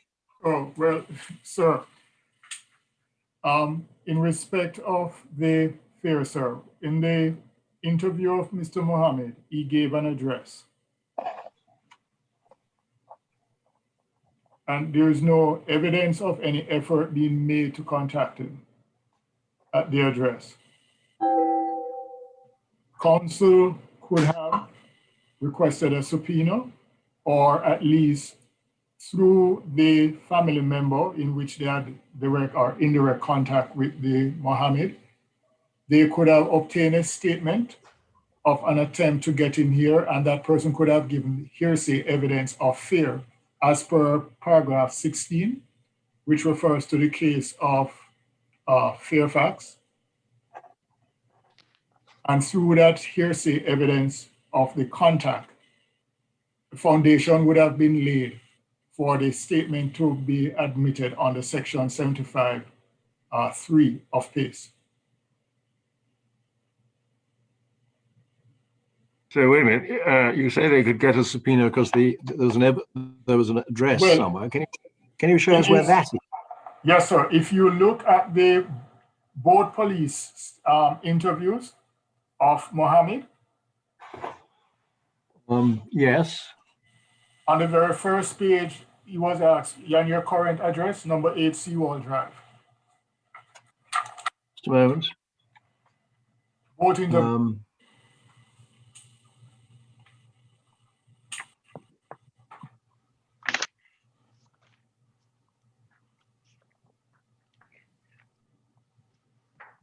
What his statement of the 6th, well, that's the 6th of February 2011. No, sir, the 18th of April 2008 And 18. and the 19th of April 2018. Oh, just a moment.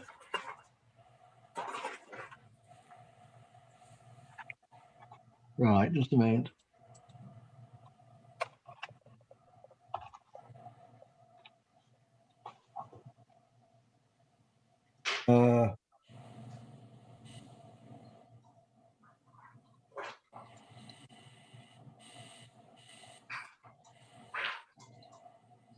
Right. So Right. there is no evidence of any attempt being made to contact the witness. No evidence of any attempt to obtain a statement through the person with whom the witness was in contact. And as the case law showed at paragraph 16, hearsay evidence of fear is sufficient foundation, sufficient to ground an application for this interview to be admitted under section 75(3) of PACE.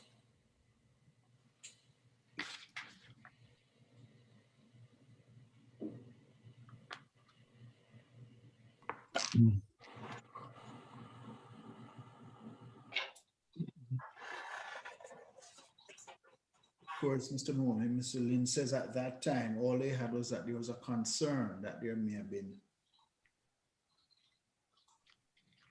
Yes, sir, but there is no follow-up evidence of any serious attempt being made to locate the witness or to verify what the situation was, if there was really an intention to call the witness.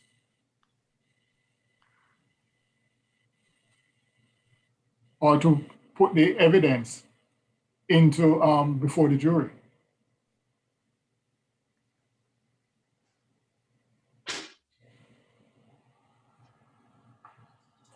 Well, let's just take it in stages. You say that they could obtain a statement from a family member with hearsay evidence.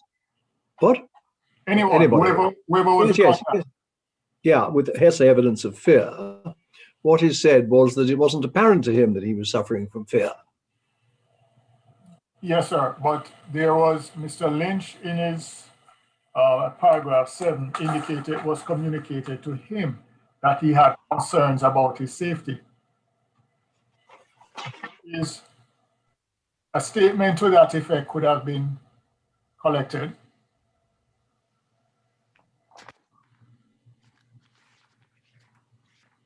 And also, in addition to that, a statement showing efforts made to locate the witness. Those two would have been sufficient for the interview to have been admitted into evidence.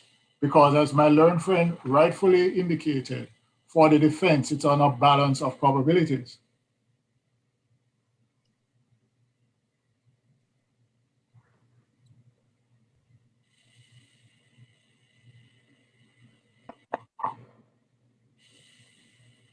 So you say they could have collected statements from or via the family members about his concerns, and they could give evidence of attempts to get him, and that might produce admissibility under the Act.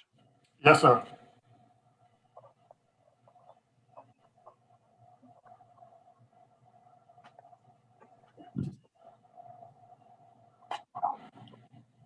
Right. And you say they could. Sorry, sir. Say again? I was You saying say it they was could. as simple as that, sir. Okay. And they could have subpoenaed him because they had an address. Yes, sir. And if there's, that would have assisted the application as well. If persons were unable to locate him.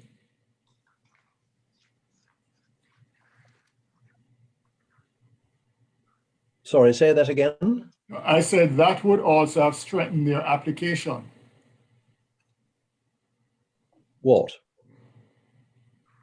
To have this statement admitted under section 75. No, sorry. What would have strengthened their application? Sorry, the subpoena, they could have sent the subpoena, and if the person who sought to serve the subpoena would come back and indicate, we have made efforts to locate him, we cannot find him.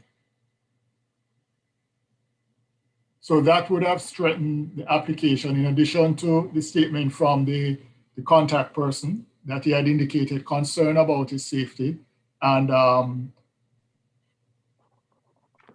we can't find him. Right. Okay. Right. Thank you. I think that's some new points there that Mr. Lynch may wish to deal with. Only momentarily. The case is a very different one.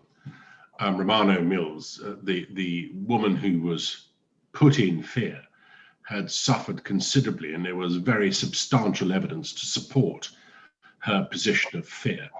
That is hurdle number one. We had no evidence of fear. There's nothing. I mean, my friend is elevating three words in my submissions to a stage which is way beyond its true meaning.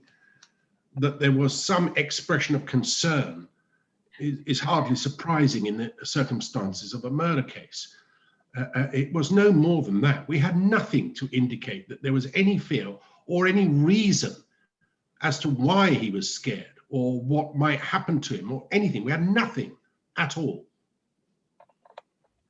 And it is, in our submission, it's simply compared to the Romano Mills case, where there was a whole plethora of evidence, independent evidence about the position as to what had happened to her. And the argument was not really about whether or not it satisfied the threshold. The argument was about whether or not Miss Christopher would have been permitted to cross-examine her as to the genuineness of that fear. Mm. That was the issue. I don't think I need to add any more. What about you could have issued a subpoena because you had his address? Well, I can't now recall the precise detail of what it was that we did to try and find him, because we certainly did. But you'll appreciate that all we had at the time was either what was contained on his witness statement and or a second-hand access through the family. My understanding was we made inquiry of, and I invite again Ms. Tucker to correct this if I've got any of this wrong. We certainly made inquiry to try and find him, and nothing could be found. And frankly, even if we had obtained some subpoena to take to his address, there was nothing. He wasn't there. We couldn't give it to him. We could have pinned it to his door, I suppose. But We had no reason to believe he wasn't going to appear. And then at the last minute, when we, on the day or two that the appellant was giving evidence, we were making inquiries, we were trying to find him, we couldn't find him. Not finding him wouldn't get you past first base unless you had evidence of fear. Simply not being able to find it, unlike in the United Kingdom, where somebody who disappears, you can use that as a basis, as one of the gateways through which you can pass in order to seek to adduce this kind of hearsay. That does not exist in Bermuda. Yeah. In Bermuda, the test has to be one of fear. And we had nothing. But you didn't send anybody around to his address as specified in his statement. I invite Ms. Tucker to help me here, because I know she was dealing with this and she was speaking to the family. And my understanding was somebody went there, but I leave it to her to help us. If I can, my lords, first I would just like to point to the record of appeal, page 245 of Mr. Muhammad's affidavit. At the top paragraph where he sets out his problems with contact, he writes at the final sentence, the final sentence, I refused further contact from those involved and absented myself from making contact with either the appellant or counsel. And I deliberately did so because of fear and not believing the police could or would protect me. Now, I just draw your attention to that one sentence because he refused contact from the appellant's family. That's the first point. The appellant's family were the persons who I was making contact through.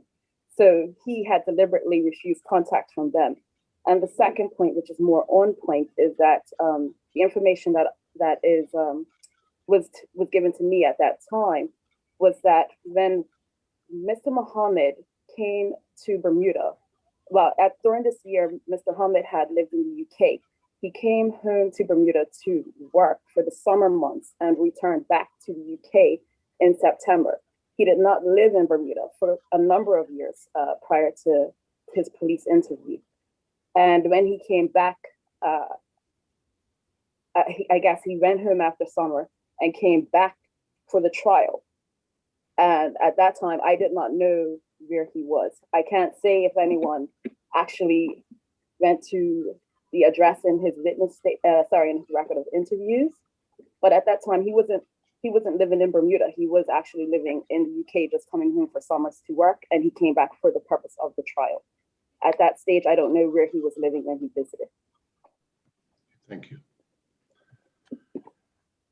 Thank you very much. Right. I think that's as far as we can take it. Yes, I think it is.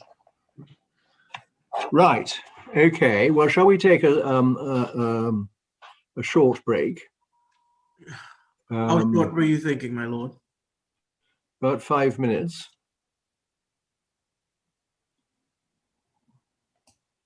Because what should we go to next? Shall we start upon standbys? Did Mr. Pettingill do his paragraphs 7 Oh, and 8? Mr. Petting. Yes, perhaps what we ought to do is to deal with Mr. Pettingill's 7 and 8, and possibly Mr. Lynch's paragraph 25. Yes. Right. In which order? Which order would you like to do? I really don't mind. Why don't we deal with Mr. Lynch first? But I would like to take a 5-minute break Certainly. in order to get my papers in order.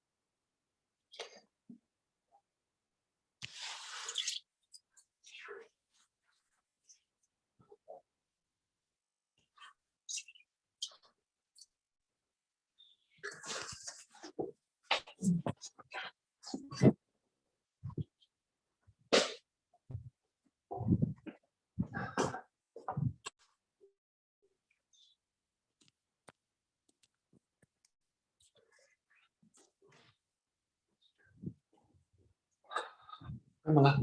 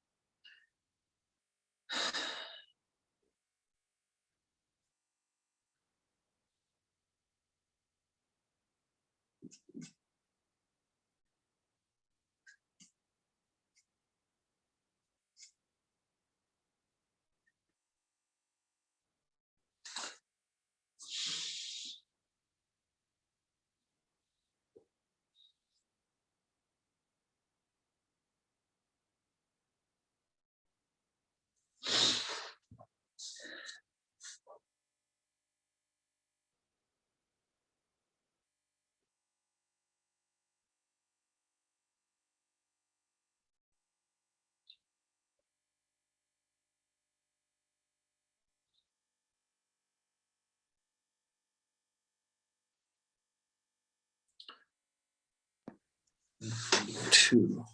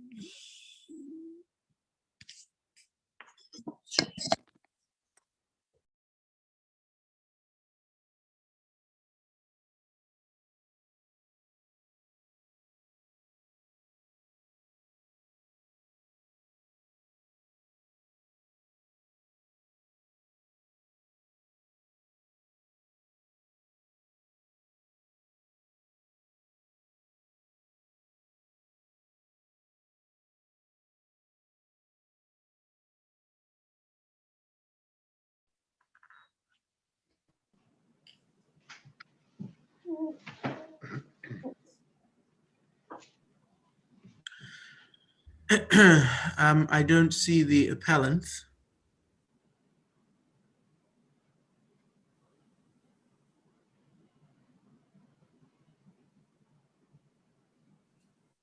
Ah, there we go.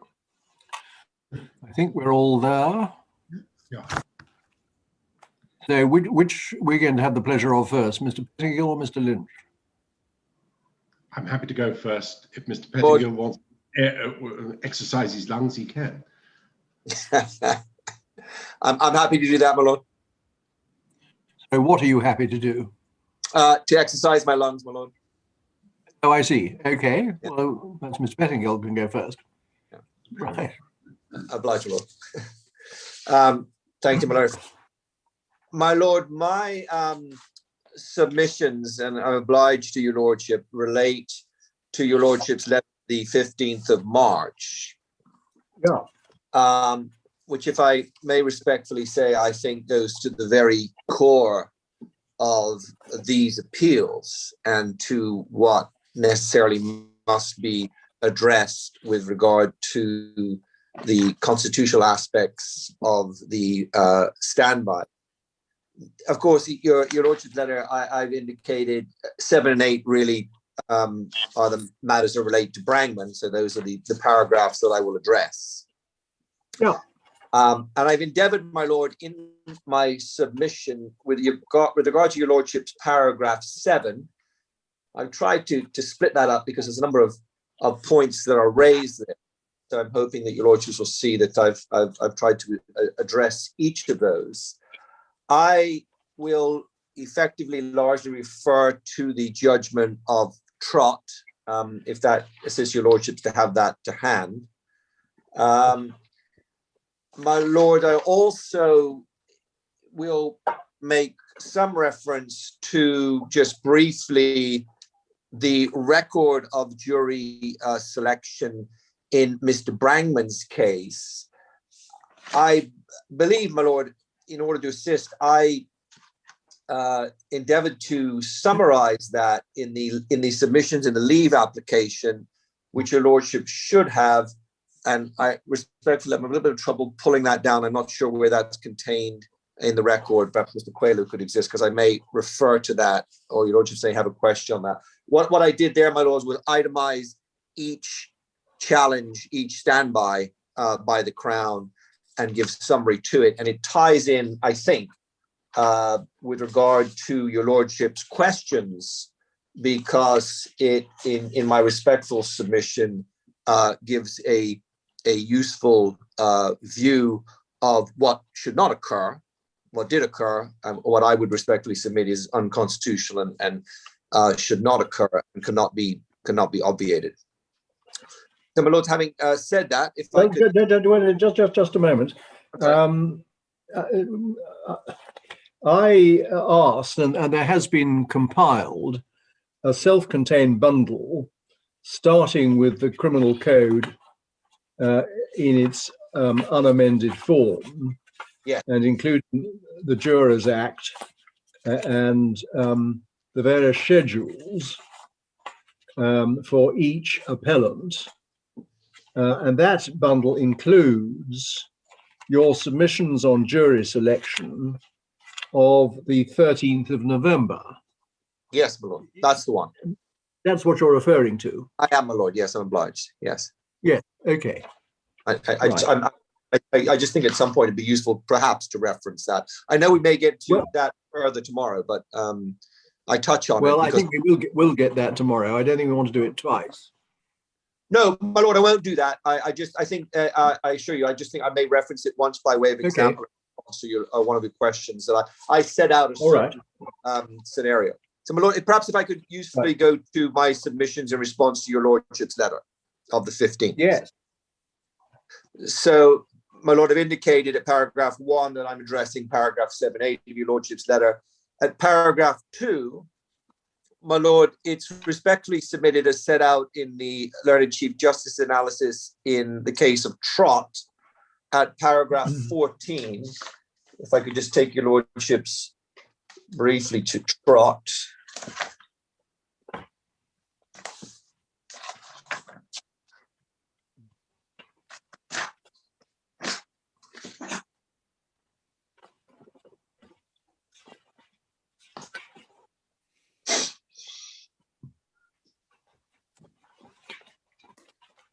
May I, my lord? Yes. Yes, thank you. Yes. My lord, I just pause for a second there, because what I would say is the starting point for your lordship's consideration of this, my lord, is on what basis can a juror be stood by, or what basis can a juror be challenged? And his lordship, in consideration of that in Trott, when he speaks of peremptory challenges or challenges for cause and standby, begins at paragraph 14 by highlighting there are only two ways in which a juror can be properly challenged for cause. And both of these relate to consideration by the learned judge. My lord, I've highlighted that before, but I must highlight that again, that the challenge and the dismissal, if you will, or the excusing of a juror is a matter for the court, not for the prosecution. So that's a consideration for a potential juror. And there's two bases for that, my lord, as contained in the statute. That, and this is, I'm referring now to section 519(4) of the code, that, as his lordship highlights, the juror is either not qualified to serve as a juror, the provisions which are contained in the Jurors Act. My lord will be aware those include can't speak English. Mr. I don't want to cut you short, but I mean, I think we know this. Yes, my lord. You can take it. Okay. You can take it, but you know what section 5194 says, that in order for there to be a challenge for cause, it has to come within A or B, and it's a decision to be made by the judge. I think you're pushing at an open door when you I'm obliged to that, my lord. I thought I was. I just wanted to be clear on the starting basis for that. So I'll go to paragraph. I'll go to paragraph 3. What I do say, my lord, though, is that the words of 519, and this is important because I say that one has to stay within the lines, and that's what's the problem that's occurred here. And the lines are: the Crown or the accused person may effectively challenge for cause any person drawn to serve as a juror in connection with the trial on the grounds as set out above. It's submitted this cannot give a license, with the greatest respect, my lord, for the Crown to step outside of the procedure or allow for a reasonable analysis, which was your lordship's question, my lord, by the court reviewing conduct that excuses or deviates or attempt to obviate the legal requirements of a legally proper challenge in the terms of the legislation. So, my lord, I say it for that I respectfully submit that it takes us with a strong view that in order to avoid any appearance of bias, the legislation has created a safeguard to ensure that there is an open and transparent selection of jurors, and there's a set criteria for adding challenge to a juror. In the interest of justice, and I say, my lord, the constitutional protections afforded to the defendant, the guidelines for challenge must be, in my view, pedantically adhered to. And it's not again a question, my lord, in my respectful view, of post facto endeavoring to find a way to fit a square peg into a round hole, because on a deeper analysis of what occurred, it may be that it would have been right had it been done properly, when it wasn't. Most importantly, this process of determining whether a juror falls in the category of not being indifferent between the Crown and the accused person, putting the out there, my lord, is a question of proper analysis by the learned judge. And in accordance with the Act, it is for the judge alone to properly discharge a juror from service if valid cause is shown. So the difficulty arises, my lord, in the appearance in a number of instances in the is that the prosecution and the judge are working in concert. And my lord, will see this in further analysis when we go to the Brangman jury selection tomorrow. But I would respectfully submit that that is how it comes across at some point. But it is the prosecution, in my respectful view, that is running the show or is fashioning it. And his lordship may intervene at some point or comment, but it's certainly not an analysis. And it's certainly, in my respectful view, on most occasions, if not all of them, his lordship that makes the decision after analysis. So, my lord, at 5 of my submissions. So I got lost. So wait. I lost the negatives. Will you say it was certainly not the judge who made the decision? Is that what you were saying? Yes, my lord, yeah. In Brangman, in a number of these instances where there are standbys, it is not the judge that then does the analysis, says, right, I'm going to excuse you for cause. And your lordship made this point with the greatest respect, which was obliged for, which I was obliged for earlier when you said, well, if 6 get stood by and they don't come around again, is often the case, then, you know, that's the challenge done and dusted. Those 6 are out that, you know, the defense may have been happy to have. So it's submitted, my lord, as in the case repeatedly in a jury selection in Brangman, Now, once it can be shown that the prosecution is effectively controlling or fashioning the jury selection, then the specter of the appearance of bias must inevitably be raised. What occurs in simplistic terms, my lord, and I set it out here, is the following. One, a juror is called forward from the pool. As in Trott, it was 44, we know that on the pool. The juror gives a general reason as to why there may be an issue. And this is something, my lord, in my observation, happens very regularly, particularly in Bermuda. So they give a general reason. The Crown then stands the juror by, and inevitably they're not called again for proper analysis by the learned judge. And Mr. Pettingill, yes, my lord. In standing that juror by, if there's a reason given by the prospective juror, and the Crown at that point says stand down, as seems to have been used quite a lot, are you saying that is effectively a standby? Well, my lord, I'm saying, and you also say this point before, and it may be no. I mean, it depends on how that's interpreted. If they're saying stand down, it could be that juror isn't wanted, or it could be a standby. It's the judge who rules on cause. So that if the Crown were to say stand down, would that mean stand by? It could do, my lord. It could do, depending on. I should say that it seems to me that when the Crown used stand down, it actually meant stand by. Yeah. Seems to be pretty clear. I wouldn't disagree with that, my lord. I think I agree. I wouldn't. When you say it, you wouldn't disagree, right? You say little three, the Crown stands the jury by, inevitably not to be called again. Well, that's not right, because if the juror comes second time round, he or she is called again. Yes, but I hitch my wagon there to your lordship's point that what happens is there's a plethora of standbys.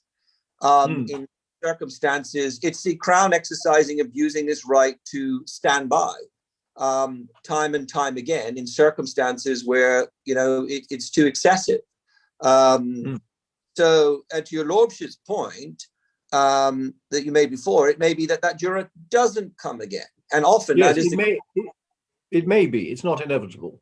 It's not. I withdraw that, my lord. It's not inevitable. When I say maybe, it is often, I would submit, the occurrence that is the case. Certainly, that's what happened in Brangman.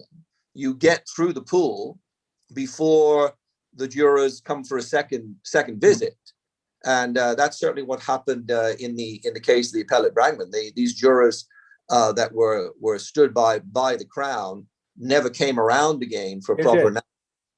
Thank you, Lord. So consequently, I say, my lord, that's a fundamental breach of the law when a selected juror indicates they may know a person related to the accused, and the Crown takes it upon themselves to stand the juror by.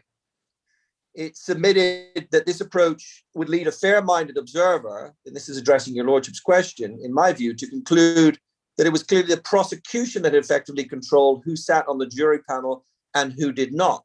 Once the position arises, it must inevitably create the scenario for the perception of bias. It's clear as a pikestaff that they're having more selection, they're having more standbys. So the reasons that are given, if they don't amount to anything that then requires analysis by the judge excusing them, then they've gilded the lily. With respect to the Court of Appeal question, it's respectfully submitted that it cannot be the fact that the juror asserted some reason why he or she should not sit or should be excused. It must be more substantial than simply some reason, and there must be more of analysis than a simplistic or a general excuse.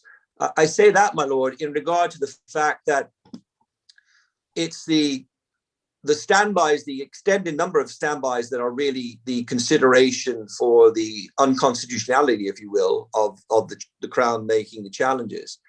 I would respectfully say then it can't be to endeavor, with respect to this court, to go behind and assess the reasoning or what was in the minds of the prosecutor or what may have been on the table that warranted them being excused. It has to be more substantial than I just know the person. I mean, my lord, Blackstone's, which my learned friend provided yesterday, is insightful on that. Does your lordship have that to hand? I think it may be useful just if I just pause on that for a moment. It's at it's the Blackstone's authority that was submitted yesterday by my learned friend for the Crown, which was referenced before. Yes, I have. Yeah, I'm obliged.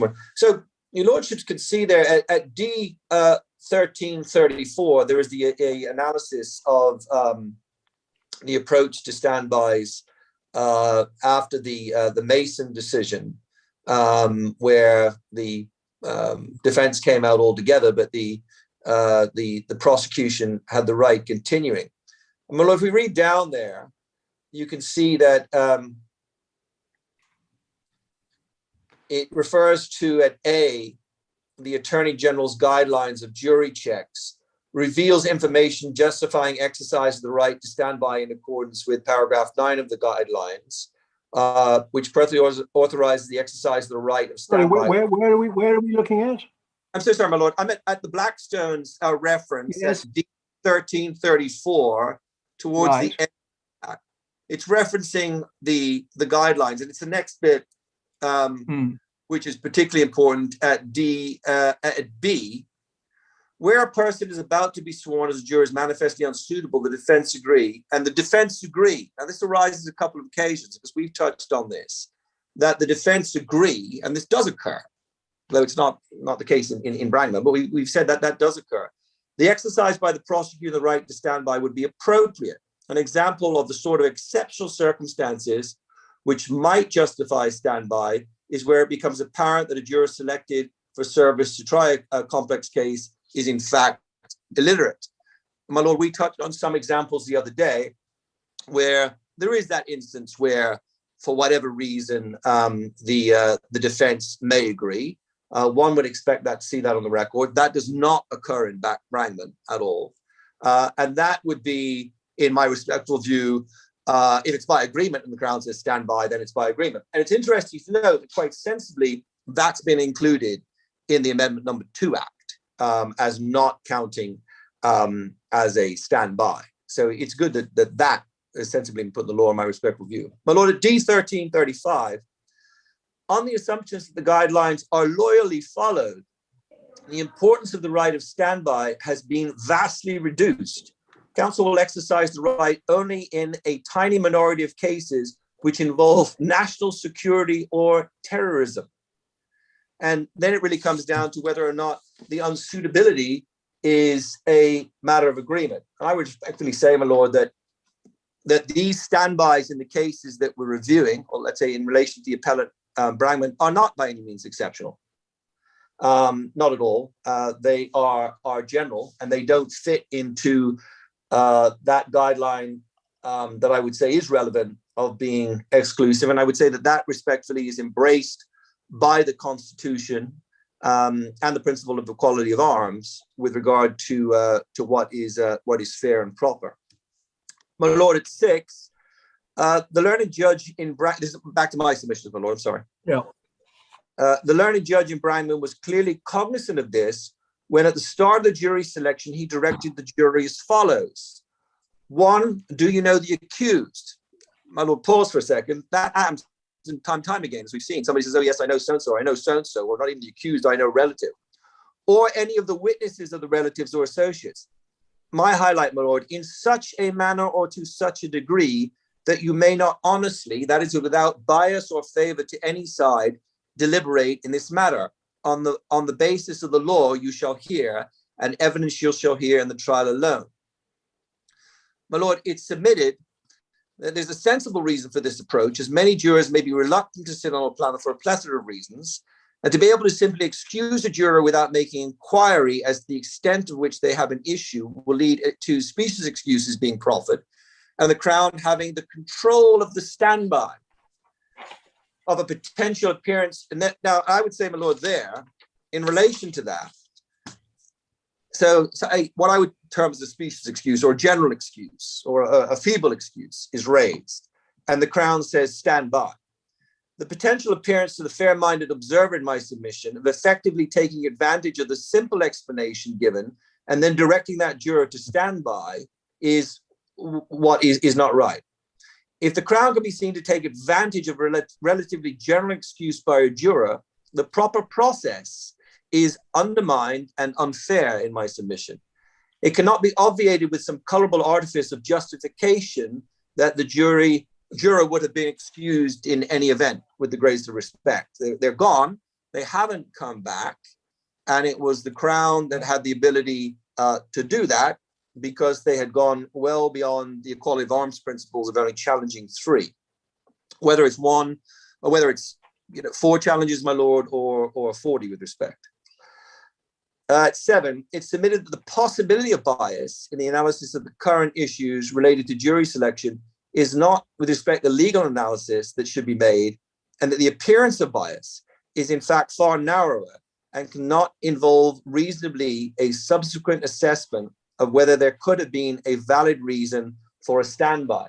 Just with respect, your lordship in his questions at 7 used both the possibility of bias, and I would respectfully say that it is not that issue of possibility. It has to be that to that reasonable observer objectively that appearance of bias is raised. And what I say again, my lord, is that if the prosecution appear to have control of the show or appear to be working in tandem with the learned judge, no matter how well-meaning, that creates the appearance of bias to the reasonable observer. They're sitting there watching, and the thought has to be, my goodness, the prosecutor seems to have a lot of say in how this jury gets sorted out. My lord, counsel submits that the issue to be considered relates to equality of arms simpliciter. It is the Crown's practice of standing by more than 3 potential jurors, which is contrary to Section 6 of the Constitution. Unless it can be established, my lord, that there is a proper legal basis for standing a juror because any facts in issue are properly assessed by the court, or the juror is excused by the judge, then the appearance of bias is raised simply as a result of the Crown taking advantage of standing by jurors of its own accord. Once that reason's given, they say stand by, and it might be that there's another reason in their head. Oh, I didn't like the look of that juror in any event, or that suits the purpose of standing them by. So if 4 are stood by, that's fatal, is it? I say it is, my lord. I say it has to be. Once you cross the line, you don't know, what tipped the scale.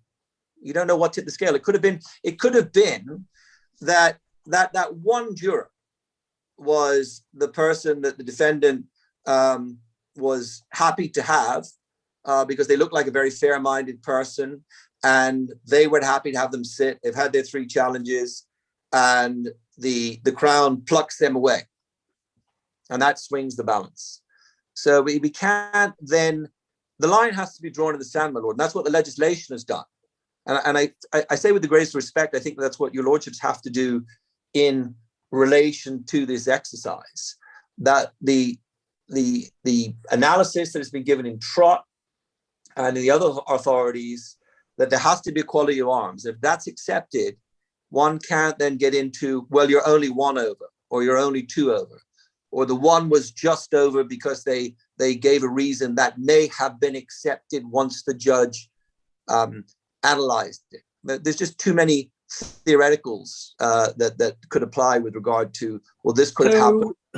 Let me just work that through. Assume that there is a murder case in which a white man is said to have been murdered by a black man. And the Crown stands by 4 middle-aged white ladies. That's fatal, is it? It's fatal. It's fatal. It's fatal. And it doesn't with respect, because one has to start on the premise of it's the standby that makes it fatal. It's not the makeup of the jury. I think in the excerpt I just pulled from Blackstone's, that's been analyzed. There's no issue with the fact that your jury is made up of white people, in that type of scenario, if they're fairly selected. The problem arises, as it did in Trott, which is where part of the analysis was, that the appearance, the affidavit of Stubble, who I never met, and of his lordship, in looking at it, was that it was the prosecution that was fashioning it that way. Not that it happened that way. It was fashioning ostensibly to the detriment of the accused. Yes, my lord. Yes, absolutely. That's what the appearance. We always argue the appearance.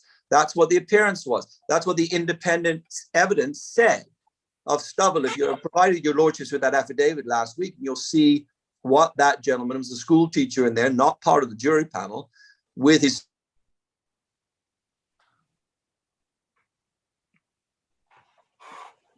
Mr. Pettingill? Me. You We lost you for a moment. Apologize, my lord. Yes, I'm here, my lord. Oh, good. We lost you for a moment. Sorry. You point about the school teacher. Thank you, Mr. Quayler. So, Justice Bell, coming back to that, I think what occurred in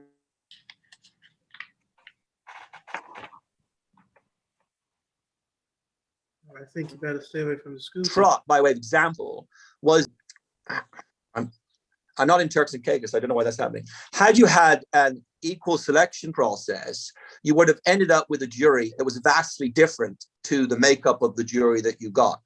The key point is that it was the Crown, the appearance was that the Crown fashioned it that way. They were the ones that caused it to be that way because they challenged 10 jurors. And that we've seen that, those were people of Afro-Caribbean descent and so on and so forth. So it's not, my lord, with respect to your lordship's example or analogy of a white man's murdered and you stand by 4 white women, I would say absolutely that's fatal. It's not a matter of them being white. It's for whatever reason. Why then do you stress that in the Trott case there were 9 men of Afro-Caribbean descent stood down? Well, my lord, with respect, I don't. That's what happened. And his lordship in his ruling, the Chief Justice, highlighted that as the appearance was that the prosecutor was doing it and standing people aside intentionally for whatever purpose. In that case, perhaps it was as simple as black and white, but I say it doesn't have to go that far. It happened that it went that far in Trott. In Brangman, I wasn't there, my lord. I don't know what the racial makeup was in Brangman, and I say it doesn't matter. You're over the line. It's the amount of standbys that matters. To his lordship's point, it doesn't matter it's 4 white women, and maybe he has a reason for that. Who knows what that reasoning would be. But that's why, the point is this, that's why one doesn't need to get into that as to what that is. It's once you cross the line that it's fatal, in my submission. Yeah. Thank you. My lord, I was at paragraph 8. Yes. Yes. I think my lord, Mr. Smelly was trying to say something and we're not hearing him. Oh, sorry. To understand your submission, once the line is crossed, the prosecution must be deemed ipso facto to have been attempting to fashion the jury.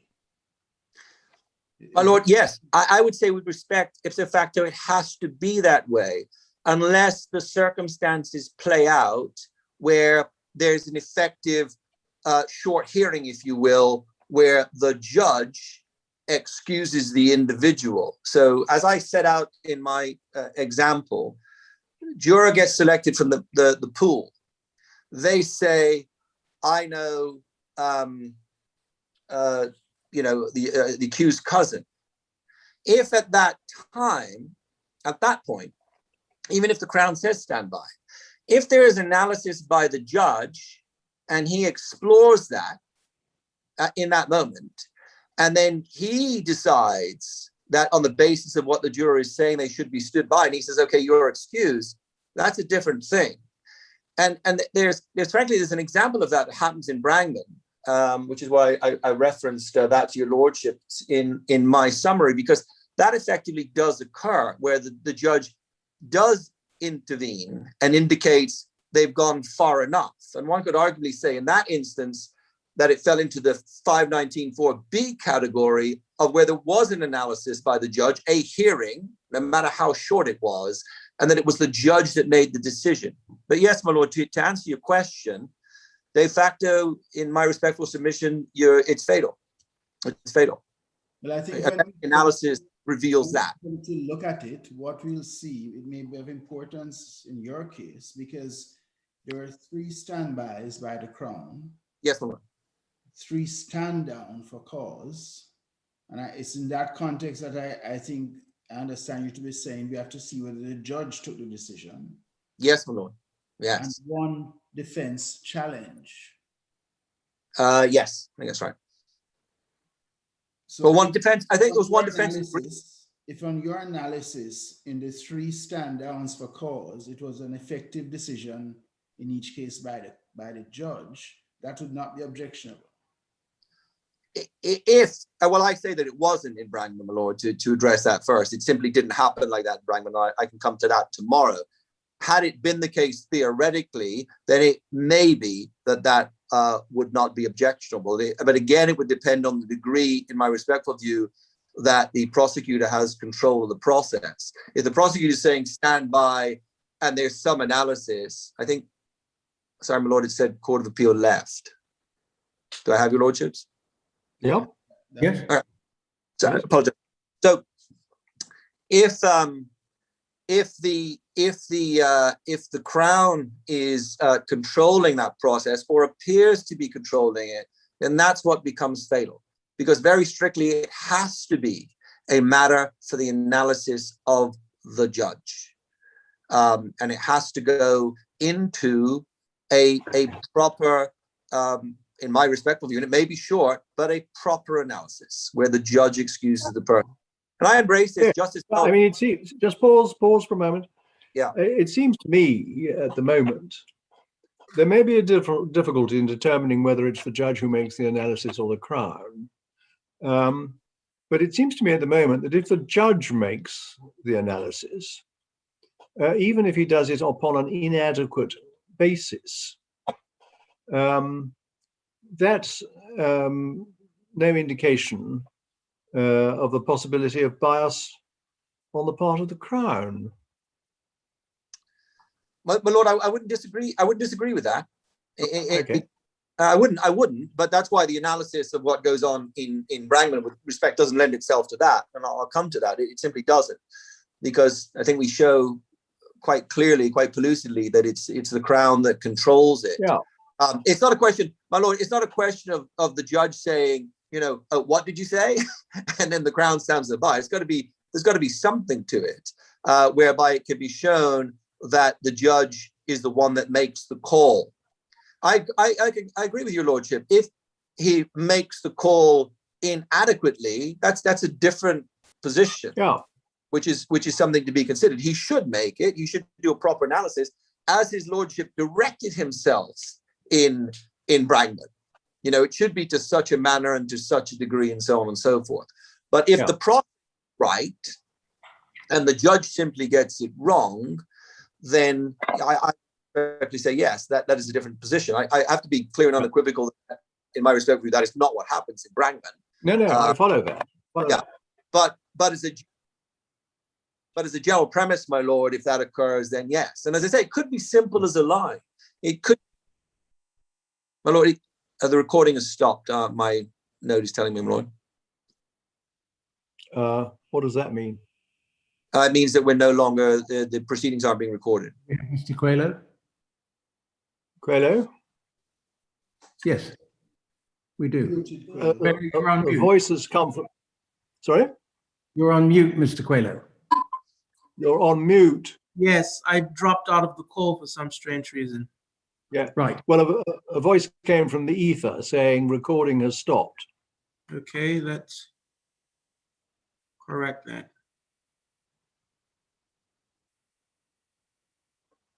So you've corrected it. Yeah, okay. I don't think I missed much, my lord. No, I don't Uh, think you did. what I was about to say, or what I may have said, was that if a juror raises a reason and the Crown indicates a standby, and then the judge explores that, no matter how briefly, and makes the determination that in his assessment that juror is excused, or it's by agreement, then that would not amount to a standby, and no matter the fact that the Crown, may have said that, because it's clear and unequivocal, and it has to be with respect.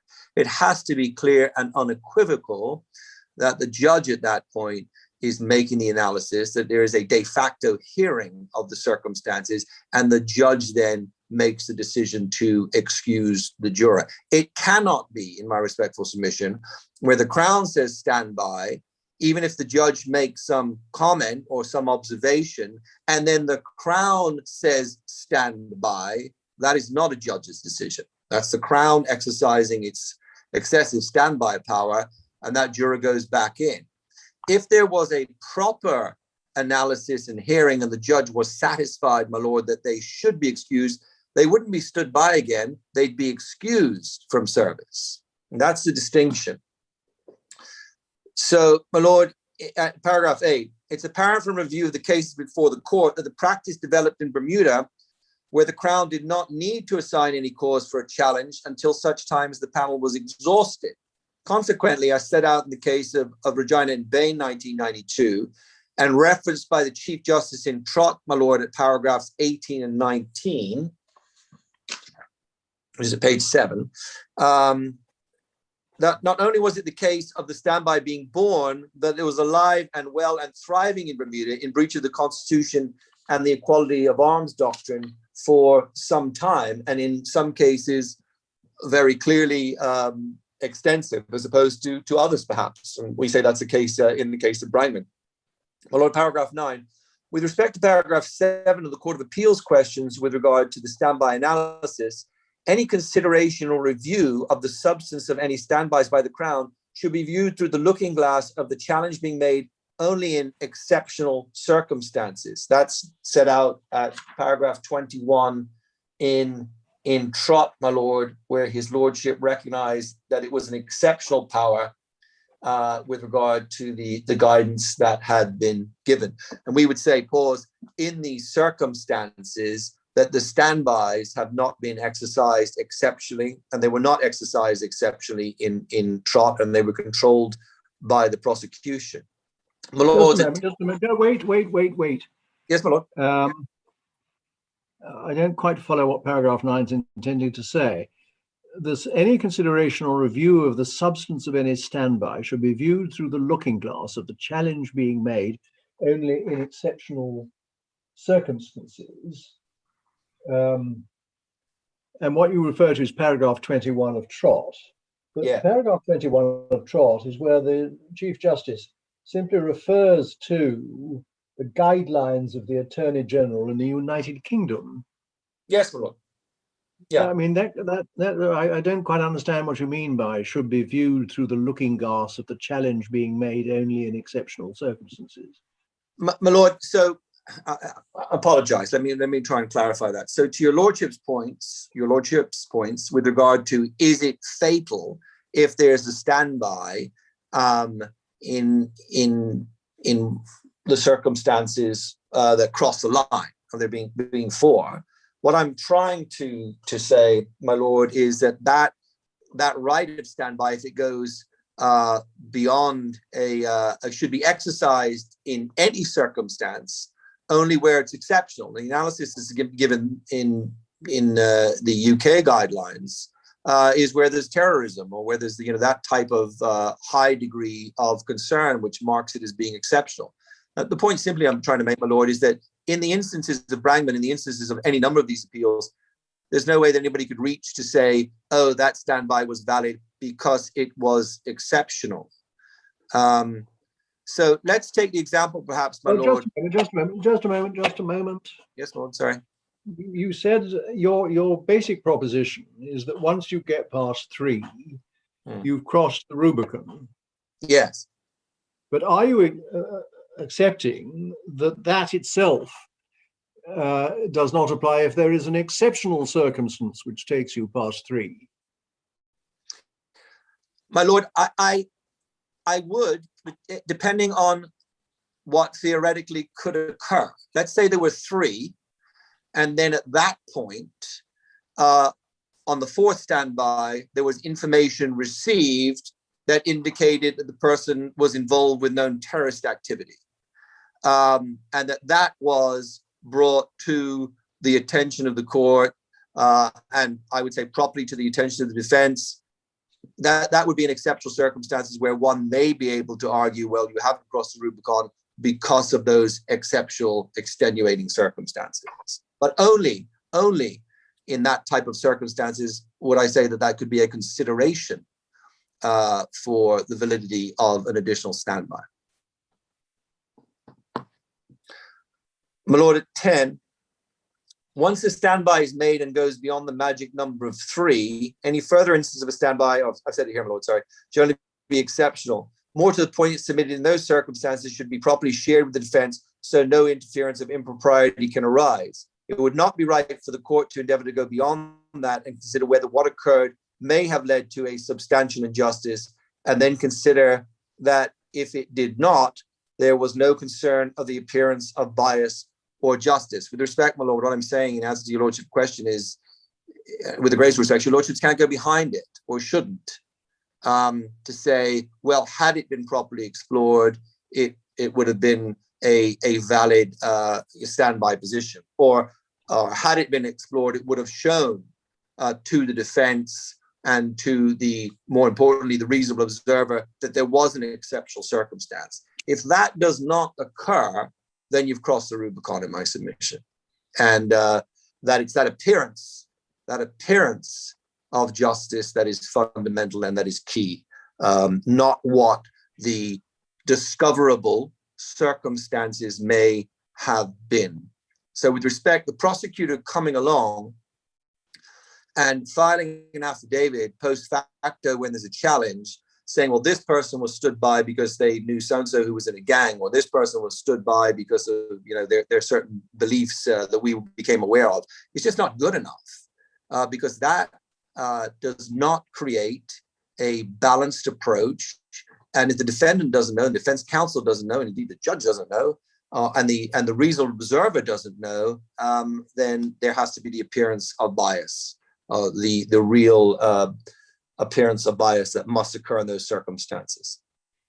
Model 11, it's respectfully submitted that it is not a proper approach to entertain a situation being permissible, even if there was not an adequate consideration of the justification for jurors being stood by. Because there was no indication that the reason was to assist the Crown, it does not need to go that far. The question is a simple one. Does the Crown appear to have more control over the process than the defendant? I say this test is as simple as that, my lord. To the reasonable observer, does the Crown appear to have more control over the process than the defendant? If the answer to the foregoing is yes, then it's inevitable, in my respectful submission, the risk of appearance of bias must arise. With regard to the court's question, my lord, at paragraph A, counsel submits with respect that it matters not that there may have been a good reason for a juror. If this reason is unknown to the defendant or the reasonable observer, then any standby cannot be justified as the potential appearance of inequality and unfairness that occurs at the time of the selection. The horse is bolted, my lords, and there can be no subsequent analysis that remedies that as not being a failure. My lord, your question with regard to the jury note, which occurs quite often. Counsel makes the observation that it is often the case when a note is handed to the judge by the juror that the note is then shared with counsel, and defense counsel quite appropriately indicates to the defendant what the reason is for the juror wishing to be excused. It is at counsel's experience, my experience, my lord, and I think many others, that view that generally in these circumstances, both counsel agree if the judge is indicating that he makes the assessment that the juror should be excused. And it's in those circumstances that unequivocally the judge, quite rightly, is the one that excuses the juror, not the Crown. So that definitely is an exception to the rule. And the record in any number of these cases, my lord, I think would reflect what occurs is the judge says there's a note, he reads it, he hands it to the prosecution as a rule, and then they read it, they hand it to defense counsel as a rule, defense counsel speaks to the defendant, and then the judge, and this is key, the judge says, invites any comment, and I saw this happen recently, my lord, in a jury selection, happened to be in Trott, the current case of Trott, that the judge then invites any comment on the note, and the record would reflect then that there's no objection, there's no issue, and the judge then excuses that juror. It's not that the note gets just shown to the prosecutor and that they issue a standby. That is a consideration where the judge does the analysis. My lord, the foregoing is a significant illustration, respectfully, because in this type of circumstance, it's submitted that after the review of the note, it is not the position the Crown indicates a standby to the judge, but the latter assesses the facts and determines the juror should be excused. However, my lords, if for some reason, having seen the note, the Crown issues a standby, this in my assessment would be breach of the proper process and would potentially count as additional standby because the reasonable observer didn't know what was going on. And it would appear, even in light of the note, that it was the Crown that was running the show. And once there's any appearance that the Crown is somehow driving the train, as it were, then that crosses the line on the standby. So if it's a question of a note comes up, the judge looks at it, and then the process goes through, and then it's the prosecutor that then says stand by. In my respectful view, that would have the appearance that he's controlling who goes onto that panel and who doesn't. I make the observation, my lord, that it is usually the circumstance, in my experience, that when that occurs, it's the judge that says, okay, right, you're excused. My lords, unless I could be of further assistance at this juncture without going into the depth of Brangman, those are my submissions on your lordship's questions. Yes.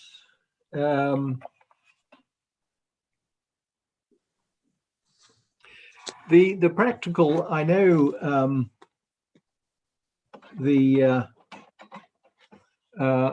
you say that each case will have to be determined on its facts, but the practical reality of these submissions is that there's going to be a large number of cases from the past in which, if you're right, there has to be a new trial, possibly after a prolonged examination of what were and were not effective standbys,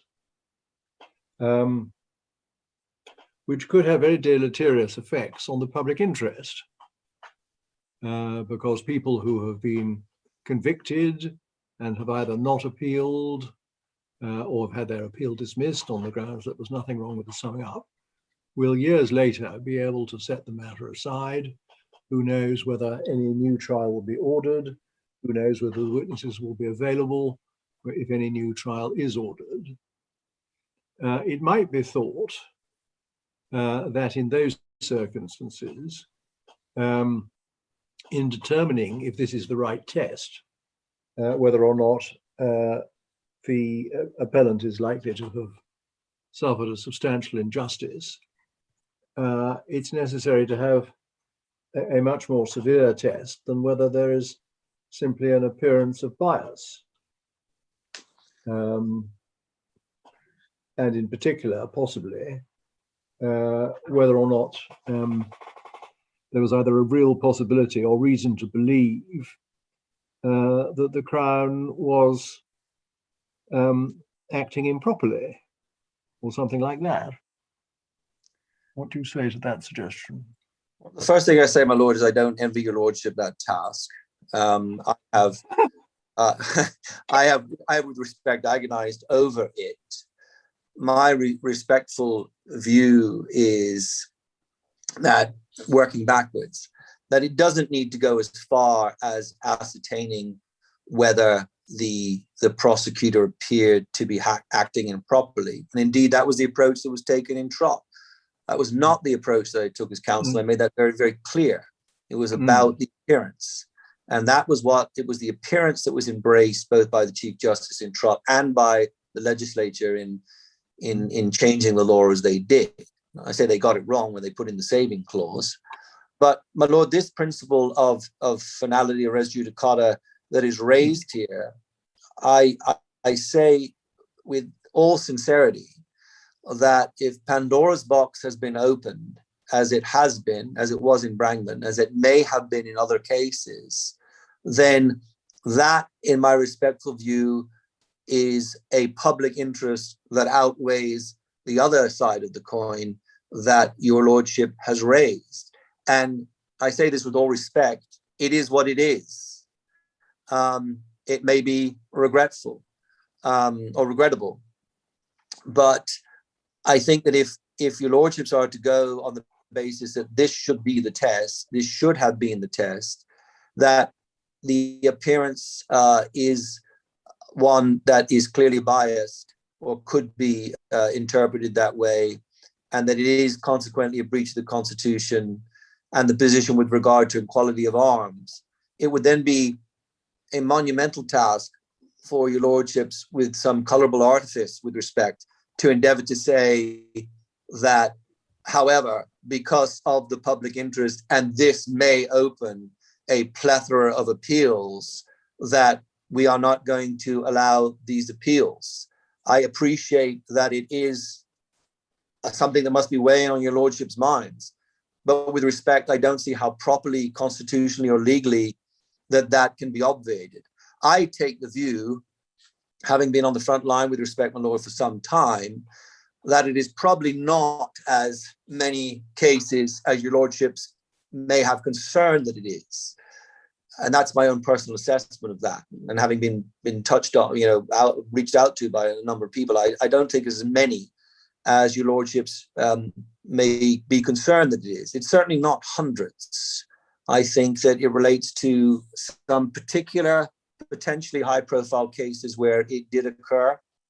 I do not see with any commonsensical approach that every single case is going to be appealed where there has been the issue arises. And even in those circumstances, my lord, one is still going to have to go through the process of applying for leave and doing what has occurred here. It's not like your lordship is going to be saying, all right, everybody who falls in this category, let us know and all of your convictions are set aside. They will have to go through the very, process that has been established, I would say, in this case and in these appeals, and then be able to substantiate the position, and then it'll be a consideration in the public interest for the Crown to consider: should there be a retrial or should there not be a retrial, if your lordship so determined. And that may depend on the question of degree. If it was a case from last year, then one can see where sensibly a retrial may be reordered. If it's a case from 14 years ago in particular circumstances, then it may not be. But I with the greatest respect, and endeavoring to be a public servant as I do, my lord, and weighing the balance of these things, I respectfully submit that I don't see that your lordships can get into, as concerning as it is, get too far down the road with regard to worrying about that element of the public interest. The greater public interest, in my view, has to be served and must be served by justice, and justice being seen to be done, and the rule of law operating properly, and the rule of law operating fairly. And once it is seen not to, then that's the end of it. And that's just the balancing act between where the real public interest lies. And my respectful submission is that's the greater public interest. It has to be in a society like this. Right. Lord. Thank you very much. Lord. Now, where are we? We've It's 17 minutes past 4 here. I think Yes. 17 minutes past 5 in Bermuda, and for your lordship, I think a little after 8 o'clock. I'm It is. content to proceed if you are, but you've been going a long time. How long do you think you may be? I think, given my submissions here, it's not something I can do in just half an hour. A little more than that, I would have thought. Right. Well, let's just think ahead. After you, we've got standbys. And what worries me in relation to that is there are lots of finicky bits. It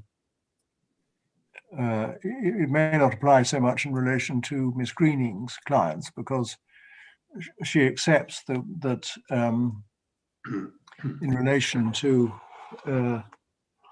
the table produced by the Crown, when a juror was said to have been stood down or excused, that's correct. Her case is that with so many standbys, it was apparent, once you get to 33, it was apparent that there was a prospect of bias. But I don't know how much.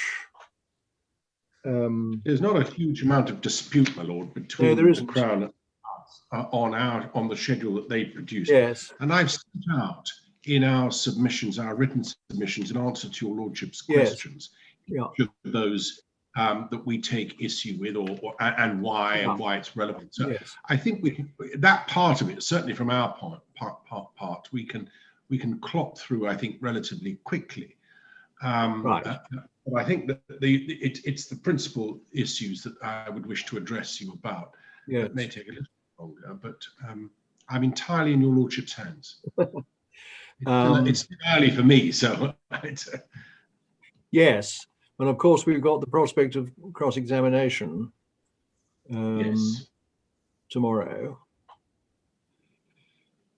Well, perhaps we better keep going for a bit. I'm bound to tell you that I think beyond a half hour, I may be facing exhaustion. Yeah, well, I'm concerned that nobody should go beyond the point at which they're no longer able to give it their full attention, whether judge or counsel or anything. And it's important that these issues are ventilated while we are fresh enough to be able to absorb them. Is there any prospect of starting earlier tomorrow? Miss Greening wishes to speak.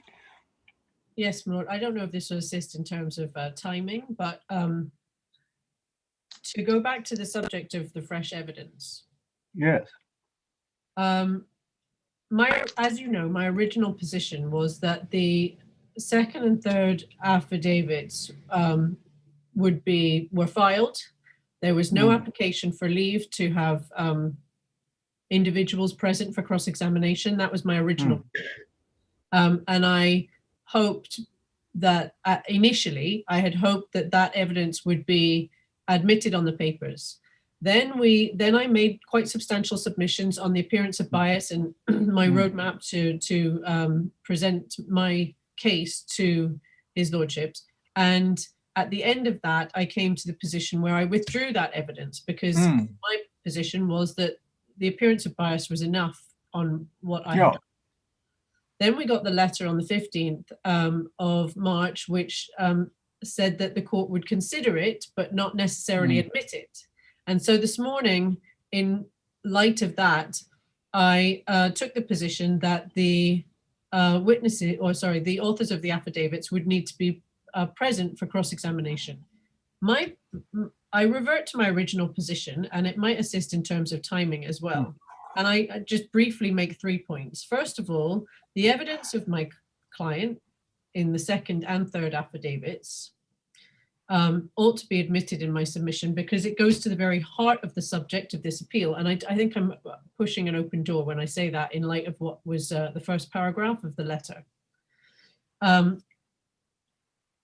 Secondly, the evidence of Ms. Smith in my submission does not really further substantiate what is being argued by the Crown at this appeal. In particular, her paragraph 8, well, in paragraph 8 of her affidavit, she does say that the prosecutor didn't consult with the police during the impaneling of the jury. And that is at odds with what my client has said. He observed the nodding of the heads to indicate what he thought was, and that was his observations. And if that is accepted, then those were his observations. The Crown is saying that they stood by based on information that they received, excuses, etc., and that they were entitled to do so pursuant to the old section 519. And in any event, most of the jurors, in my case, the Crown is saying, were stood by because they had given excuses to the court, and so they were just doing it out of convenience, and no unfairness results, and the convictions are safe. That's their case in a nutshell. The evidence of Pedro in my submission is neither here nor there, because my client says in his third act only that he remembers Nicholas Pedro being there, but also other officers. So even if Mr. Pedro has said in his affidavit, as he has, that he wasn't present, in my submission it doesn't take the Crown any further, because my client has also said other officers were there. So I say that all to say that, having carefully thought about everything over the course of today whilst listening to everyone else's submissions, it may not necessarily be that we need a lengthy exercise of cross-examining each other's witnesses, and that I urge the court, as I had done originally before I withdrew the evidence, to review that evidence on the papers and come to a decision about whether to admit it whilst considering it. I don't know if that's of any assistance, but I just thought now would be the time to raise that, if any.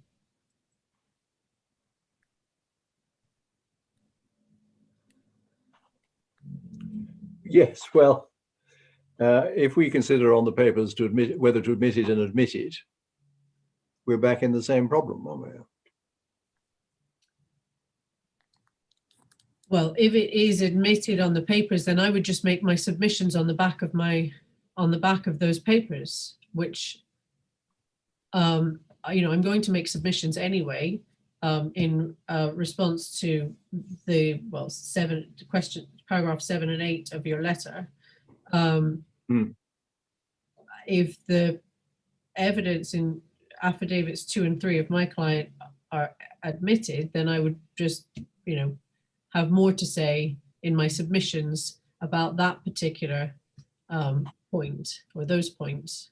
And if not, then I wouldn't.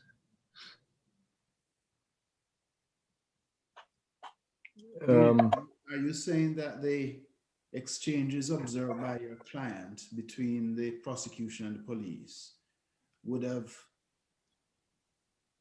encouraged a sense of unfairness in the mind of an impartial observer? That's correct. Yes, yes. It's another strong point towards the prosecution acting unfairly pursuant to section 519.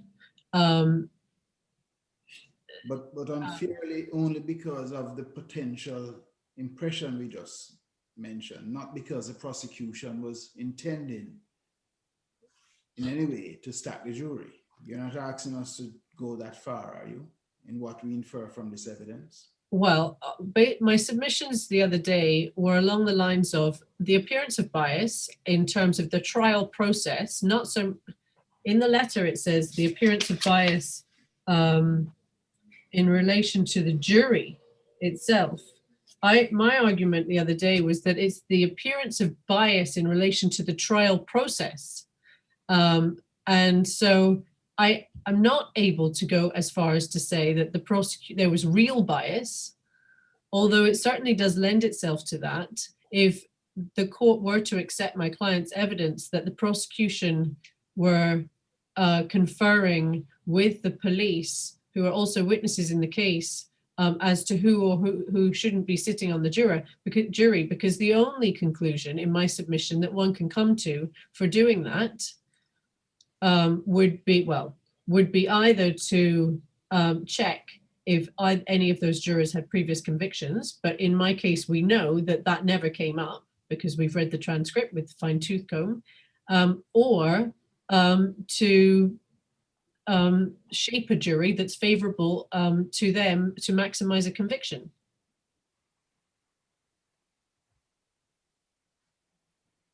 It cannot, in my submission, be for any other reason.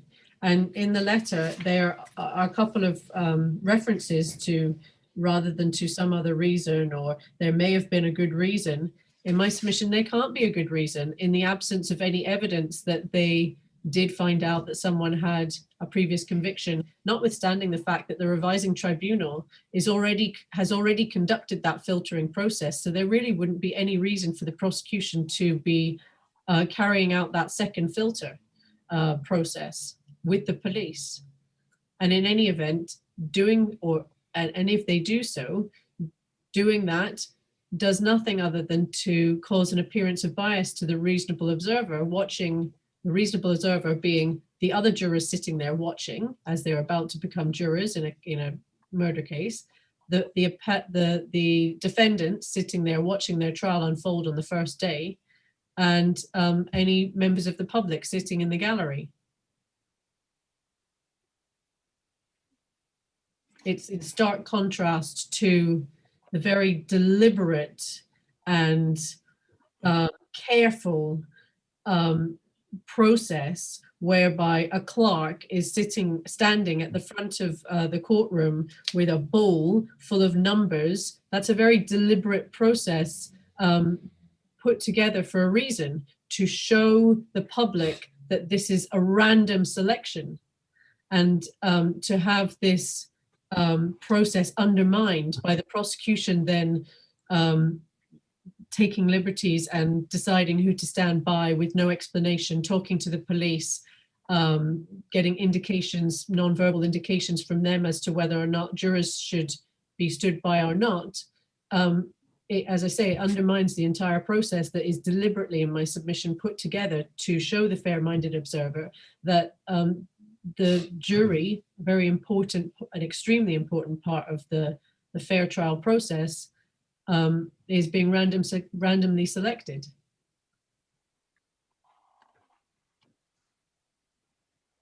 Mr. Mahoney, do you have any observations on what we should do? Well, I'm not sure exactly what my colleague, my learned friend, is saying. I'm not sure if she's saying that she's going to abandon having to call witnesses to be cross-examined and we just go with the affidavits, or what? I've heard what she said, but I'm not sure exactly what she's saying in regards to tomorrow. What are you saying, Ms. Greening? I'm not entirely clear either.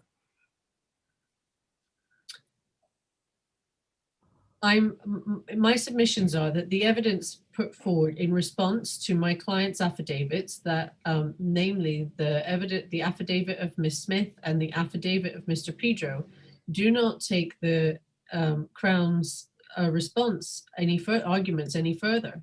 They don't further substantiate what is being argued. I think I've made my point pretty clear about Pedro, because other officers are referred well, to. I understand the point about Pedro, that there is supposed to be some other officer. Yes. But you say, as I understand it, that the fact that the police gave messages or signs to the prosecution gave an appearance of bias. But Ms. Smith says, as I understand it, that she didn't consult with the police. That's what she's saying, yes. Yeah, well, if we admit this stuff, we will have to resolve that question, won't we? Well, it's starkly in dispute, yes. Well, right. Which will mean it may be a short period of cross-examination, but it'll mean cross-examination of Ms. Smith and cross-examination of your client. Very well. Well, I'm prepared for it. I just was trying to assist the court, and it seems like I've done the opposite in timekeeping matters. If you wanted to consider the evidence on the papers, but it does seem that once we get down to it and everything else superfluous is taken away, that alone, which seems to be the nub of it all, is hotly disputed. Right. Well, that ought not to take long, but fatal to say that. So what have we got, Mr. Where I've lost Mr. Lynch. Oh, there he is. I'm here. You've got, yes, thank you. You've got substantive submissions, which you think will take. Well, I think the remainder of my skeleton argument, or say skeleton argument, the points that I raise in answer to your lordship's question, would take probably more than half an hour. Right. We've used 15 minutes of the half an hour you had in mind. I know. I'm certainly available anytime your lordship orders it. It doesn't matter to me whether I get out of bed a bit earlier or not. Right. And I can carry on now if you would prefer. I'm entirely in your lordship's hands. I'm just conscious of the fact that the court has been sitting for quite a long time. Yes, but the nightmare scenario is if we don't finish tomorrow. Yes, it would be. Yeah. How early? Sorry? How early can everyone start tomorrow? Well, the problem is Justice Smelly is 2 hours before Bermuda. Behind. But I don't mind starting at 7:30 Cayman time, which will be half an hour earlier for everyone. Very generous. That would be very generous of your time, my lord. If you're prepared to do that, and others are also, then can I invite you? Yes.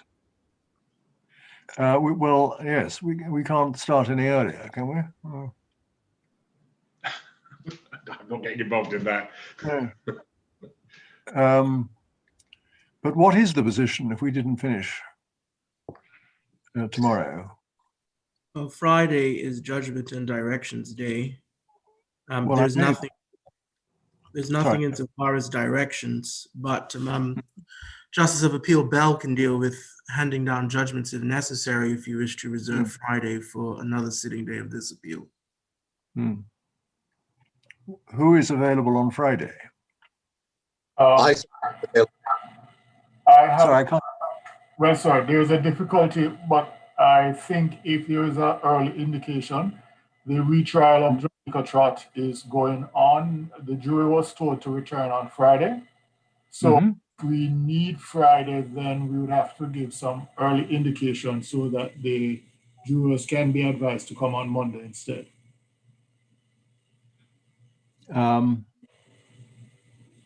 Is everybody else available on Friday? Yes. Yes, my lord. Right. What I think we should do is we should start half an hour earlier tomorrow. Please, with a view to finishing tomorrow. But the one thing we must do is to finish by Friday. Absolutely, because there's no other way of continuing. And if, Mr. Mahoney, you could arrange for the jurors to reassemble on Monday and not Friday, please do so. Well, sir. Right. And we'll start with Mr. Lynch tomorrow. Shall we then do such cross-examination as is going to take place? I was about to ask about the logistics of that. Will the appellant be giving his evidence as is where he is, or I'm not sure what the logistics will be for him, since he's sitting with the other two appellants now? Well, there's not a lot of point in bringing him anywhere else, is there? Sure, sir. I'm just asking. Ms. Smith can give her evidence from her location. She has a tablet. Right. But can the appellant give evidence from the correctional facility? Mr. Coelho, do you know what the position is? I don't think that we have legislation in place to accept evidence outside of the court precincts. Well, Well, I'm not sure about that. that can't be right. Video links are conducted all the time in trials. Yeah. I appreciate it's not a trial, it's an appeal, but on the basis of giving evidence, provided the witness is capable of being seen and heard, Quite. I don't think it matters overly. No, I don't think it does either. There is a provision that came into effect because in the trial I'm doing, we got the evidence of the expert via video link. Okay. There's a provision that there's a new legislation that governs that. Yeah. Audiovisual But in 2020 Act. right, but I mean, what is going to happen? Is the appellant simply going to stand up in the cell in which he is? Well, he'd have to be sworn. I would administer the oath to him. Yeah. If Mr. Roberts could indicate whether or not he's going to affirm or swear the oath on the Bible, I would need to make sure all of that is available to him. But that can all be done, can it? Surely. Yeah. It has been done. It's been done. Right. Mr. Roberts had gesticulated. You think he wishes to say something? We can't He's hear you, muted. Mr. Roberts. You're muted. Yes, I'm the officer that's sitting in. What would you need for him tomorrow? Mr. Roberts, do you intend to swear the oath or are you going to affirm? Yes, Mr. Quayler. Which one? The first question you asked. Okay, so then the prison officer will need to make sure that there's a Bible available to you in that area there. And tomorrow I'll administer the oath to you. Okay. Good. Well, we can hear Mr. Roberts without difficulty. Right. So we will start half an hour earlier. We will hear Mr. Lynch. We will then hear Mr. Roberts, followed by Miss Smith. And I sincerely hope that cross-examination will not take that long. And then we will go into the nitty-gritty of standbys. But Mr. Mahoney, I don't know, he may or may not want to respond to what Mr. Lynch and Mr. Pettingill have said.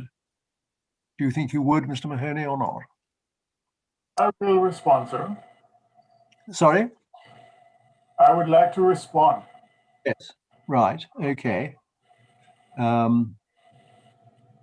Well, we better have Mr. Lynch followed by you, and then the evidence, Very, sir. and then go through the figures. Okay. Yes, sir. So until that gets the times right tomorrow. 9:30 tomorrow. 9:30. 9:30 Bermuda time, 7:30 Cayman, which is 12:30, I believe, your time. It is. Thank you all very much. See you tomorrow. Thank you. Thank you. Evening, my lord. Good evening.